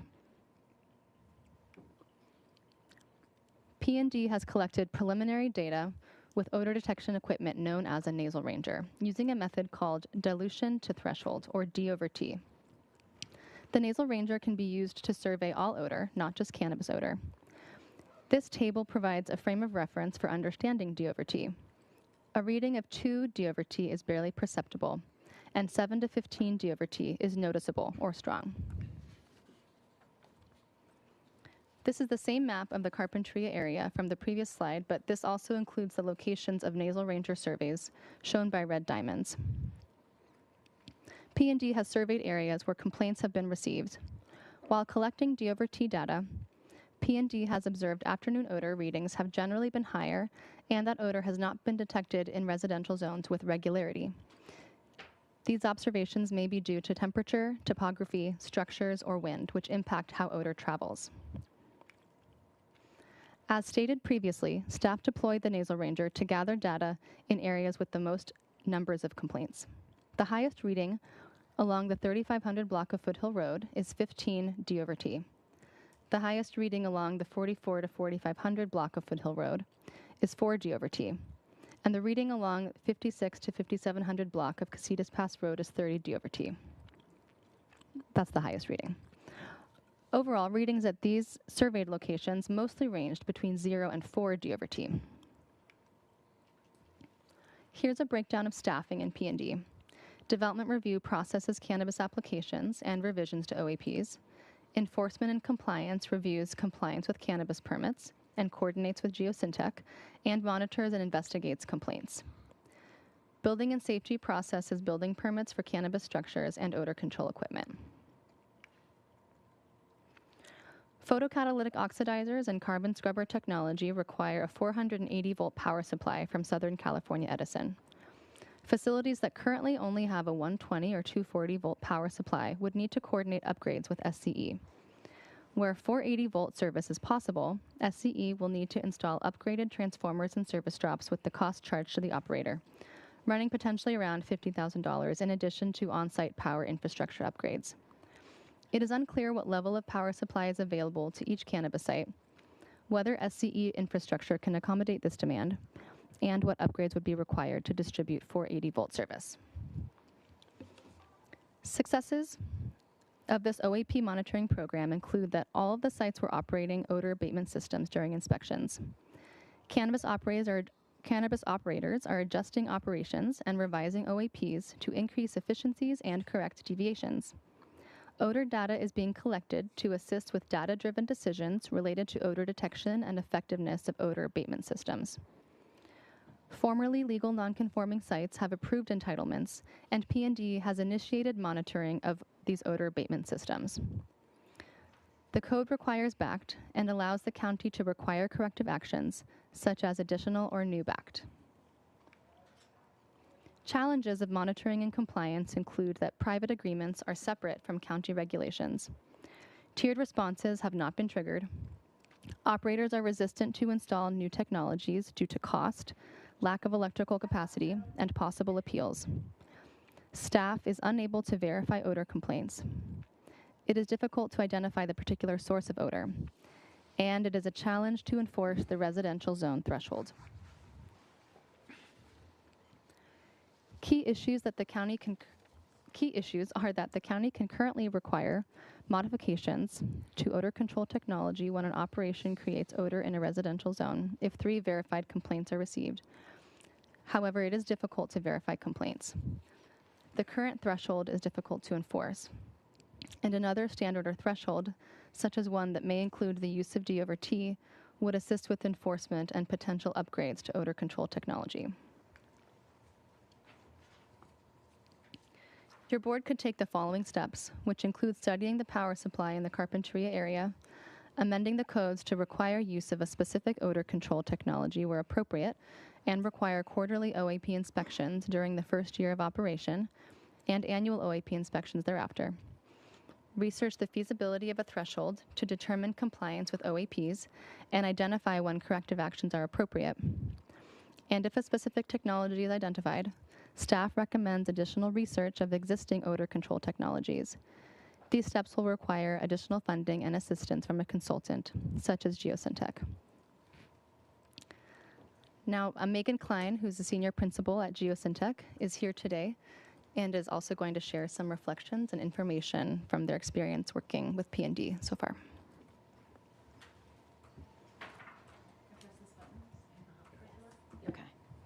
Okay, is that on? Can you hear me okay? Okay. Chairman and supervisors, thank you for having me. I'm Megan Klein from Geosyntec. It's nice to be here. I have 3 key reflections to share with you today. The first is on operators' engagement and our time working with them in the field. The second is related to our site assessments and visits to their operations. And the third is challenges that we've noted during these visits and as the program has unfolded. So first, I'd like to say that the operators have prepared OAPs and are absolutely working towards compliance. I'll note that initially, operators were very hesitant to work with Geosyntec and as they were unclear on our purpose for these site visits. However, they have since relaxed in that hesitance and they realize that we are there to support the county and them in reaching compliance and mitigating odors for themselves and their residents. And I will say that for most of these operators, this is a learning curve. None of them have been responsible to operate, maintain, or monitor these types of equipment before, and they are in earnest doing their best to become compliant. My second point about site assessments and visits is that the operations are typically compliant with their OAPs. And I say that to say that there are sometimes minor inconsistencies identified. However, many of them have been related to additional equipment or additional efforts in the field that are not listed in an OAP, meaning they've taken some additional steps to mitigate odors, and we have then identified that they are partially compliant or non-compliant and recommending that their OAPs are actually modified to reflect the additional equipment that we viewed on site. During site visits where we have noticed odors, we are happy to say that follow-up visits have showed that odors in those locations have been mitigated or at least reduced. So there is some evidence that they are taking efforts to be compliant. Other observations related to their OAP technologies are that depending on the site specifics, they are effective at mitigating odors, and sometimes they are not. Again, like Gwen mentioned, it can relate to their location within the coastal zone, wind, and other meteorological phenomenon. Detailed site assessment and visit summaries are documenting those field observations, and we provide those to P&D staff, and then they provide those to the operators. We don't provide the assessment findings to the operators directly. The third item I wanted to highlight are the challenges noted. Site assessments are typically pre-planned and scheduled, supporting OAP compliance at the time of those visits. There may be some benefit in unannounced or unplanned site visits to confirm that compliance is happening when we're not there, when it's not planned. Another low cost or low effort opportunity to achieve the same goal instead of having people visit unannounced. There are tools of the trade. They're essentially machine electricity or runtime hours that can be installed on the equipment to measure the runtime and the uptime to make sure they are operating these systems and complying with their OAPs. Another note regarding challenges is that the current ordinance lacks point of compliance specificity. Gwen mentioned this in some of her notes here, that establishing a point of compliance at the right-of-way or the boundary of the zoned area where cannabis can be cultivated and or at the boundary of the residence may be more clear in terms of where noncompliance is occurring. Additionally, an odor threshold value, like Gwen mentioned, could be very helpful to note at that point of compliance, whether or not there's actually odors being detected above a threshold that would be established. Selection of the correct odor measurement and analytical methods is also important. We are using the nasal ranger by our team, and then also we've trained the county how to use the nasal ranger. However, it is a qualitative tool. It is not an analytical tool, and so analytical testing could also be something that's explored by the board and others to determine whether those threshold values and those points of compliance are exceeded. Another note is that the naming convention and terminology used for some of these technologies seem to be used interchangeably, where that's not always correct. Public perception of carbon scrubbers or carbon filters are often interchanged for different types of technologies. There are benefits, but also limitations in defining technologies in your ordinance. It's not to suggest that specific technologies should be the only ones used, because there could be new technologies that come to market that could be very effective at odor mitigation. However, definition and specificity of what people mean when they're writing things in their OAPs may be helpful to the board and to the public to understand what's really going on. Additionally, about the electrical capacity, we've experienced in the field talking to operators and then also discussing the different technologies or observations about technologies that work, that there may be electrical capacity concerns or limitations. So if there is a desire to use a specific type of technology, note that there are limitations related to electrical, and that may need to be studied. I think that's all I have for today. Thank you. Thank you, Megan. And this concludes staff's presentation. P&D staff are here, as well as staff from the CEO, and Geosyntech is here as well to answer questions. Thank you. Okay. Start with Supervisor Nelson. Yes, thank you, Chair Lavanino. I guess my question about verified complaints, and that being a challenge. So are we able to verify complaints?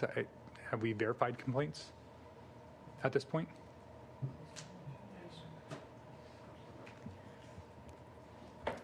Supervisor Nelson through the chair.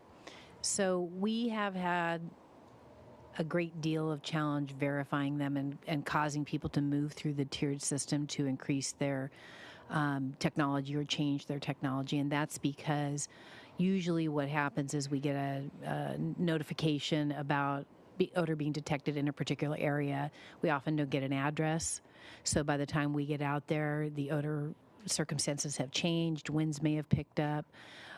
So we have not put anybody through that 3-tiered system yet. We haven't had 3 verified complaints for any of those facilities. Can you help me with maybe a number of how many verified complaints we have had?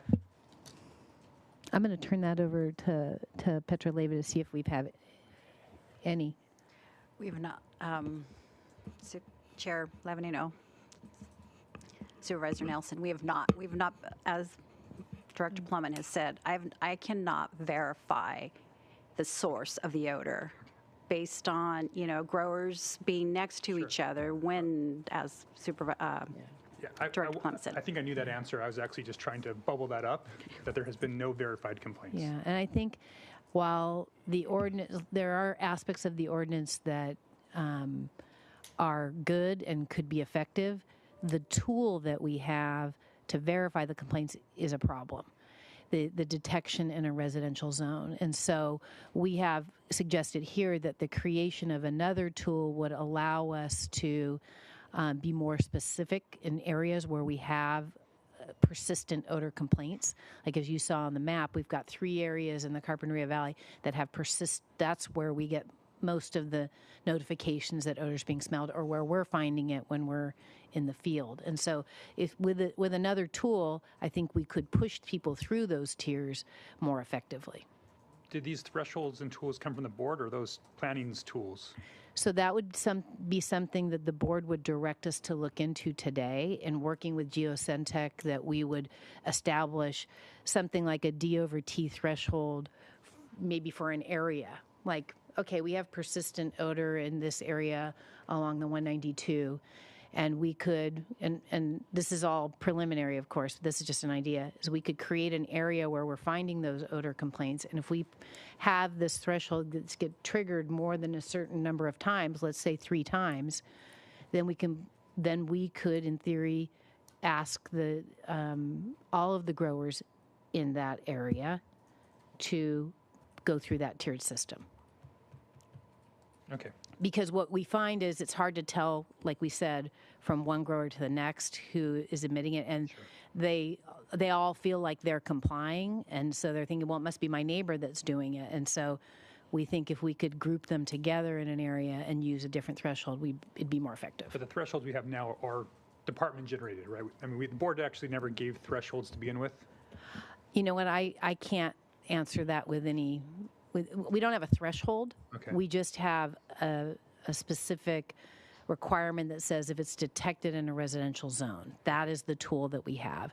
And I don't know where that came from because I wasn't here in the original drafting, but that was part of the code that got adopted by the board. Right, but then you guys have developed tools to try to figure that out. Right, we've been working with Geosentech to try and figure out how to make that work, but it hasn't worked. It hasn't worked the way it is now. Does it actually need board action, or is that something you guys could do internal to your office? I think it would need board action to amend the code, because the code specifically identifies if odor is detected in a residential zone, so we would want to change that. Or you keep that, I'd have to think about it, but we would want to add something to the code that says this is what our threshold's going to be. Yeah, I'll just kind of leave it as a comment as we further go to this discussion. I think this really highlights, the challenges that if there's been no cases of verified complaints, that this isn't working. And so, I mean, I know that's jumping right to the punchline, but yeah, thank you. Supervisor Capps. Yeah, along those lines, thank you very much. Thank you, Chair. Just again, because the complaints also really concern me, and the fact that our systems are based on neighbors complaining, yet we can't really verify complaints, and the onus is on them. And there's been 3,000, yet help me figure this out. There's only been 1 notice of violation in 6 years. That was in the report, is that correct? Go ahead, Petra. Supervisor Capps, that is correct. Okay, so with all these 3,000 people, the report states that they may have stopped complaining because of it's better, or it may be because it's falling on deaf ears and they've given up hope. Have we asked them? I know you get contact information when someone complains. Have we been in touch with anybody? No, I have not, because most of the complaints are actually filed anonymous, so there is no contact. I've had conversations with some reporting parties, but no solution so far. I just think in preparation, because this report has been in the works for several months, it would have been, I believe, helpful for us to know, is it getting better from the folks that have been writing to us and complaining and so forth. So no contact. No, but I get mixed information. Some people who live in Carpinteria believe it's getting better. Others who live in Carpinteria say it's still the same. Okay, again, I just will double down on the fact that if our system is complaint-based, we can't verify the complaints, we're not in touch with the people that are complaining, then we're trying to make up policy here, not based on a lot of real facts. So that's question number one. Question number two relates to finances, because the report also says a few places that it's too expensive for operators to put in scrubbers or to upgrade their electrical. According to who is it too expensive? So Supervisor Capps, through the chair, they expressed concerns about their ability to pay for it. Because the different technologies are different prices. I think the Infinity scrubber is one of the more expensive ones. Sure. And so they've expressed a concern about it. It's impossible for us to verify that, whether or not they can or can't afford it, but we are reflecting what we've been hearing. Sure, that reflection isn't clear in here. It's the county saying it's too expensive in a couple places. So I just question that, because it made me think as a taxpayer, is it our job to determine the fiscal health of a business to be able to seismically upgrade or be a good neighbor? I just question this thesis that's part of the recommendation to not, to study this further is sort of that it's too expensive, because again, that's subjective. Yeah. So Supervisor Capps, through the chair, I would say that we're not saying that the board should or shouldn't do anything. What we're saying is just giving you information that we have. And so that's information that's been shared with us, but that's not to say that the board couldn't direct that they change the technology and that we change the code for the way it reads. But we suggest that in some cases it might be worth looking into a few things, like whether or not, what the cost is for the power supply. And there's been a kind of a push and a pull here with cannabis, right? Because initially, cannabis was providing a substantial amount of money to the county, right, for other types of things like libraries and recreation and all kinds of things. And so there has been this ongoing question about the financial feasibility of these operations going forward. So we felt it was important to share with the board what we had been hearing. Like I said, we're not making a recommendation based on that, but we are saying that it may be a factor that the board wants to think about. Well, thanks for clarifying, because the board letter, page 13, does state these upgrades may be financially and physically prohibitive. But, okay, I take issue with that, and sort of just existentially, is that our role to be sort of saying what a business can afford to do and not to afford to do? So if you're saying you're not making that assessment, that's helpful. Because again, I wouldn't agree that we also haven't gotten into how much 90% of the appeals are based on odor. So litigation is a cost. Are we assessing their litigation costs versus our litigation cost? It's a slip. We're going down a road if we start saying who can afford what, right? But our job is taxpayers and what they can afford. So anyway, thanks for stating that that's not your assessment. That's their assessment. Okay. And then I just, again, with the power, because that was highlighted in several places, have we talked to SCE?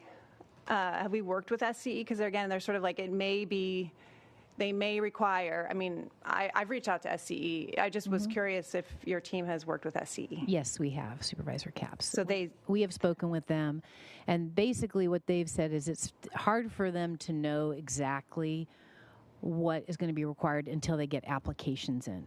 They need applications from the growers to be submitted so they can determine where the upgrades would be needed and how they would be conducted. And they have said that those upgrades can take 1 to 2 years.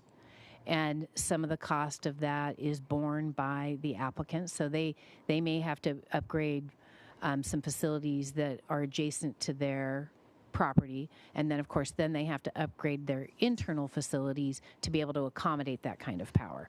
It's like when you have a house and you put solar on, you've got to upgrade your panel to be able to accommodate that level of power.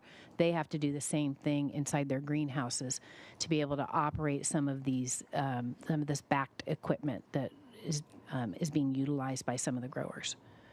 But again, that's a may. Like we don't have a determinant that they would all have to be upgraded, or the ones that currently have put in scrubbers, if they did. That's just sort of, again, sort of a hypothetical. Is that is a factor? Yeah, but we do know that I believe most of them have upgraded their electrical facilities internally to be able to operate these facility, the equipment that they're using.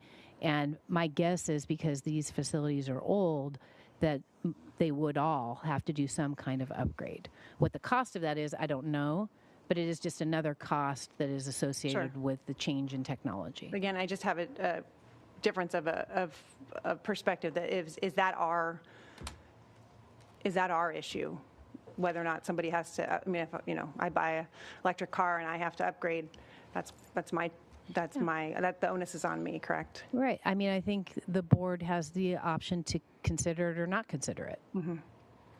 Those are my questions for now. Thanks. Supervisor Hartman. Thank you. And I just feel a need to put this in context that it was the board that designed this ordinance, and everybody else is trying to figure out how to deal with it. And we see that what we've designed is really not up to the task. And there are a couple of things I just want to note. First is the complaints. So the complaints, it's partly a complaint-driven system, and we get the complaints that come into the county. Do we chronicle the complaints that go to the operators to get how many, and is that part of our system? Supervisor Hartman, through the chair, we do. One of the things that the operators have to do is they have to notify the county when someone files a complaint directly to them. So yes, we do. Okay. Well, that's good to know. I think my impression from talking to a lot of people is that they file a complaint and they never hear anything, and they file more complaints, and so there's ultimately kind of a learned helplessness because there's not a feedback. So I think the complaints are probably undercounted because of that phenomenon. Supervisor Hartman, through the chair, all complaints are counted, whether there's a reporting party or it's anonymous. Sure. If they give us a site address, or if they say I was driving along Foothill Road, and so every complaint is counted. I get that. We don't feed back to them. If a reporting party gives their contact information, we will email them back. And what do you say? We receive their complaint, we will look into it, and then from there, we will contact the operator. And then if you find something, do you ever get back to them? Yes, we would if it was something. We had one where the complaint was that it smelled. We contacted the operator. The operator looked into it, got back to us and said, oops, sorry, some of our staff left the door open. We contacted the reporting party and said this was the outcome, shouldn't happen again. Good. And would you say that's a majority of cases that you get back, or is that? No. So my point is, I think complaints are put a lot of burden on everybody. It doesn't work very well. What I heard, I think, from so far is that we really need to figure out where we're measuring odor and what tool we're measuring it with, and what's the limit. And I guess my question is, do we have a tool? And this will be for public comment as much as just the staff, is do we have a tool that can measure? And then where to measure. I think sometimes it's easy to say measure at the property line, but if you're venting out at a higher altitude and then the air catches it, maybe the property line isn't the best place.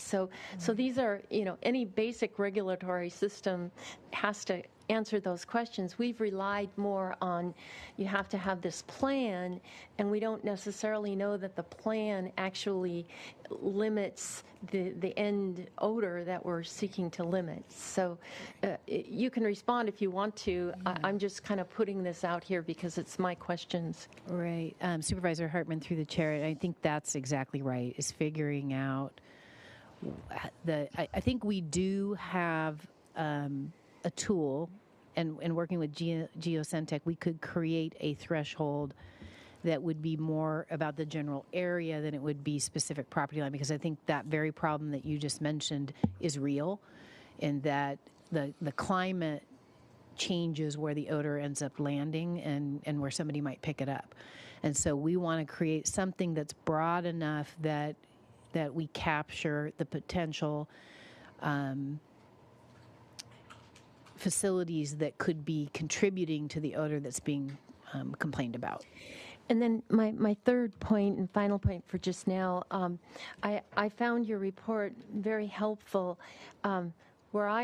The community I represent, particularly San Ynez Valley 246 to Lompoc, the issue is mainly with outdoor cultivation that doesn't have an odor abatement plan.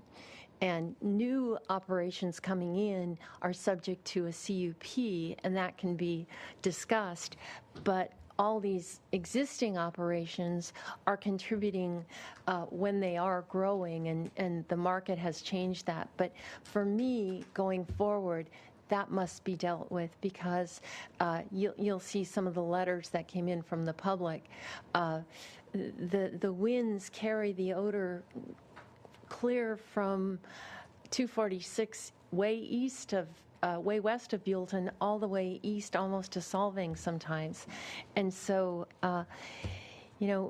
regulatory systems, clean water, clean air, they're designed for the most sensitive people, to protect people with who suffer asthma or this or that. And I think it's really a disservice to our public to not regulate cannabis odor to protect sensitive people.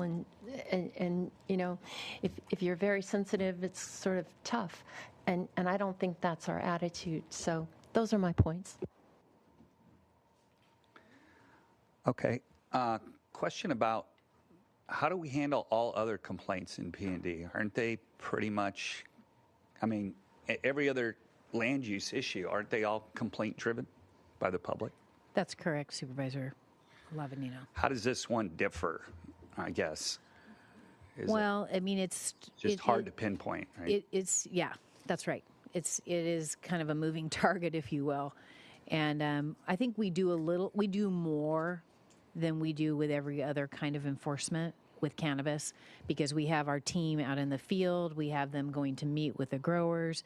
If we get a complaint, we're out in the field, which we would be with any other compliance issue. But we're more proactive than we would be with any other type of complaint currently. Okay.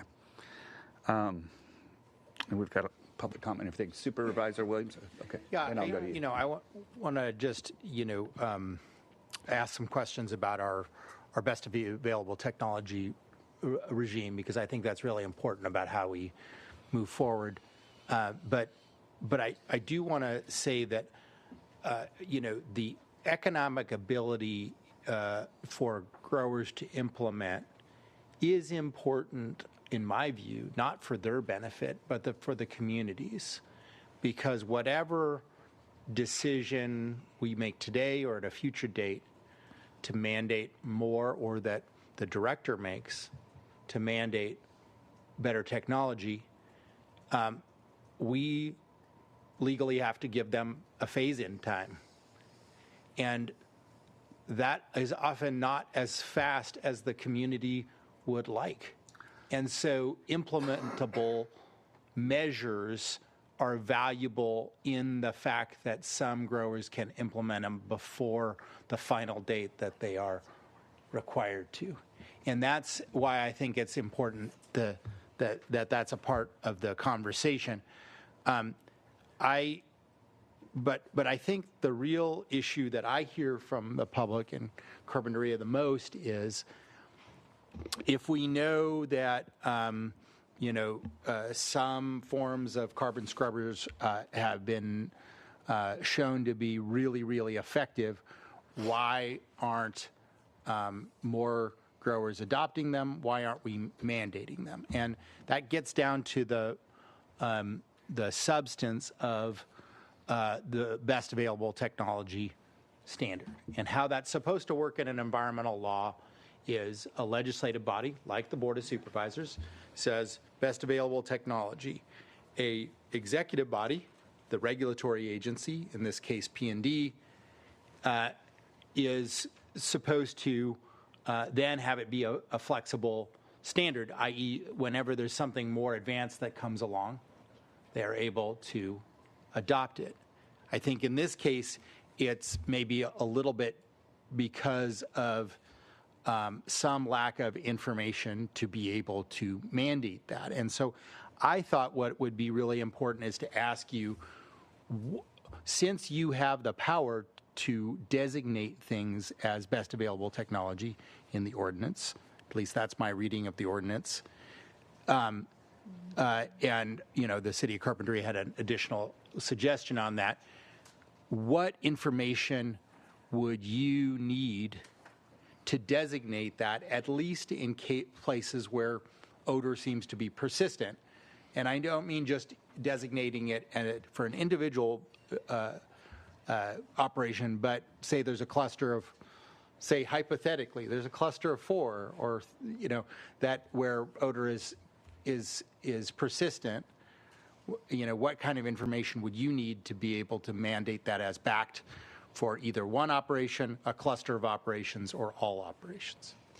Supervisor Williams through the chair. So what currently under our code, what I would need is 3 verified complaints to push them through the tiered system and push them into a different type of technology than they might be using.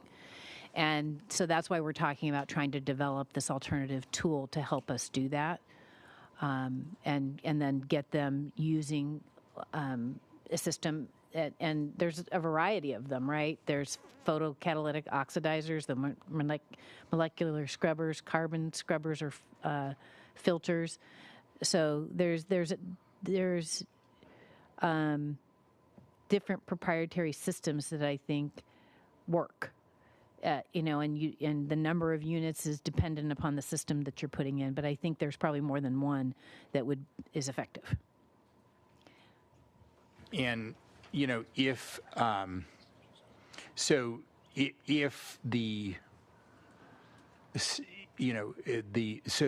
you feel contingent upon making that action would be 3 verifiable complaints, and the question is whether those complaints can be applicable to a cluster, in which case you're suggesting that change, that it would be applicable to a cluster instead of to one operation. Right, and I would suggest that we not use detected in a residential zone as a standard, right, or as a trigger. Because all 3 of those hotspots are not residential zones, correct, though there are some residences in the ag zone near those. Correct, and there's an EDRN that's north of the cluster, the westernmost cluster. Got it. Okay. Supervisor Capps.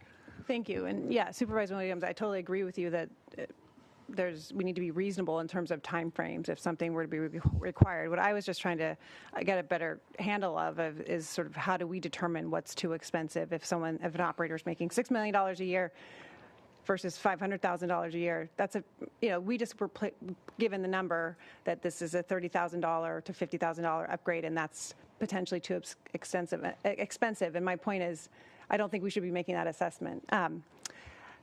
I did want to ask about, because one of the recommendations is that we need to study all of this further.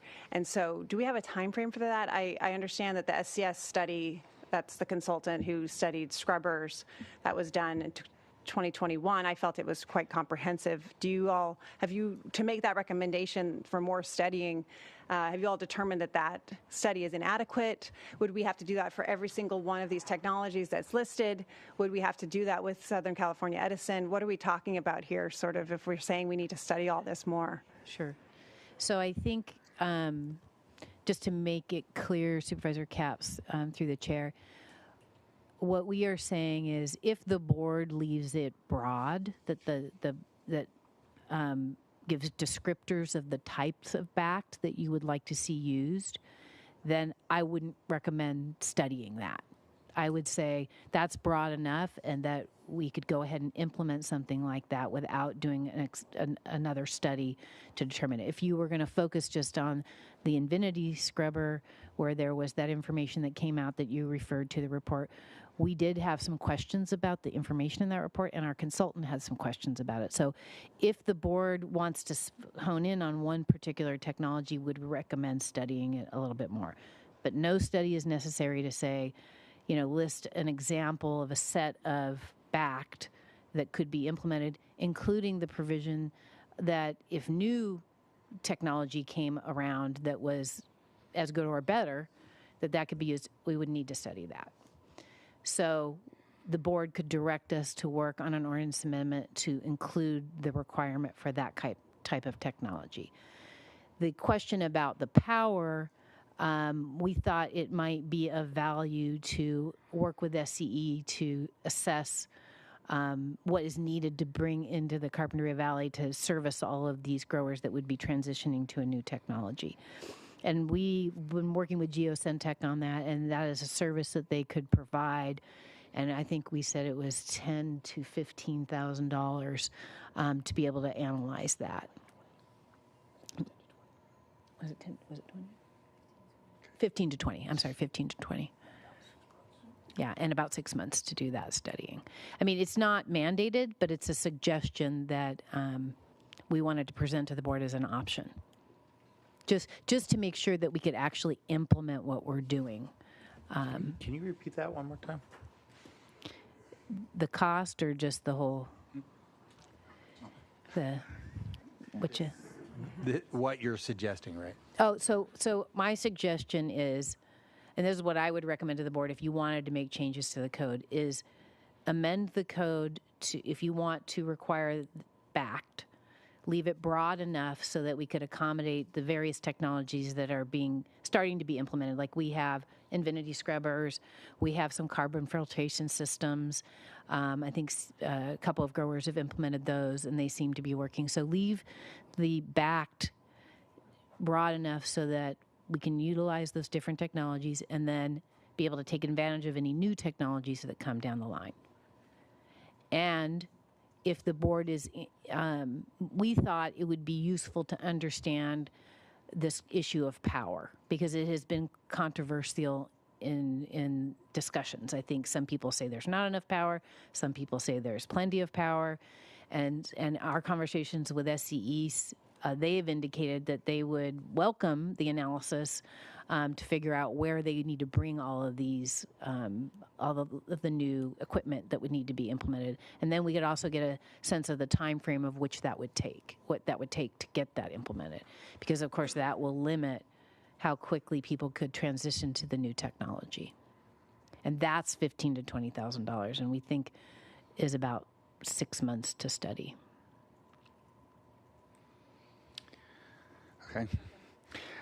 I just had a quick question for Geosyntec. I found something in the report that I just want to know the science behind it, and that is, it was talking about, if I read it correctly, that you're smelling it a lot more, or it's more powerful when you're driving than when you're just out walking around. I was like, I don't know the science behind that, but I do notice it more when I'm driving, but I'm just curious. This was, you noted this in one of the site assessment write-ups? It was in the In the board letter. Okay. Yeah, it's partially. I don't know the science behind it either, but I do know I'm not a transient air modeler. But I will say that it is a experienced phenomenon by all of us. But I think it has to do with like the rate of speed and then the way that you're passing through the cloud of cannabis odor. Cool. All right. Just wanted to know. Yeah, hitting Los Alamos, and I'm like, boom. Okay, hit the zone. All right. Thank you. So we will. How many public comments do we have today?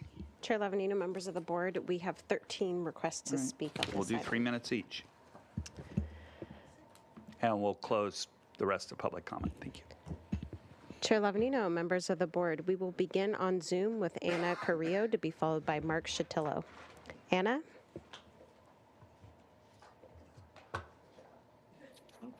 All right. Good afternoon. Thank you for the report. This was very interesting. I enjoyed reading all what we experience here in Carpinteria. I will have to tell you, with the complaints that I've made to both carp growers and the county many times. And the only comment I've ever gotten back from the county is we will log it and we will let you know. But the only complaint I've heard about was landscaping on one place at 3500 Foothill Road. So I just want to share that with the complaint, the complaint system. And when I tried to call or make contact with carp growers, and then the PR person, Peter, said, I'm contacting the growers. They will get back to you. They never got back to me. So I just needed to share that the complaint system, isn't working. Your board voted probably 5 or 6 years ago that cannabis does not qualify under right to farm rules. All the legal cannabis that is now being cultivated in the greenhouses in Carpinteria began after practically all the housing was already built, so the odor from cannabis cultivation needs to be contained within the greenhouses in which it is cultivated. The report done by the Planning and Development Department says that there have been nearly 3,700 complaints made to the county regarding odors experience. This is ample evidence that the existing implementation of odor control requirements and enforcement remains ineffectual. A reduction of complaints over the years, unfortunately, shows that the residents are tired of making complaints when nothing happened as a result of the complaints. Since Carpinteria has been most profoundly affected by odors from cannabis, it behooves you as the Board of Supervisors governing Carpinteria Valley to listen to the recommendations made by the City of Carpinteria in making changes through the business license application and renewals. Even though I was assured initially that continuing odor complaints would cause problems when business licenses are renewed, this has definitely not occurred, as I am very sure that all who have applied have had their business licenses renewed. In the one case that I followed diligently over the years, the business license has been renewed already at least twice, even though there are continuous odors from both cannabis and the vapor phase system being used at that operation on Foothill Road. The recommendations from the City of Carpinteria to amend Section 5010A to clarify that the CEO has the authority to determine the best available control technology as the science changes and odor control technologies improve over time. Amend Section 5017D to clarify that the failure of a cannabis operation to utilize fact as determined by the CEO is grounds for denial. Amend Section 50259A3 to require the use of BAC as a part of the business license operating requirements. There are also an addition. Thank you, Anna. That is your time. Thank you very much. We will remain on Zoom with Mark Shatillo to be followed by Mark Byers here in Santa Barbara. Mark? Good afternoon, members of the board. Mark Shatillo. I appreciate the board's interest in this issue. I became involved in cannabis issues in 2019 because odor is very much related to what had been a long-running part of my law practice in Clean Air Act litigation and science. In the past, I represented the Coalition for Responsible Cannabis, and I was involved in most of the issues that have been discussed today in the staff report. But today, I am speaking as an individual. And I wanted to speak because I believe that there is a solution for the Carpinteria greenhouses that is effective, that involves a nominal energy drain, and I dispute the contentions of widespread inadequate electrical service. We've been hearing that for some time, but it's really not been borne out by the research that I've seen. But also this technology has a positive benefit cost ratio, a positive return on investment to operators, and that is activated carbon scrubbers. It's an age-old technology. It's been used across the entire air pollution arena as an air quality control technology for over 50 years, as a basic system of control using the physical characteristics of activated carbon, where a gram of carbon has over 32,000 square feet of surface area and absorbs over 150 million different chemicals. In the greenhouse environment, that's a difficult technology because of the dust and humidity that clogs the carbon. So effective carbon control systems require multi-stage pre-filters. The Infinity system is the gold standard. It's been shown at 10 per acre to be effective at controlling odors at the property line. There may be other technologies that can accomplish that, but they need to prove themselves. I believe we need to discard the vapor phase deodorant technology where you're spraying a deodorant into the ambient air that's being exposing the community and individuals, and it's not effective at controlling air quality. How can we accomplish that? I think that we need to impose the BACT standard, which is a hallmark of the Clean Air Act. The county can use Chapter 50 as described by Ms. Carrillo and in the City of Carpinteria's letter, an existing tool to update BACT as part of the annual license renewals. Does not involve the time-consuming amendment to the coastal zoning ordinance, but that is the second step, is to amend the cannabis ordinance, require conditional use permits that have a term of 3 to 5 years with a BACT recertification step, as the Federal Clean Air Act requires for BACT determinations for other sources. Further, the county should invite the Air Pollution Control District to assist in assessing the adequacy and enforcement, where the trained APCD staffs can assist in addressing air quality issues that they're far more equipped to handle than the planning and development staff. Thank you, Mr. Chair, and I look forward to your positive action to address this important issue. There's a question for you, Mr. Shatillo.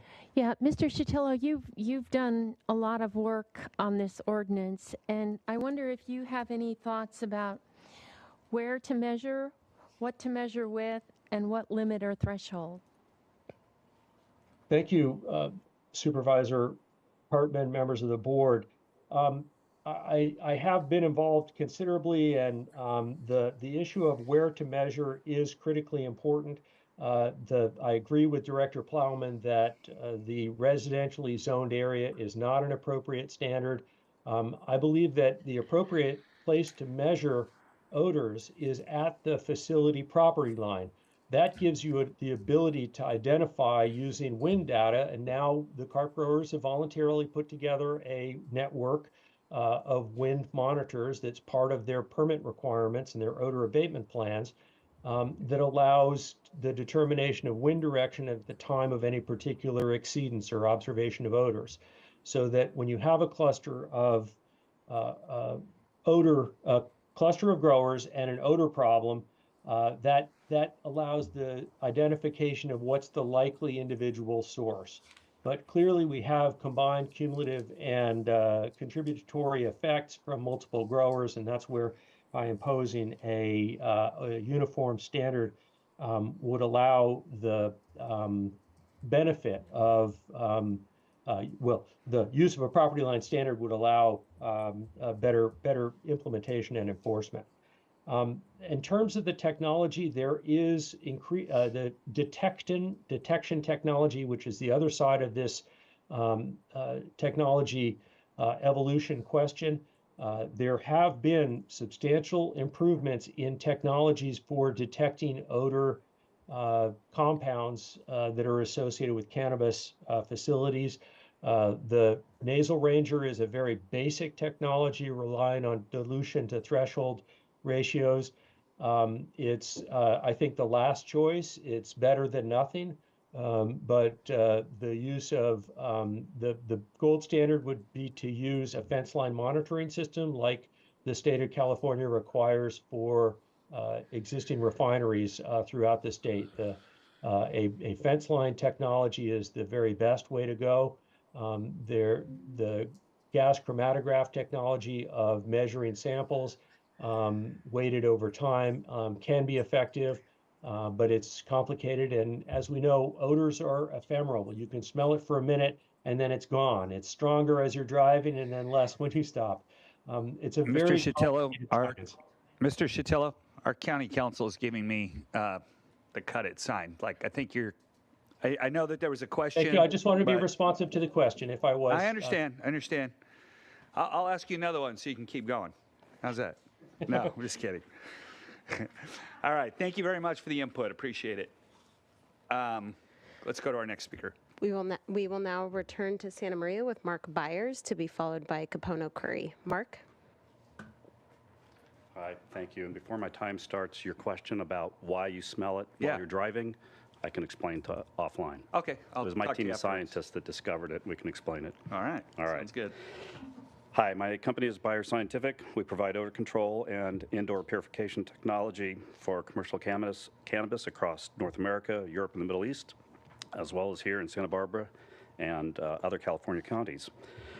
We've reviewed the April 17th, 24 Santa Barbara County staff report and its exhibits, including a list of cannabis operators and their odor control technologies. I'd like to take an opportunity to address some inaccuracies, clarify potential confusion, and pose some relevant questions to the board. I first want to commend our local customers who have taken their responsibility as corporate neighbors seriously. Companies like Glass House Farms, Headwaters, Autumn Brands, HQM, and Pacific Grown Organics have consistently operated and maintained their, true to its description, vapor phase odor mitigation equipment and adhere to county regulations with respect to operational hours and system performance reporting. I've examined Table 2 of the approved coastal zone cannabis operations required to implement OAPs, and I'm struggling to reconcile the number of operators purporting to use vapor phase odor control with our active customers list and the county's strict requirements for using this type of technology. It prompts two conclusions, one of either two. Either those cultivators identified as using vapor phase are misusing their equipment by virtue of employing incompatible neutralizer products, or they've installed new systems.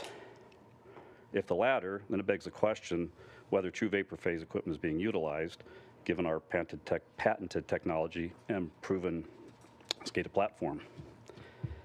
In the event that operators are using odor neutralizer in their buyer systems other than those products deemed compatible, then we would warn of warranty being voided and irreparable damage. Our systems are designed to specifically work with particular products, and the use of other products would be akin to putting diesel fuel through a gasoline engine. And the misuse then calls into question not only efficacy, but reporting compliance, as those systems are no longer active on our monitoring and reporting platform. With respect to molecular filtration, we would point out that the scrubbers identified in the staff report as being utilized in Santa Barbara County appear to have significant power draw. Our experience would indicate that that's not necessarily the issue.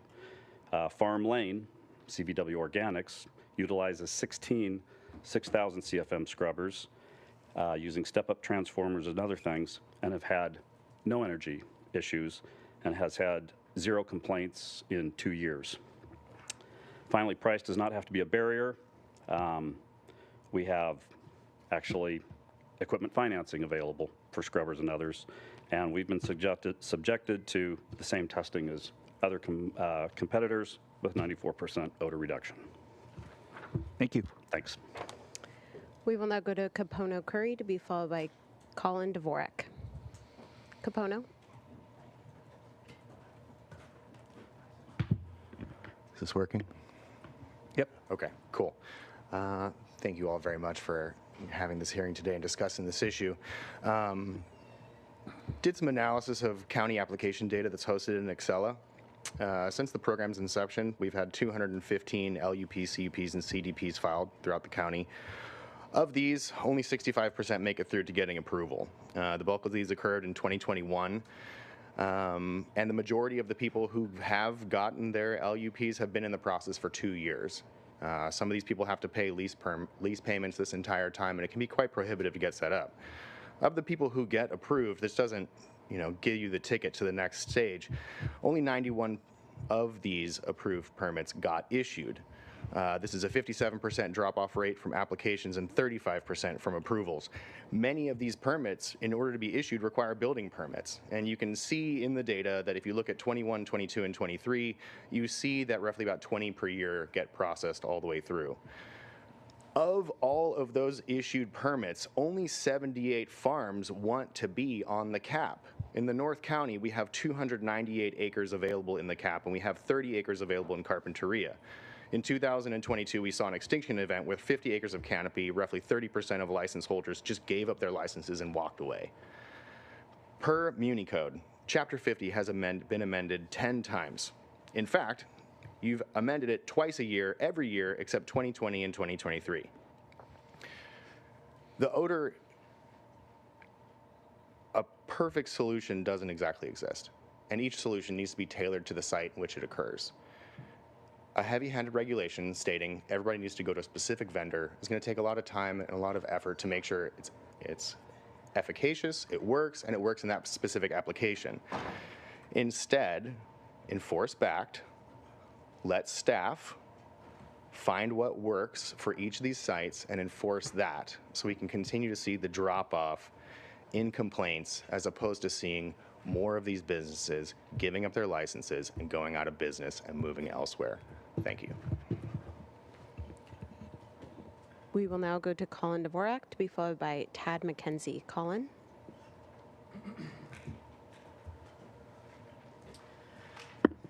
Chair Lepanino, Supervisors. My name is Colin Dvorak. I represent a cannabis operation in Carpinteria called Pacific Grown Organics. I have just a couple points. I just bulleted this to try to be faster. First of all, we are making progress. We've heard a lot from staff today. Please be patient. County staff are doing their jobs. Our OAPs are getting better as we learn how to better manage odors.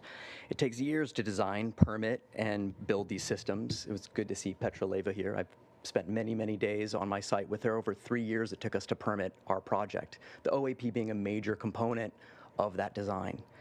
Our facilities are purpose-built with our permits in mind. I designed my facility to utilize every watt of power to manage my HVAC, my lighting, my security plan, and my OAP. If I plug one more thing in, I have to unplug something else.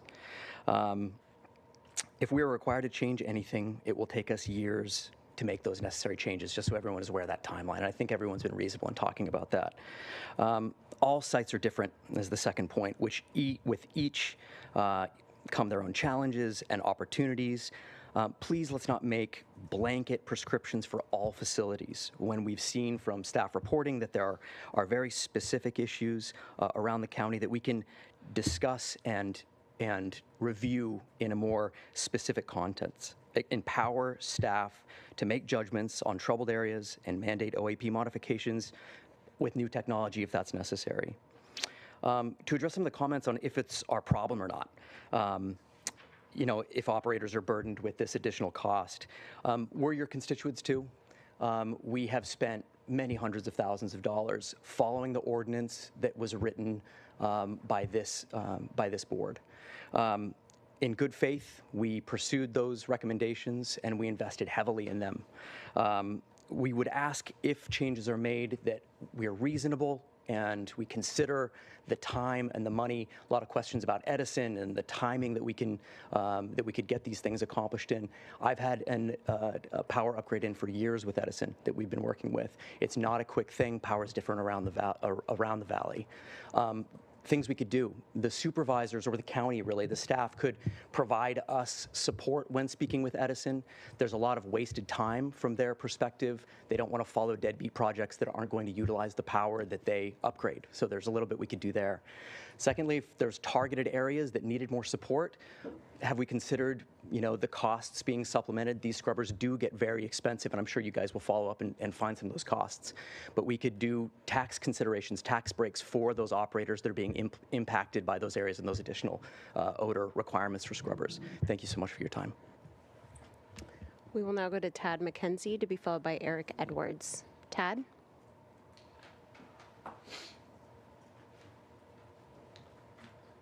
Good afternoon. Thank you for allowing me the opportunity to speak today. My name is Tad McKenzie, and I'm here on behalf of Pacific Dutch Group. At Pacific Dutch Group, we are deeply committed to our community and to our employees. We currently employ 231 individuals, all of whom have access to comprehensive health and dental insurance, retirement accounts, as well as vacation and sick leave benefits.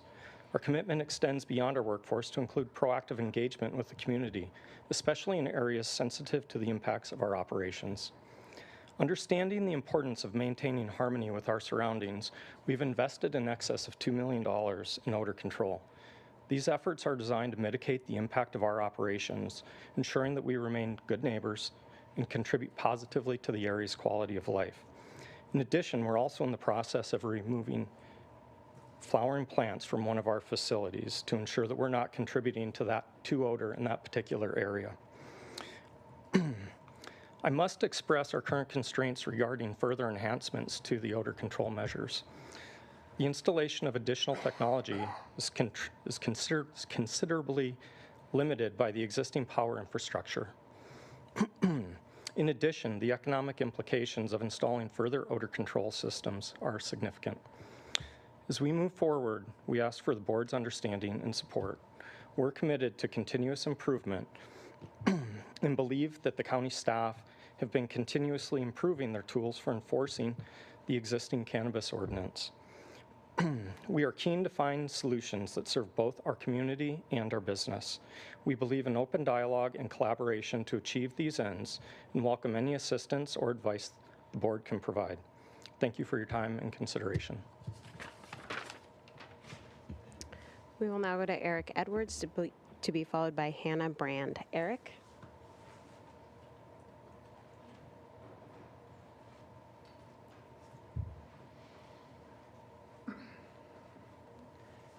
Chair Lavanino, Supervisors, thank you for the opportunity to comment today.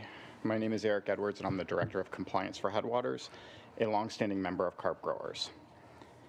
Over the years, Headwaters has been instrumental in forging a path for a nascent industry in Santa Barbara County.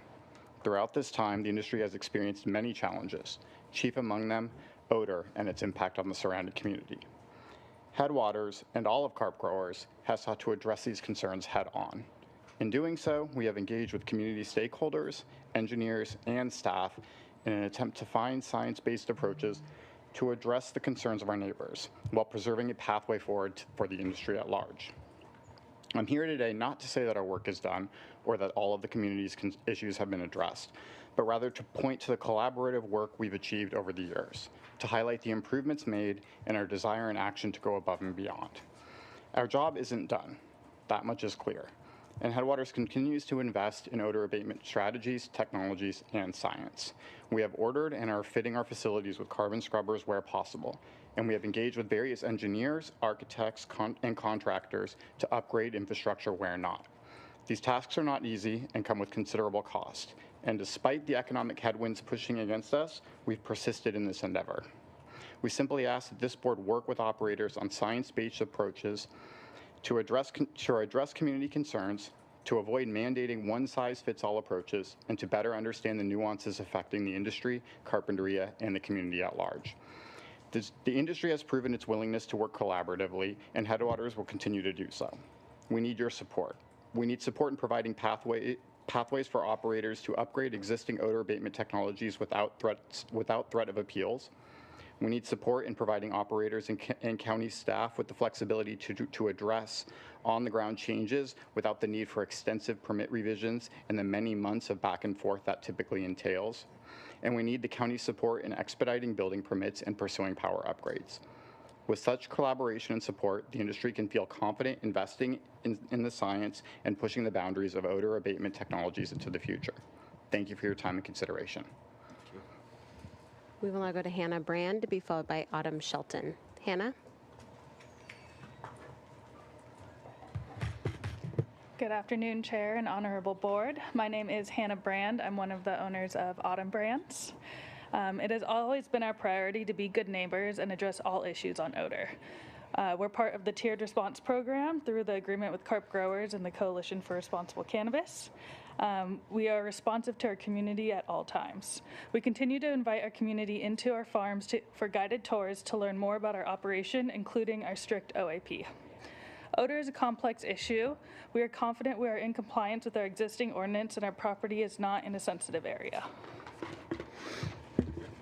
To touch on the power upgrade, we commenced our power upgrade in 2016 with SCE and were able to get clarity on the requirements and commence permitting in 2021. We continue to move through this process with SCE, but don't have a timeline provided from them to complete the upgrade. We're currently running with no fans and other technology because we are at the max of our power for our property. To close, I support the carp growers' recommendation and comments that they have provided to you in a separate letter. Thank you. We will now go to Autumn Shelton, to be followed by Jarek Ficker. Autumn? Thank you. Chair Lavanino and Honorable Supervisors, my name is Autumn Shelton. I am the co-owner and CFO of Autumn Brands. We are cannabis cultivators in the Carpinteria area. While we agree that this is a complex issue, we also are confident that we have met the existing ordinance standards for odor control, and our property is not near sensitive receptors such as residentially zoned property and schools. We were pleased to see the information contained in your board letter affirm that cannabis operations are largely controlled for sensitive receptors as required in the cannabis ordinances. It's reflective of the substantial amount of time, money, and resources operators have been expending to address cannabis odor in Carpinteria. While we are effectively managing our operations odors today, we are open to considering additional control measures beyond the requirements of the ordinances. For our farm, this will require a significant power upgrade. We have learned of several infrastructure and financial barriers that will likely exceed $1 million just for a power upgrade to our farm, rendering it financially infeasible, especially when we are already in compliance with the odor control requirements for the cannabis ordinances.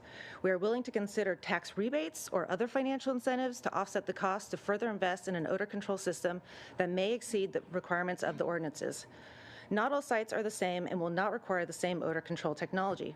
The geosyntech map that showed our area showed odor on the road that is over 300 feet from our actual operations. However, there was none showing where they tested in our driveway leading to the operations. This is consistent with the odor checks that our team does daily and analysis of the prevailing winds. Any recommendations for best available control technology needs to be reconciled with the unique variables for each operation and not a one-size-fits-all approach. We appreciate the renewed interest in being more proactive. Cannabis operations are a substantial revenue contributor to the county, and unlike most business, we are taxed on gross income, which is untethered to our net income or profit, which remains a challenge in this market. We look forward to participating in any forums, science, and research as the board and staff further consider options to manage cannabis odor. Thank you. Supervisor Williams. Autumn, I just wanted to ask for some detail because I wish I had been able to solve the problems and enable you to adopt scrubbers faster. But my recollection is SCE has said that because the cost is because SCE says needs to be undergrounded, and obviously Public Works is also involved in this. So can you give us just a little bit of detail so we understand sometimes why these costs are higher? So one of the conditions of our permit, because we got kicked into a development permit for permitting a rainwater catchment system after the fact, got kicked into this development permit that is making us actually underground utilities. The county was trying to help us and maybe remove that condition, but since we're already in this process with Edison, that is not a possibility. So we have to continue the process. We have to bore under the 192. It's become quite intensive for us as well. We did assume we would have been one of the first to get the power upgrade, but obviously this is continuing on. Since 2016, they heard from him in 2021. I thought in 2022 we'd have this. We're in 2024, and we still have nothing in sight. And the costs are just building and building and building. So while scrubbers is a really great idea, when a market crashes only 2 years ago, it's really hard to try to come back from that and continue to spend and spend and spend. We will now go to Jared Ficker, to be followed by Alex Brown. Jared? Hi, my name is Jared Ficker with Axiom Advisors. I represent carp growers as well as a number of individual operators that are members of carp growers and elsewhere in the county. Thank you for the time today. First and foremost, Chair Lavanino, Board of Supervisors, your staff has done some excellent work and presented it here, and I'm glad they're here and present. Obviously, many of the operators interact with them on a very regular basis, trying to perfect and improve odor control at their various operations. I wanted to make a point in the report, and the work of your consultant largely shows that we have controlled odor in residential areas, which is the standard in these ordinances. So much of the discussion that we're talking about today is doing above and beyond that. It's an important point. We can all get creative in ways to do that, but we have controlled that, and the data suggests that we've done a good job at it. We've invested tens of millions of dollars in that work, but more can be done. And I think we really need to sit down and talk about some concepts of using carrots versus sticks. When we're talking about essentially changing ordinances or doing other things, I think people want to experience this expeditiously, right? We can change an ordinance, we can try and apply it retroactively, folks. These take time, years. The public wants to see this stuff addressed. And I think there's a lot of extraordinarily smart people in this room today. We need to do some workshops, sit down and figure out how do we do above and beyond what we've done already. Carp Growers is committed and done an extraordinary amount of work to date, and we can do more. But let's sit down and figure these things out. These are some of the challenges, Supervisor Nelson and others, we were talking about complaints. This is the list we just received from the county on complaints back in March, the first 5 ones. The only information about this complaint, 3/4/24, smells bad. 3/5/24, stinks. 3/6/24, the air smells bad. This is the kind of quality of information we're dealing with complaints. There's a reason why these aren't verifiable. So let's set up an environment where people can sit down, have a discourse, workshop this stuff, and figure out real solutions to these problems. This is not a useful energy or way to solve these things. It's just not verifiable. So let's figure that out. We did submit a letter, and in addition to some of the recommendations that are proposed, clearly we don't want to see a one-size-fits-all. There are different situations, but I would encourage the county to consider some incentive-based approaches to new technology above and beyond the ordinance requirements. I'd recommend the county consider a task force on expediting permitting, similarly a task force on addressing energy and infrastructure. And this complaint issue, there's got to be a better way we can do it. We can come up with an interoperable system that everyone can report in. It can can make these complaints anonymous, but we get the data that we can actually do the science and make improvements. It's really important. Jerry, we have a question for you. Yes, of course. Yeah, Mr. Ficker, what more information would be helpful? I mean, if your neighbor's making noise after 10 p.m., you say it's loud. I mean, do you want to? I mean, I don't understand. How do you? What more specific would people need to be? Well, I mean, you tell me. What can I do with something that says on 3/4 smells bad? I don't know what that means. I mean, what do you smells bad? What? Like what? I mean, is it on the road? Where was that complaint from? You're talking about more precise location. Yeah, because we have to go and working with the Santa Barbara Coalition for Responsible Cannabis, the fundamental premise that they advocated for was get a tiered response so we can take information and make it actionable. We've never received complaints through those tiered response systems in a way that we could actually go through, do the science, and figure out what to do better. So if the complaint mechanism doesn't work, then let's do a workshop. Let's do something that people can sit around the table and figure out more creative ways to do this. But you can't do science on a one-word complaint. That is a fundamental problem. So let's fix that. Let's figure out a way to get the data and information. What was the weather at that time? What was the wind? Was somebody driving? Were they walking? Were they in a residential area? All these things matter, so we can kind of pinpoint these things and do better work. This is not a terribly useful way to solve these problems, and we got to figure out a better way to do it. I mean, we're now 5-6 years in the program. The county is telling you we don't have verified complaints. We spent years negotiating a mechanism and integrate in these odor abatement plans, and we're not, people are not employing this tiered response system that we built into these things. So we're trying to come up with creative solutions, but I think like the county in your interest should develop a forum where we can talk through this and troubleshoot this. And I would strongly encourage you to consider carrots in this approach instead of just sticks. Thank you for your time. Happy to answer any other questions. I think we're good. We'll now go to Alex Brown to be followed by Derek Stuckel, who is our final speaker. Alex? Good afternoon. Thank you for having me here today, Chair, Supervisors. I'll keep my comments brief. I represent Valley Crest Farms at 5980 on Casitas Passway. We've recently updated our OAP. One of those farms that maybe was referenced. One thing I wanted to draw attention to, we're talking about the cost here. This is something that we've been researching quite a bit lately. So we have an 8-acre greenhouse there at 5980.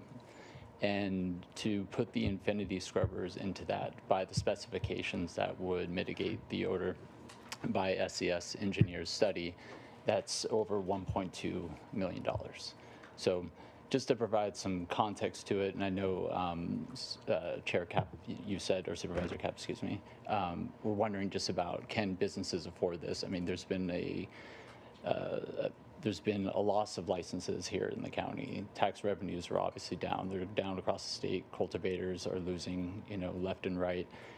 There's been so much capital that's had to go in just to get to this point, even in the business. And those that are here have survived all of that. It's very difficult without further, opening up our books to show you that absorbing $1 million+ is going to desecrate this business here, this industry within the Carpinteria Valley, ultimately leading to less tax revenue, and then ultimately, I think, leading to what nobody wants to see, which is Carpinteria turning into what was, probably Goleta years ago, which is now condos and homes and a lot of residential.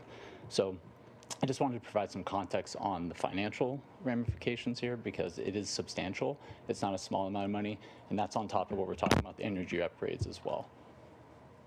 Supervisor Nelson has a question for you. Yes, thank you, Alex, for being here.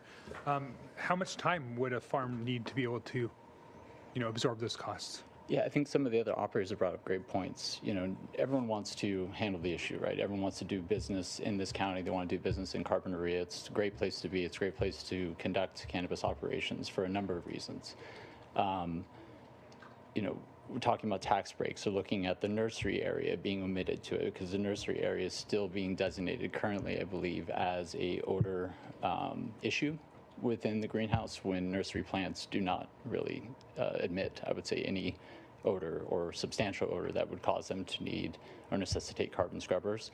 As far as the timeline, it's very difficult to say, but I think there's a willingness of everyone that's here to work with the county, try to figure out how we do progress forward in the long term, because everyone wants to be here. I think the county wants us to be here as well, but absorbing such significant costs at this particular point, when the industry is going backwards currently, not progressing forward. It's not expanding right now, it's contracting. Less money is involved, but then more capital is going to have to put in. So what I fear is that you lose more operators. And what people don't want the most is those operators losing, those going BK, and then all of a sudden those farms turning into what I think will be tract homes, which is not what Carpinteria is set to be. That being said, timeline, it's very difficult. It's very difficult. But I guess that would be something we could sit down and talk about over long, coffee. All right. Thank you very much. Last speaker. We will now go to Derek Stuckel, who's our final speaker on this item. Derek? No pressure. You're the closer. Thank Bringing you. Out of the bullpen. Good afternoon, board and staff, and of course members of the public. Derek Stuckey, thank you. Cannabusters. So I've heard a lot about BACT. I've heard a lot about odor complaints that went nowhere. I've heard a lot about accountability, about costs.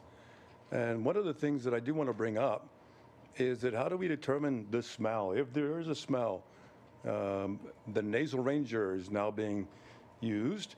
It is, I want to just point out one thing that everybody should understand. The problem with cannabis odor is on the front of everybody's face. Everybody has an idea what it should smell like, shouldn't, likes it, doesn't like it, whatever the case is. Subjectivity, the key. Empirical data, on the other hand, washes out subjectivity. Our systems, our control systems, and they should be BACT. I don't know how to get on that list, but I'd like to find out. We eliminate cannabis odor, in fact, all organic odor, on contact, widely in use across millions of acres in the U.S. and abroad, in all industries, because it eliminates organic odor. Here's the beautiful thing about our new systems. We measure our efficacy on the property line of the grow by comparing terpenes within the grow to terpenes at the property line. We're fogging our product into the fan. Our empirical data so far shows that we eliminate 98.5% of terpenes, 14 of them to be exact, in a greenhouse exhaust fan, typical 54-inch, 20,000 CFM. So if you can empirically quantify your terpene production inside, and then empirically quantify what is left at the property line, all these conversations become moot. And the good news is it doesn't require a property or an electrical upgrade. It's not millions of dollars. It's not even hundreds of thousands of dollars. Odor mitigating technologies that are fragrance-based are not effective. I'll just say that right now. And I'll put them in against my product in a gas chromatographic test any day. Carbon scrubbers are effective until they're not. In a greenhouse, they don't work. They limit the flow through the house by 50% or so, which means you can't do business like that. So a solution that actually works, photocatalytic oxidizers, expensive again, require power upgrades. My system not only eliminates the odor, but verifies it at the property line and is completely safe for people, pets, plants, and the planet. And that's all I had for you folks today. Thank you for your time. Thank you, Mr. Stucky. Thank you for getting that right. Stucky, yeah. Appreciate it. Cannabusters. And that concludes All right. public comment. Great name. All right. Okay, bring it back to the board. We'll lead off with Supervisor Nelson. Okay, yeah, thank you, Chair Labadino. You know, there's a lot that's gone on in the last 6 years, but what's true and is just obvious to everybody is the community odor issues still persist. Most concentrated in Carpinteria. There's still odor issues throughout the county, as Supervisor Hartman's mentioning, in the outdoor world. And just for the record, Carpinteria is not the only place with a mixed light greenhouse. We have one in my district as well. So it's not the only place that this would potentially apply to as we work on odor mitigation. You know, planning as the entity to address these existing odor problems has been wildly unsuccessful, and it's not the fault of planning. It's because the system hasn't been built to do it correctly. You know, 0 verified complaints. I mean, that's really alarming. You know, and I'm concerned that just asking for more planning is going to solve that problem. We haven't been super successful going down that route, and I'm also concerned about the building department, state mandates that are hitting you guys, enforcement on special events. You know, the list goes on, and this is a big issue, and I just don't know if putting this on you is the right route for us to go. So I don't know if additional planning or studies is quite the solution. And you know, one of the things also that I'm frustrated about on this process is, you know, hearing from, you know, some people in the audience that say, hey, give us some carrots instead of sticks. You know, I reached out to carp growers in September of last year and said, hey guys, you know, this is an issue that I think is going to really start bubbling up. Let's start talking about some solutions and work on this. You know, I talked about tax incentives. Maybe we can help you guys with some of your sanitary issues. I know there's some sewer upgrades. Maybe we can figure some ways to, you know, make this cost neutral for you. And really it's crickets until we come to this hearing today. I mean, I haven't heard much from the industry until we get to this point here. I called, and you know, when I talked to some of the carps growers, they just argued with me about how bad the processes were in the county, and I said, okay, well, yeah, but I want to try to find a solution. So it was really frustrating, you know, when Jerry, when you're up here, you know, asking for that, because, you know, I asked for that, you know, 7 months ago, and you know, we talked about taxes this recently, and there's a lot of reasons why we can't change that either. So, you know, my frustration level with this issue is coming to a place where I think we just need to push forward with something. When we began this process, or if we began this process over again and rewrote the ordinance today, I have no doubt that we would be writing it with something like this multi-technology carbon filtration that's out there. If we were starting all over today, it seems that that'd be an obvious solution from day one. And so instead of trying to find new ways to patch up the old system, I want to find a way to move towards that moving forward. And I know that we have, it's complicated because we have land use, and we're trying to figure out how do we, take the existing entitlements and make them connect to that. But, one of the reasons why we had Chapter 50 in the first place was so that we could make improvements that wouldn't necessarily be entitlements, or, and be able to work hand in hand so those things would come together. So, where I see the potential solution here for the board is that we mandate, this technology at a business license renewal period in the future. And so, that's where I see this going. That's what I would like to move towards, because if we actually have the right technology in place, and maybe we through some of our consultants, we have the technology to make sure that it's running, because I think I heard that was part of the component, then we could potentially solve this problem, and it would no longer continue to persist, and we don't have to keep making a patchwork of new plans and strategies and staff to make sure that we're making sure everybody's complying. You get the right product in there, then, maybe I'm Pollyanna, but I think the problem starts to go away, and when you stop having these hearings and these issues, a lot of the conflicts would begin to, go away, and then I think we'd be able to move on to other things. So that's what I'm interested in doing, is going down the route of really trying to make some changes in Chapter 50, and then maybe directing planning staff to make the amendments in the ordinance that exist so that so it could be consistent with Chapter 50 requirements for, this technology for mixed light greenhouses. So that's where I'm at right now. Happy to hear where other people are at as well. Supervisor Hartman. I would support that. However, I don't think you can just determine a technology. You really have to be measuring an outcome. What are we trying to achieve with the technology?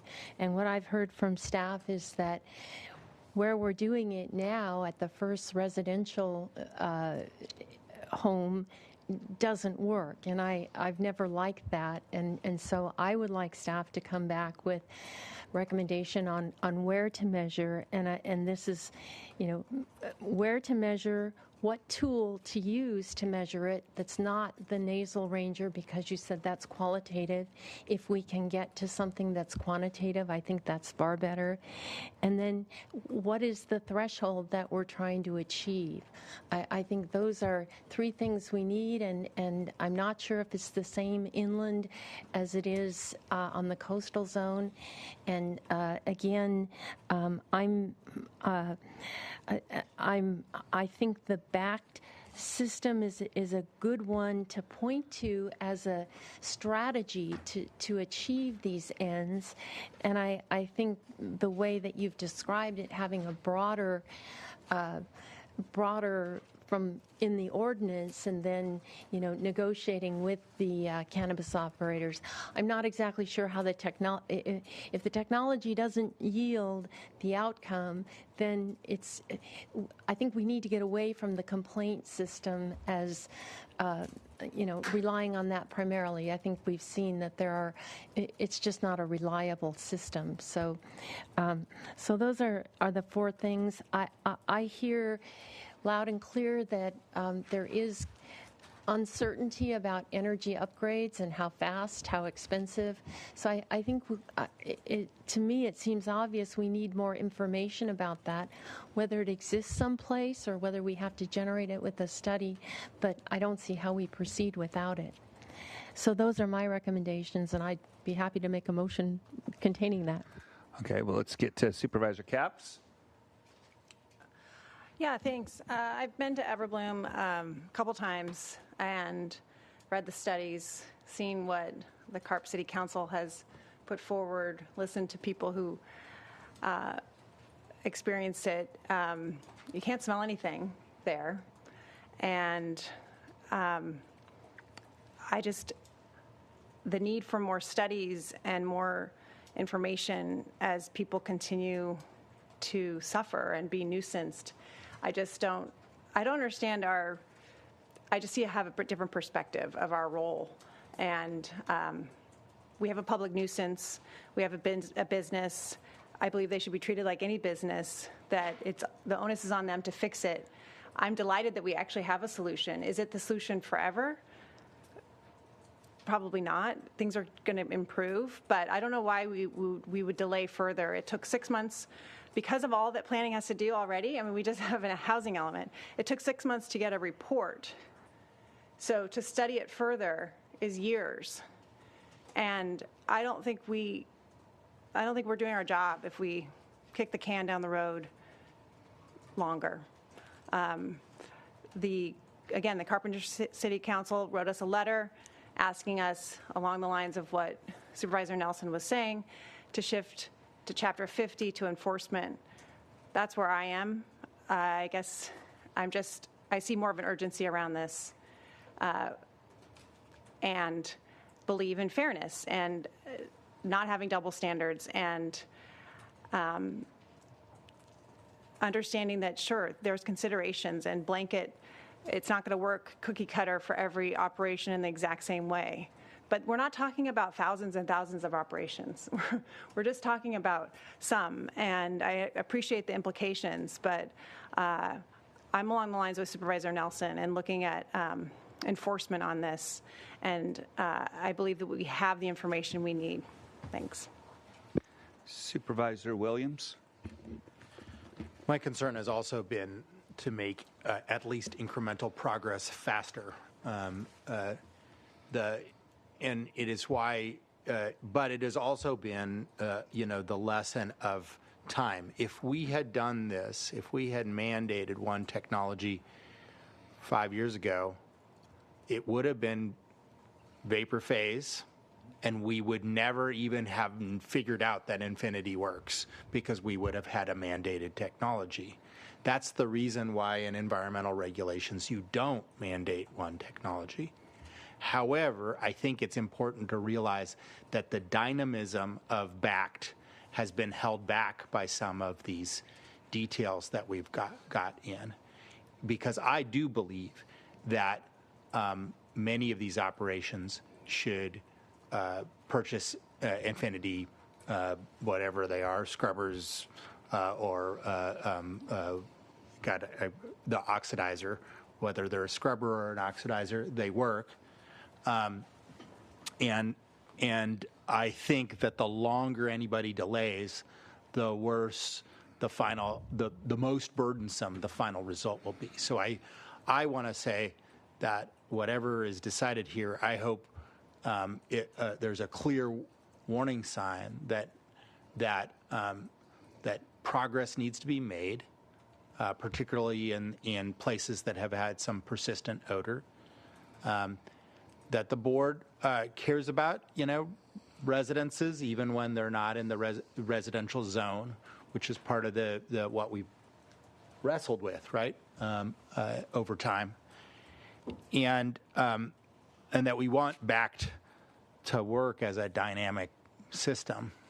So I really think that, number one, we need to, whether it's in Chapter 50 or in the land use ordinance, or whichever, make the change that and the clarification that the director can do this either without the 3 complaints or with the 3 complaints counted as a cluster.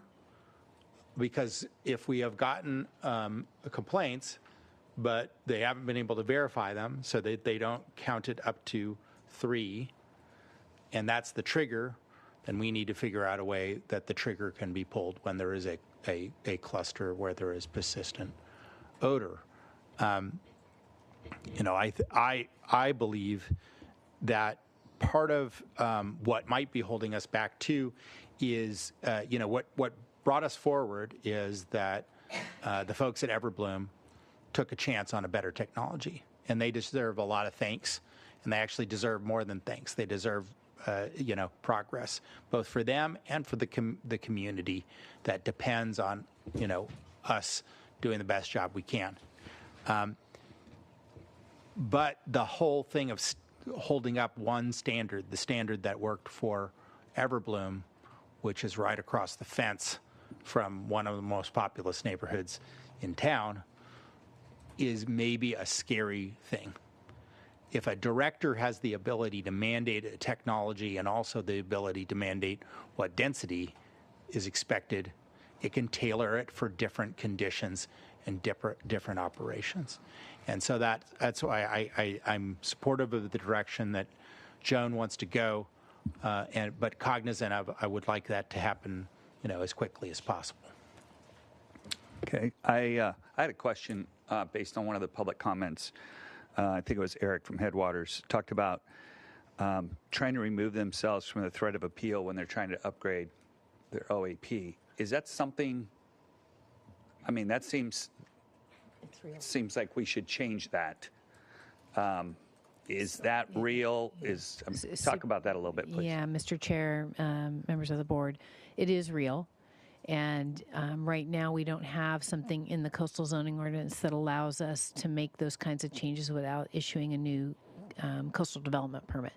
So we would need, that's something the board could direct us to fix, because I agree that it would be nice for us to have flexibility and move these things through in a ministerial way. Like in the inland area, we can make some minor changes to the LUP without issuing a new LUP.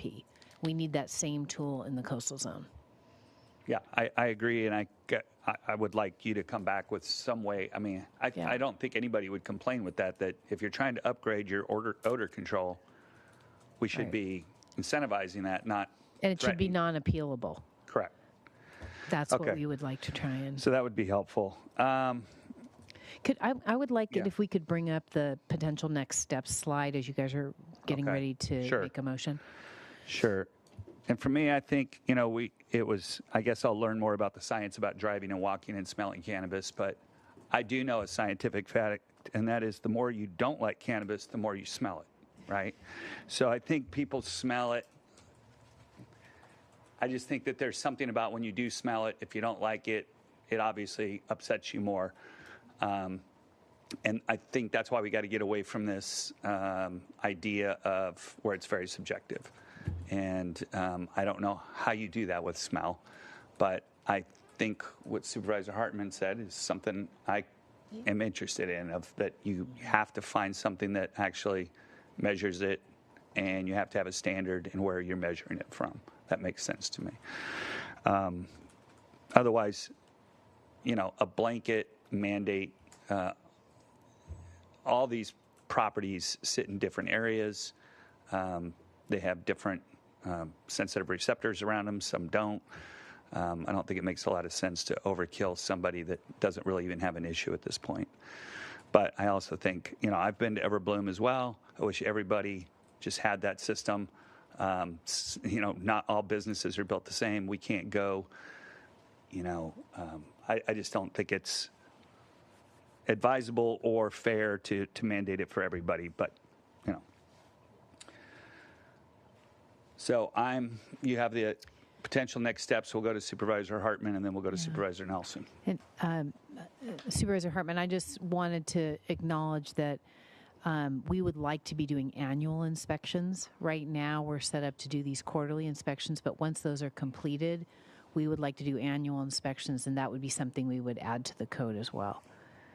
And by the way, before you go, I just want to talk about power for a second. We at the county are having trouble getting hookups, okay? So...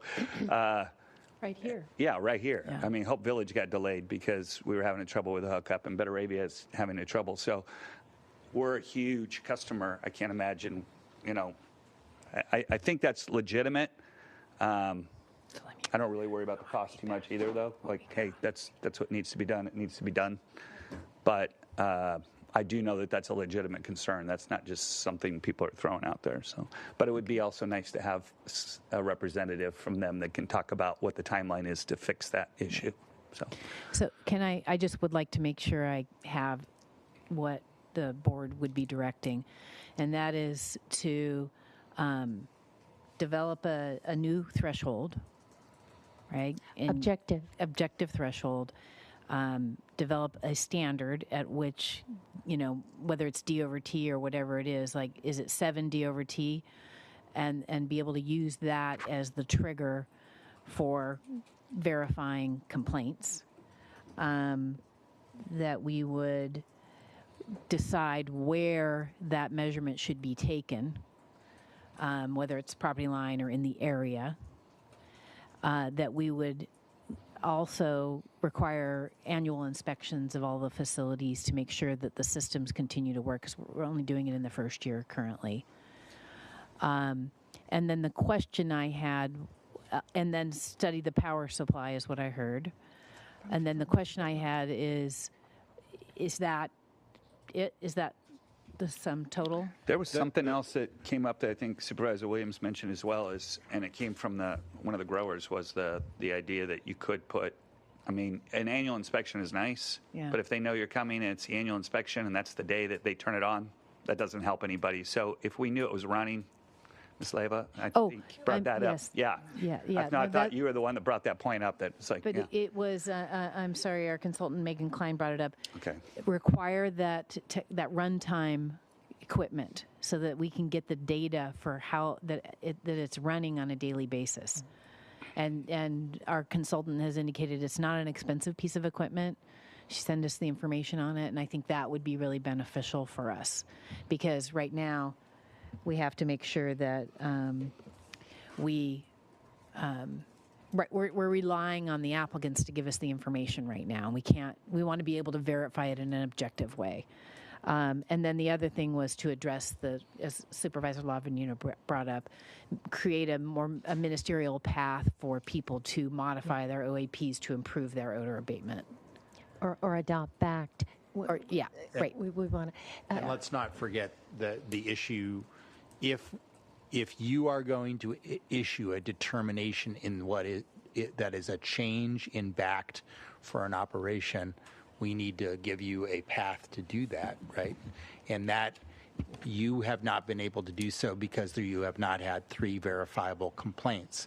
Yes. So what I am advocating is to treat verifiable complaints as a cluster. Right, and I think that's part of Supervisor Hartman's motion. Okay. Yeah. I just wanted to make sure that was in it. So I just want to go back to what Supervisor Nelson and CAPS are suggesting, and that is to require, as I understand it, not a broad range, but a specific technology that we would define as BACT. And so a thought experiment. We can say that. We can say we would put it in Chapter 50, but we've said a lot of things in ordinances. If you can't implement it, then where does it get us? Where we are today? We're better than where we are today, I would argue.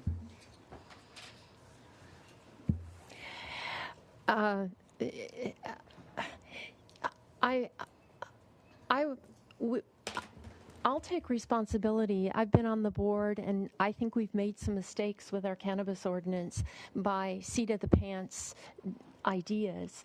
And so before I'm ready to vote to require this, I want to understand what the implications are. And I'm not there yet. It's easier for me to say, this is the result I want, you figure it out.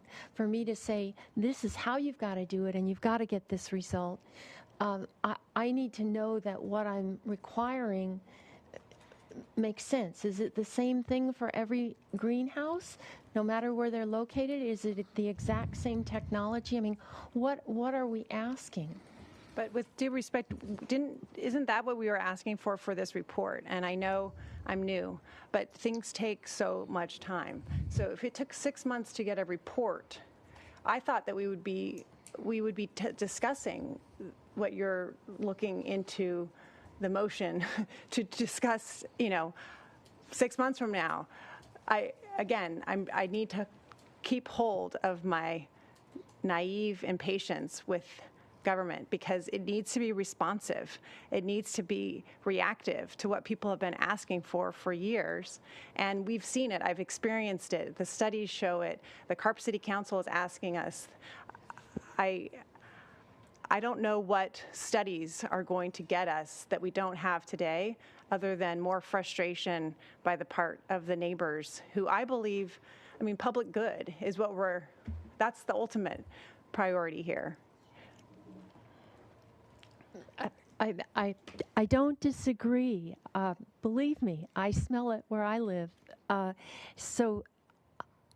I just want to make sure we design a program that's going to work. And I don't have enough detail in what you're saying to give me confidence that just decreeing the infinity system for every greenhouse. Oh, okay, well, I don't understand exactly what you're proposing then. The CARP letter asks to make it easier for the director or the CEO to make a back determination, Yes. and that's what we're talking about doing. So I think we are being responsive to that, because the whole goal is to make it easier for the director or the CEO, depending on who you wanted to do it, to make a determination based on peer review data or the information that's sent, or the fact that there's a cluster that you can't do. And right now it's held back by the fact they can't determine which one it is.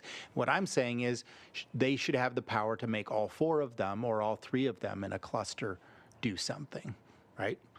Because a verifiable complaint is for the whole cluster. Or an objective standard. I'd like to Right. get away from the complaints. Yeah. Well, then I'm still stuck on the energy, because you can decree it, you can put it in, as the city of Carp has said, but help me understand how we deal with the inability to get hookups, and to adapt.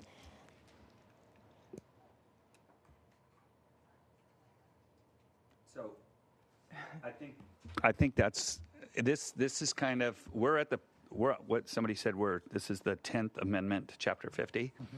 The initial ordinance, the biggest criticism was that it was board driven and it did not come from staff, right?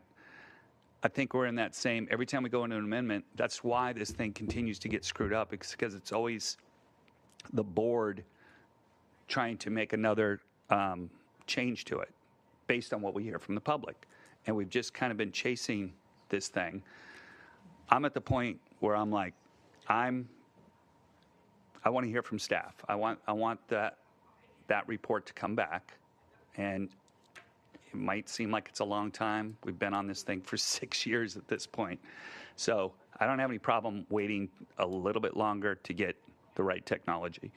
Supervisor Nelson. Yeah, thank you, Chair Lavanino. So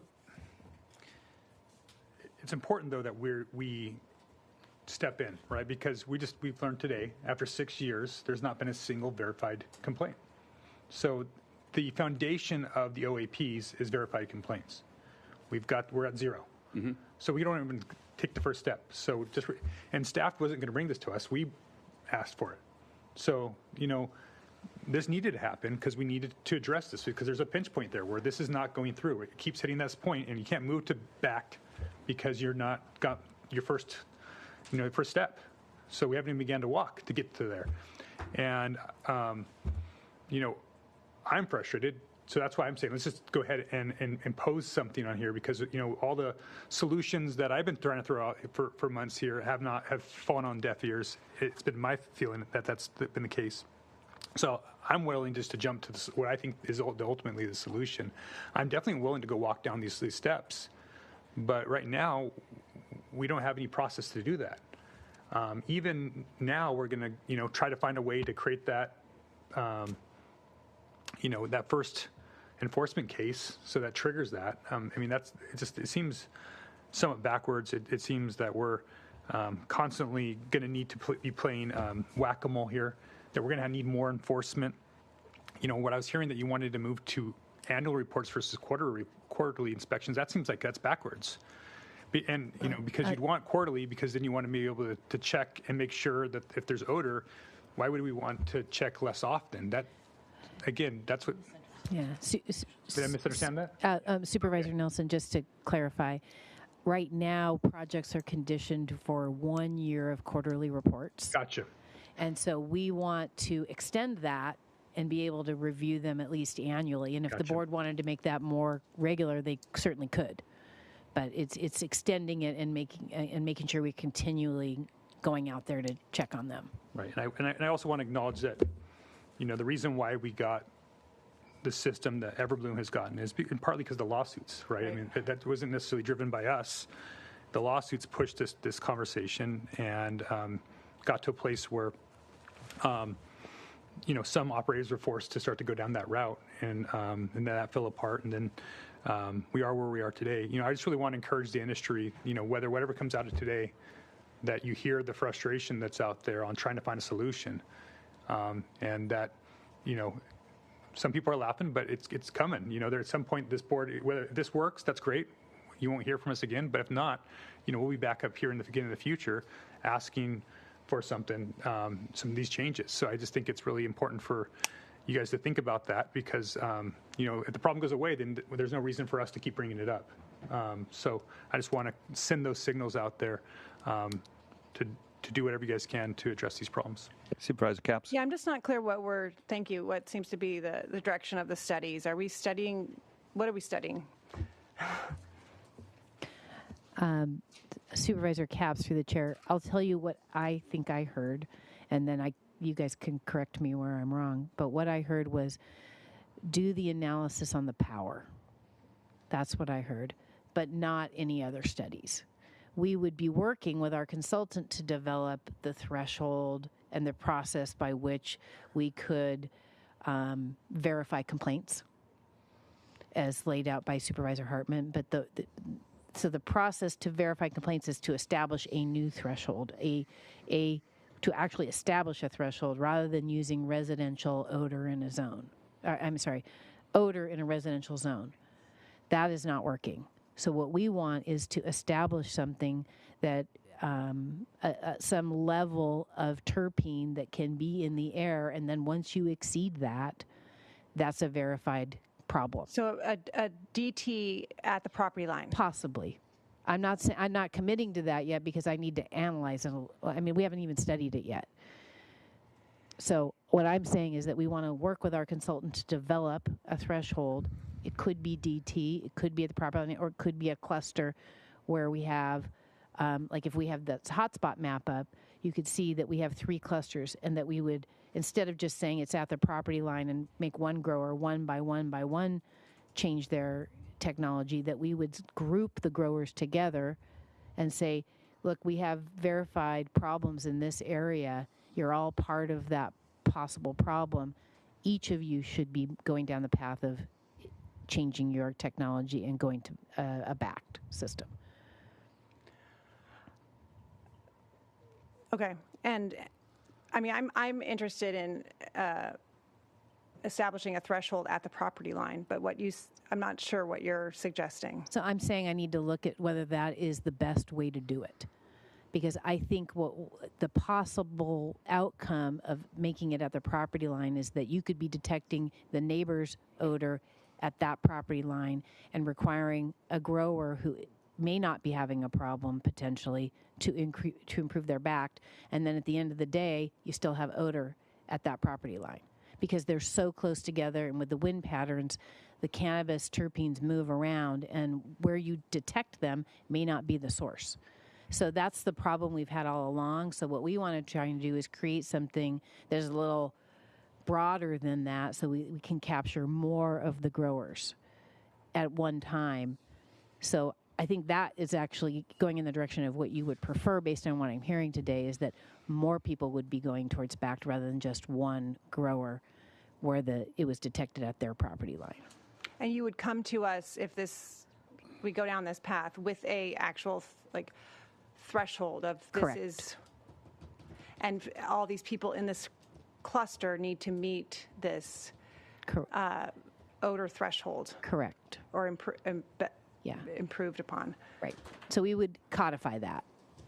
And however they get there is up to them in terms of their technology. Well, we would work with them certainly, but yes, I mean, right now there's flexibility in the code to move to different types of technology. But if it was ineffective, then we would have to ratchet it up, right? And okay. And so to play that out, because this is how it works, you would come back with a consultant, and we'd approve a contract, and then there'd be, I mean, can you give a rough estimate on time frame for this? Sure. So we wouldn't need to come back to the board to approve the consultant to work with us on the energy study. It's at a low enough cost that we can do a purchase order for that. So that's not something we come back for. But what we would be doing is in the interim is we would be working with our Syntec to develop this threshold. We would be proposing developing changes to the code to implement what we're hearing from the board today, and then we would bring that all back as a package. So what I heard is it might take about 6 months, up to 6 months, to do the analysis of the energy study, and my consultant is giving me the thumbs up on that. And then while that work was being done, we would be working on these other changes, creating this ministerial path in the coastal zoning ordinance and trying to establish this threshold. So collectively, we would be moving down the path at the same time, not waiting for one to start the other. And to the chair's point, would you be giving us a recommendation, or would you just be giving us more options for then to then deliberate further? Because again, with taxes, I thought we were going to get a recommendation and we didn't. Yeah. So I just want to make sure we're acting. Right. And not just deliberating and studying. And you can hear frustration in my voice, but Sure. I don't want to kick the can down anymore. Yeah, sure. No, I understand. So we would come back with a recommendation on changes to the code. And it would go to the Planning Commission first, because any change that we make to our ordinances goes to the PC first. They would then make recommendations to the board. Okay. Thanks. All right, lights are all still on. Supervisor Williams. I was also going to say that none of this should preclude the director in a case where she has enough evidence to issue a back determination next week, next month, to change operations. That's the power that is vested in the director in the ordinance, and that's how a regulatory regime is supposed to. They're supposed to give them warnings to do corrections first. But part of what we've been discussing today is how to have enough evidence to figure out whose problem it is. Okay, Supervisor Nelson. Yeah, two things. I think one is that I think the code says experienced, that odor's experienced, not necessarily detected. So that may be something. I think that's actually a higher level. So that's actually what's in there. So that was one thing. The other thing that I thought might be able to fast track this is, are there any exceptions that we can actually bring these things back to the board instead of stopping at the Planning Commission? I mean, we're having this all over the place that we have to always, and the board's in this constant conversation, and then say, hey, we got to go back to the Planning Commission to get back to you. With board direction, are we able to circumvent that? I'm going to direct that question to council. Supervisor Nelson and members of the board, if we are doing a zoning code amendment, then the government code requires that we have a written recommendation to the Planning Commission and then to the board. If you're doing a change to Chapter 50, that does not need to go to the Planning Commission. If you're just directing staff on options, you could do that first. So not everything needs to stop there first, but once you got a draft amendment, before your board could adopt it, you would need to have that recommendation of the Planning Commission. And that's in government code, so that's state government code, not necessarily county code. Yes, that's correct. Okay, thank you. All right, Supervisor Hartman, you want to make an attempt? Yeah, I think we're getting closer, and I'm actually going to ask Director Plowman to help frame the motion direction to her staff. But I know we're talking about the coastal zone and the greenhouses, but I'm asking that you also include inland, and particularly those that are not regulated now. That is, it may be a different the BACT may be different, obviously, but they should also have a standard. That to me is really important. And shoot, you just lost me there, man. I was on board. Sorry. So let's talk about outdoor for a second. Okay. So,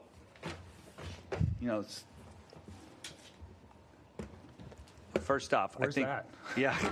I think the first grow now, because of all the people that have gone out of business. I think the first grow closest to Buellton is maybe 2.5 or 3 miles. And yeah, the prevailing wind takes it in there and you can smell it. So I don't know what I think the reason why on this first one that you're where you are is because you want something that's enforceable and you want something that works. And I don't know, and maybe that's what the study's going to come back and tell us. And maybe that's what you're asking. I just think it's so different than when you're talking about an enclosed structure and keeping the smell in there. That makes sense to me. You're growing outdoors, you're out in Koyama, or you're off somewhere where you're not bothering anybody. I don't know how you're going to come up with technology. And to me, the people that are most concerned about when we start talking about that are farmers. And I know people say, well, they have the right to farm and they're covered. It doesn't, there's a pig farm I know along the 246 that's very nervous about what we're talking about because they think that that's going to be the next step. So, may I respond? Yes, go for it. The pig farm has been there decades, and I don't think they're really worried. Okay. And the broccoli argument, I'm not persuaded by that. How about when I smell McDonald's fries? It's triggering. But you raise a really important point, and that is some people have located their operations where they're not a nuisance, and they deserve a lot of credit for that. But there's got to be. I'm not decreeing. I'm saying this is an issue. I would like you, and perhaps working with the industry, working with the cities, to come up with a recommendation about how we can do a better job. Because what we have now, the setbacks, we have ostensibly that they're only supposed to harvest for 3 weeks, but we have no way of enforcing that, so they can be creating odor. There are operations within 1 mile of Buellton, even less than that, on Santa Rosa Road, not necessarily just 246. So this is an opportunity that I can't let go to talk about odor in my district and ask for help. So, craft a motion? Supervisor Hartman, through the chair, I think we can certainly, if you would suggest that we study that, what the options are. Yes. And then, options on that one is fine. Okay. Okay, so let's craft a motion on. Okay. All right. That the direct planning and development to amend the coastal zoning ordinance to establish a form of measurement of odor and a threshold, and make a recommendation regarding where to measure that, the tool to measure it, and what the threshold will be. That we amend the code to create a ministerial path for people amending their OAPs to improve the technology, the odor control technology. Amend the code to require annual inspections after their quarterly inspections are complete. To study the issue of provision of power to the facilities in Carpinteria, and to study what the possible measures are to control odor for outdoor grows in the inland area. What about, what did you mention talking about the equipment that's on the running? Yes, one more thing. I wanted that on there too. Yes, and to include a requirement in the code for runtime for the odor control systems. Okay. All right. There's a motion. Does the motion, I'm trying to understand if the motion provides for the ability to either take action on a back determination before there's 3 verifiable complaints, or to treat a cluster as one for the purposes of reaching 3. So I think, Supervisor Williams, through the chair, I think that's what I would like to work on with our consultant on to see what the best approach would be. And then we will come back with a recommendation. Supervisor Capps. I'm not going to be able to support this. I just, I feel like we are taking a more complicated system that takes 17 pages to explain. We're making it more complicated. We're studying it further. We're kicking it down the road. We had an opportunity to do something. I think we know what works. We know the best available technology right now. And I'm just disappointed with sort of where this is headed today. I was really optimistic that we'd have a more concrete, tangible thing, because ultimately who we serve are our neighbors. And anyway, I really hope that this can be as fast as possible and as specific and tangible as possible, so that we don't then have another range of options before us and then decide that we need more time to determine those options further. Because again, I just think we need to shift the paradigm of what we're trying to do here. Like, who are we trying to serve?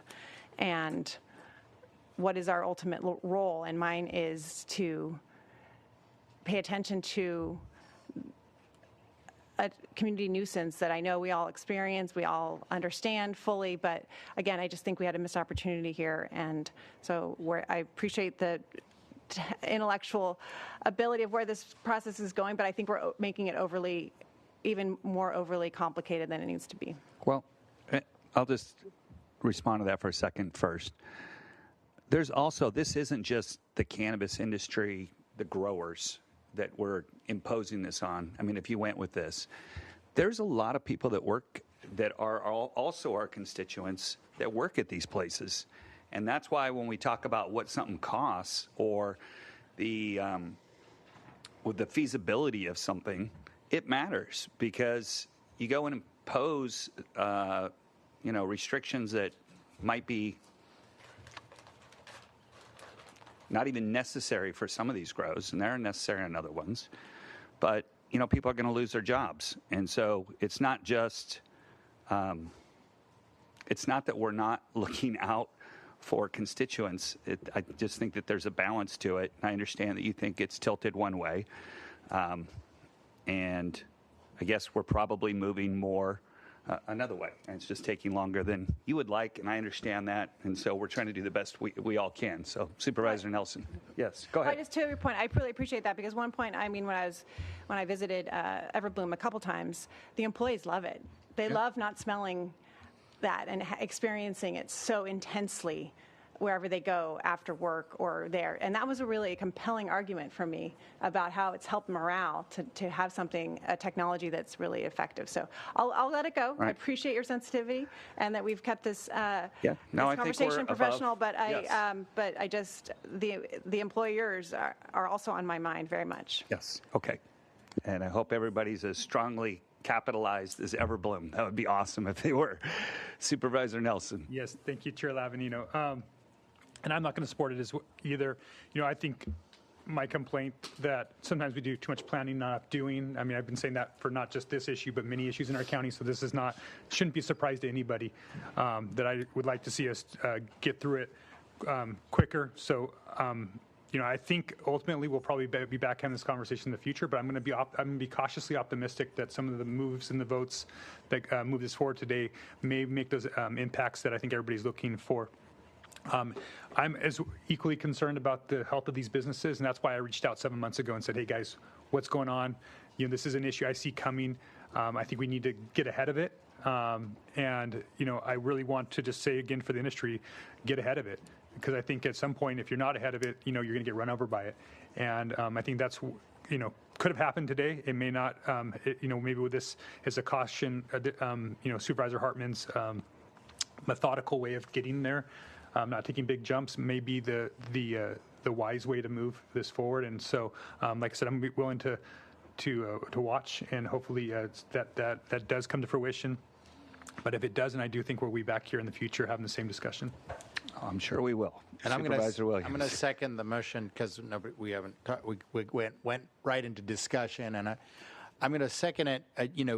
Because I do think that it's better in the long run that we push this technology, but that our system is nimble enough to push another technology when the better one comes along, and that means setting up a system by which P&D can issue back determinations more often and with more nimbleness, and address the problems that do exist. I would agree, though, with Supervisor Nelson's assessment that should, right now, with the market partially, I know only slightly recovering, is the time to make an investment, right? If there's you've got to make an investment now, as particularly if the standard that Everbloom set is intimidating for you. If you think that you can abate odor at less than 10 units per acre, or with another kind of system, now is the time to do that, right? And to prove that before, out of desperation, the board embraces a one-size-fits-all standard. Yeah, because that's coming. Okay? So, all right. So we have a motion and a second. Let's take a roll call vote. Can I say it after? CL Miyasato. I think Director Plowman wanted to say one last thing. Sorry. This is not to derail any. No. This is just as when we discussed this during our work program presentation for LRP, we indicated that we could move the cannabis ordinance amendment up, but we would delay the work probably on SB 9 and STRs. That is what we talked about at the hearing. So I just wanted to be transparent with the board that we will slip in the cannabis ordinance amendments now. Okay. You can only do what you can do, right? Okay. Understood. And that takes us to our roll call vote.